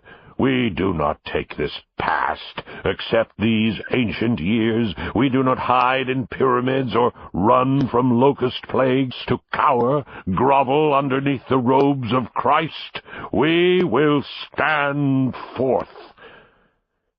He turned and strode toward the lift to the upper reaches. The airlock, open it. Although blind, I will go forth and find the monster myself. Chapter 10. Quell's mind moved outside the ship to find the captain alone. And though I could not see, I heard. And what the captain finally said was this. What? Nothing. All quiet, gone, spent. Is this the end? No more the hunt, the journey, and the goal? That terrifies me most. No more the goal. From here on, then, what is the captain for? What does he do? If time and circumstance knock all the mountains down to one dull, flat, and endless plain, one long, bleak winter afternoon, not even tea and simple bread to brighten it? O Christ, the thought of mindless noons that have no ends, or end in maunderings, stale tea leaves in a cup which tell no murders, and no blood, and so no life. That breaks my bones. The sound of one leaf turning in a book would crack my spine. One dust mote burning on a sunlit hearth would smother my soul. The simple things that snug themselves in halls too clean, too quiet, that lie in well-made beds and smile idiot smiles. Oh, turn away. Such peace is a wine-press to crush your soul. And yet, God, feel, the universe itself fills me this hour with quiet joy. Unseen by me, there one small fire goes out, but yet another freshens itself forth in birth. It is my heart's midnight, but yet some foundling sun reminds me that somewhere a million light years on a boy gets out of bed in cold well-water morn. The circus now arrives, a life's begun with animals and flags and bunting and bright lights. Would I deny his right, his joy, at rising to run forth and greet the show? I would deny, I would. But no. Ah, God, but surely no. It cracks my heart to think of him derelict with age. But would I warn him not to turn the page and let life begin? I would. Our very life's a sin against itself. But then again, once more, I'd keep my tongue and let him play. Go, boy, I would advise, on some far world. Start up the day, spin forth your captured joys. Oh, no delight, mind not on me. I stay here with my night. Suddenly Small was behind me, and reached over my shoulder to adjust some controls on the console. The screen came to life, and we saw the captain out on the hull, tethered to the ship by an airline. Redley, similarly suited for space and tied to the ship by a line, hovered a few yards behind the captain.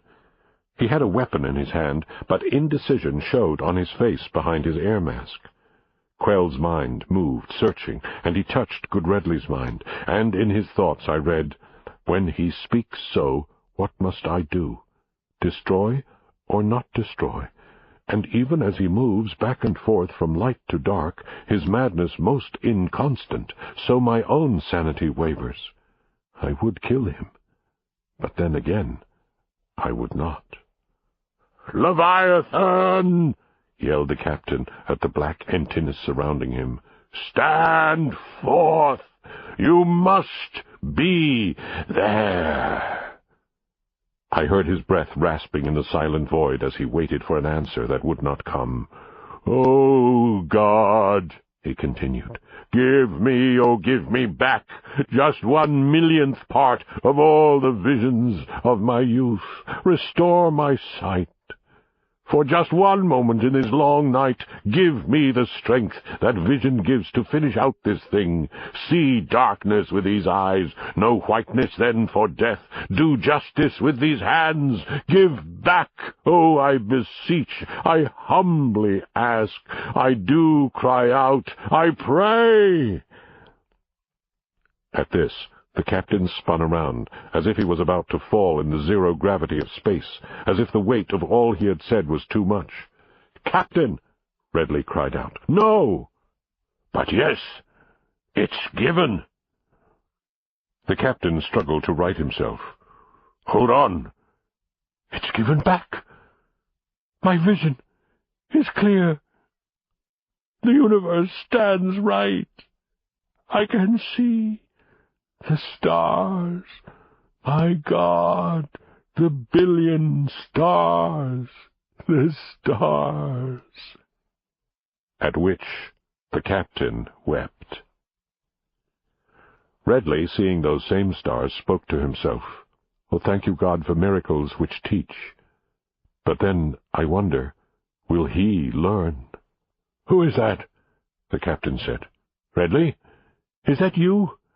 My friend's face seen at last?"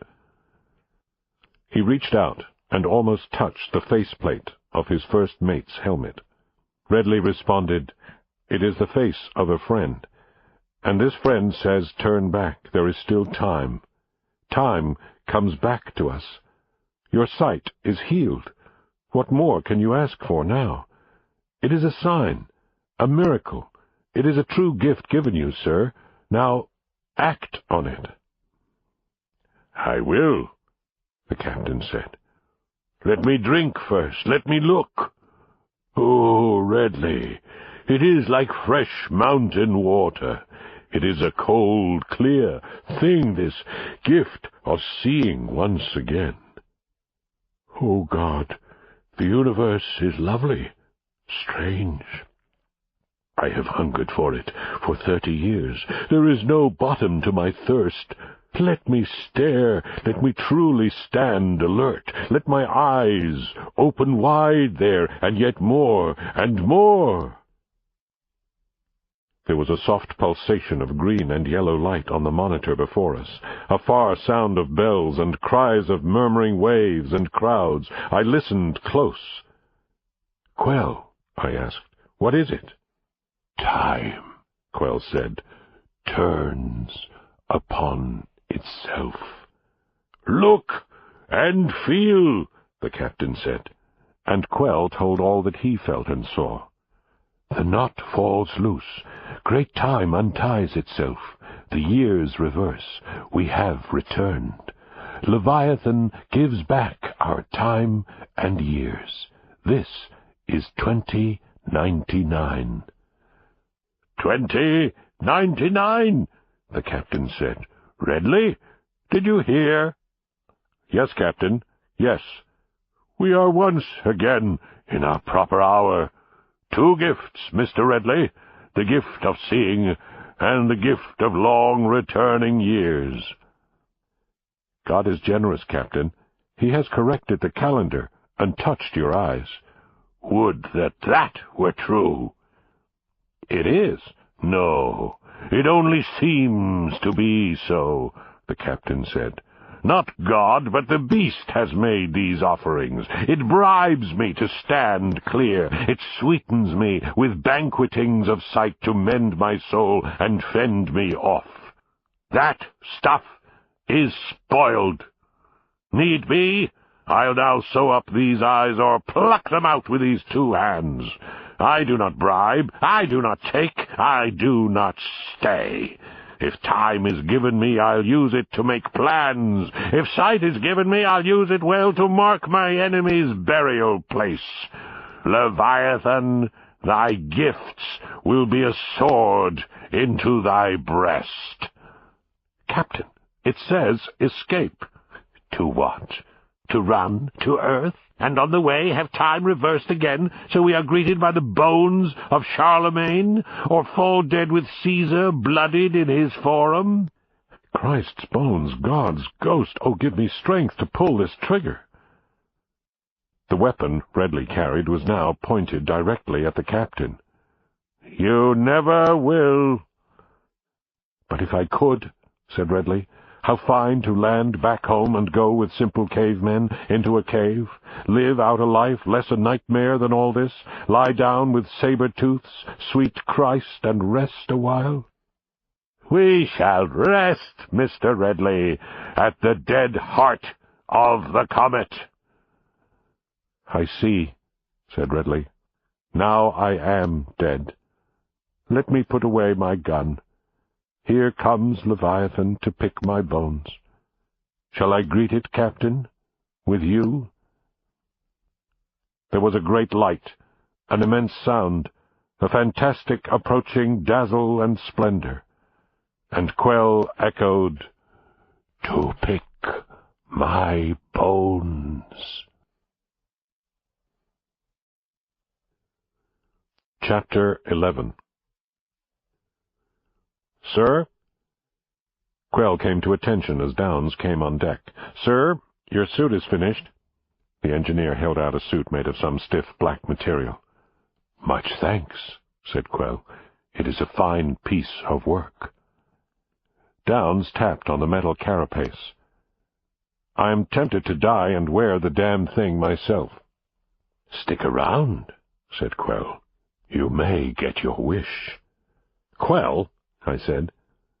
Quell stiffened, alert, turning toward me. You heard it all. The captain, I said, has been given his sight, but is more blind than ever before. And we shall share his blindness, said Quell. Look. The dazzling storm of light grew behind my eyes where Quell had placed it. Likewise it burst on the screens all around the deck. All hands, the captain commanded. Emergency life suits on. Ready and stand by emergency life craft.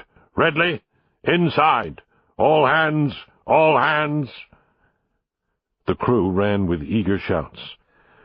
Oh, yes, I said to myself, the comet approaches, and it is a great white holy terror that fills the universe and swallows every star. And look, my God, oh, look, the crew. They run like children run at their games. Listen to their thoughts, Quell said, gesturing at the people rushing madly around us. I give you leave. The hot blood rushes in their veins. Hear how they truly run. He touched my brow, and their thoughts flowed into mine. I felt and heard the shriek, the joyous cry, the glorious wail and shout of men running downhill to doom. The captain appeared among us, and all hands turned to him, faces flushed with anticipation. Have you ever seen the like? Said the captain. Oh, God, that fire, brighter than 10 million suns. Every one to stations. Aye, aye, sir, the crew shouted as one. Now, said the captain by radio to the crew in their suits, in each and every life-craft ship, know the engines of destruction. Draw on my hunger to devour this thing. Make it yours. In each craft is a beam more powerful than any hellfire laser ever built. Wider, longer, swifter, surer.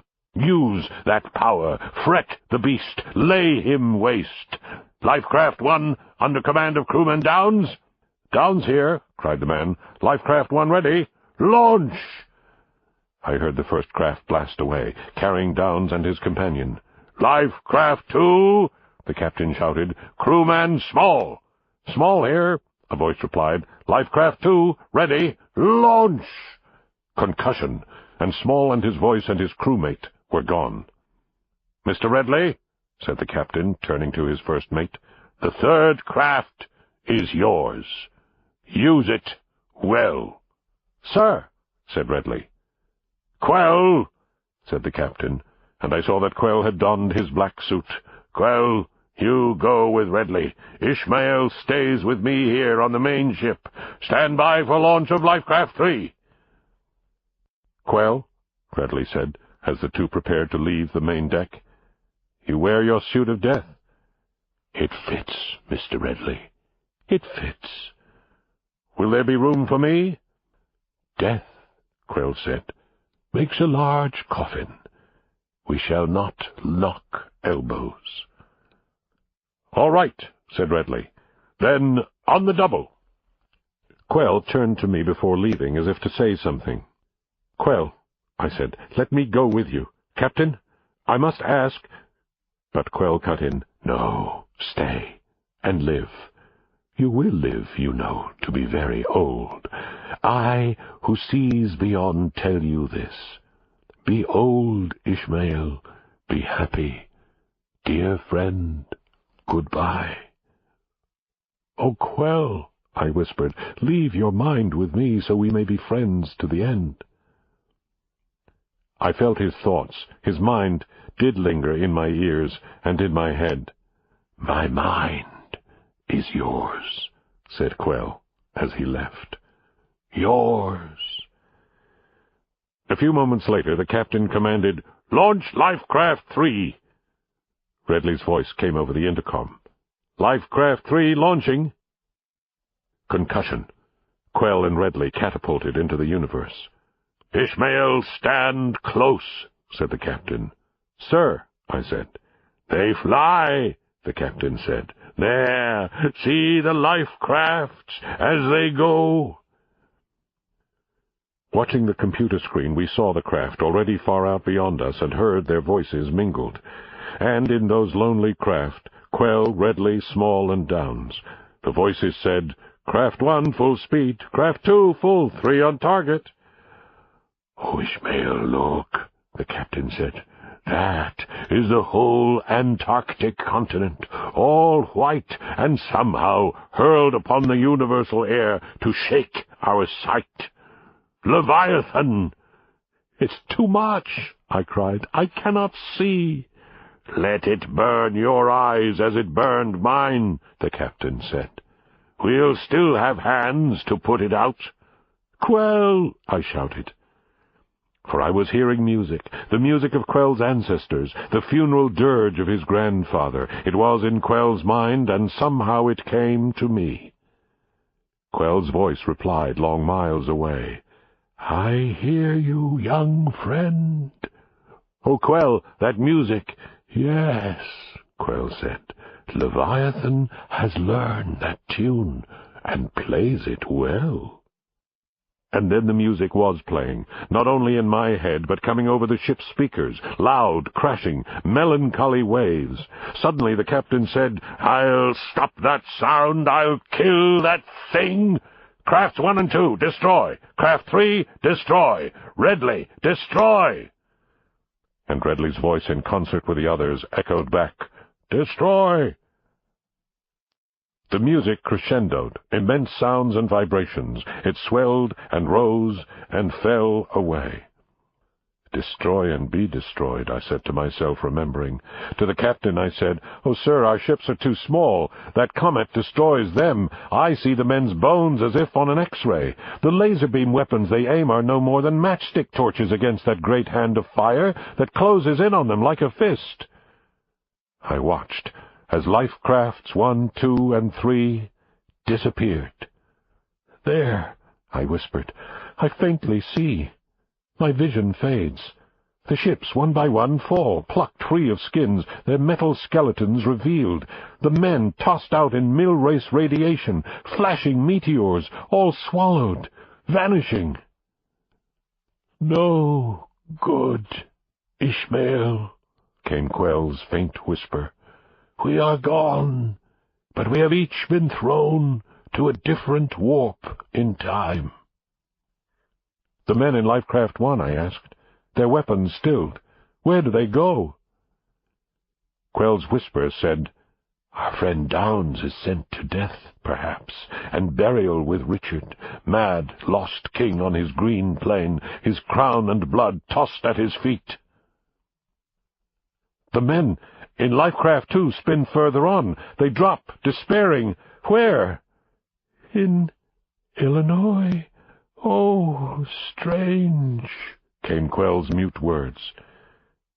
In Illinois, near the tomb where Lincoln sleeps, and Red Lake, Quell, what of him?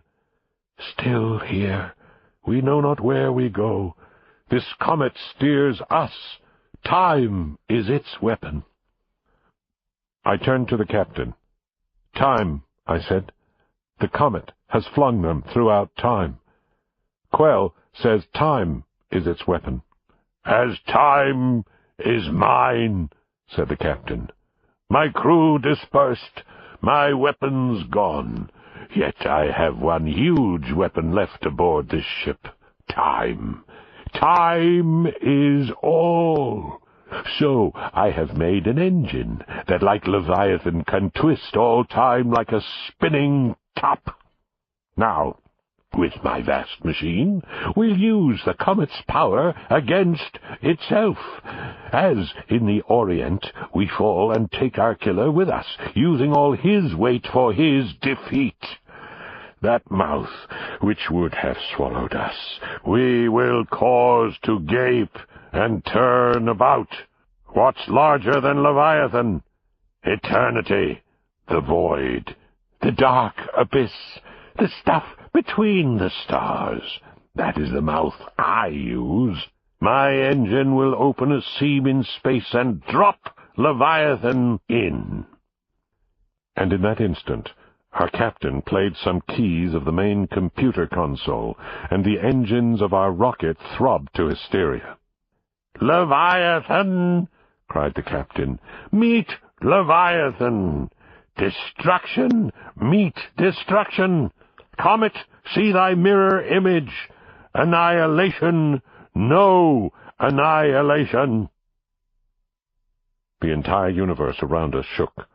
I heard Quell's voice as it faded among the stars. Oh, Ishmael!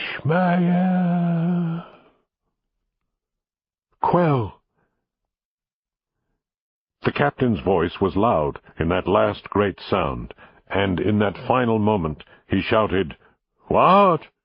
My ship gone, too, its flesh ripped free, its bones strewn forth? Am I blind once more? Then blind I seize on thee, dead I grapple with thee. Where is thy heart? Oh, there, now there, I'll stifle it. Oh, damned and dread Leviathan, it comes to this. There was a final explosion, a great outpouring of shrapnelled ship, lost humans and wild beams, and I, thrown upward, floated in my life suit above the wreckage, surrounded by mirages, dreams, motes, shadows, stars. Gone. Yes, all gone, I thought, down the long black mine shaft of the universe, its bridal veil trailing despairs and woes, celebrating itself, a mindless mystery forever in motion. But wait, now truly gone? Gone all the ships, men, large, small, sane or mad, the captain with them, madness, maddened? Did he open wide the seam, that strange vast hole in eternity spoke of, and drop Leviathan in? And are they lost forever? Or will, I wonder, Leviathan return? Will he return in 30 years and bring with him all those who would have killed him? Long years from now, will the monster and my mate slide down the length of the abyss, return as one at last, the hunter and the hunted, the feared and the fearer, the madness and the vaulting dream of madness together, fused forever through centuries yet unborn? Will it all be here? Will it all pass by when earth is old and looks up to behold Leviathan, our ships, our crew, our captain, an endless cortege to the spectre ghost. A dark shape floated nearby, turning slowly. I recognized it as Quell's funeral suit. Quell! I reached out and seized the suit, and turning it, found it empty. I spoke to empty space. No, just the chaff, the husk, my good friend, gone. Oh, Quell. I embraced the empty suit, and the lost funeral music of Quell's ancestors sounded once again in my ears. Alone I floated with the memory of good Quell, who had gone to be with comets and their gods. I drifted so, aimlessly holding on to the suit, a strange life-raft, knowing the air in my life-suit would soon be gone. How long, I wondered? A day? Maybe two? Until... Above I see a light, and hear a voice through static. "Starship Rachel, this is Starship Rachel." A ship, passing, investigating the wreckage, comes to pick me up at last. The Rachel who, in her long search for her missing children, finds but another orphan. I let the coffin go. I let the memory of Quell go to his light-year burial ground. The drama's done. Only one remains. I, Ishmael, alone, am here to tell you this. Starship Rachel, standing by. We see you. Come aboard. Come aboard. The end. You've been listening to Leviathan 99, the second and final novella in Now and Forever by Ray Bradbury, narrated by Paul Hecht and directed by Aaron Moon. If you've enjoyed this book and this performance, Recorded Books recommends The Elephanta Suite by Paul Theroux, narrated by Firdos Bamji. This startling, far-reaching book captures the tumult, ambition, hardship, and serenity that mark today's India. Within 3 interwoven novellas, Theroux's Westerners risk venturing far beyond the subcontinent's well-worn paths to discover woe or truth or peace. We also meet Indian characters as singular as they are reflective of the country's subtle ironies. And, as ever, Theroux's portraits of people and places explode stereotypes to exhilarating effect. The Elephanta Suite urges us toward a fresh, compelling, and often inspiring notion of what India is, and what it can do to those who try to lose or find themselves there. You'll find a wide selection of titles in the Recorded Books catalog, including bestsellers, mysteries, classics, histories, and more. Call us toll-free or log on to www.recordedbooks.com to learn about our latest releases and special offers, order another recorded book, or to read author interviews and narrator profiles. Don't forget to ask about easy 30-day rentals by mail. And thank you for being a Recorded Books reader.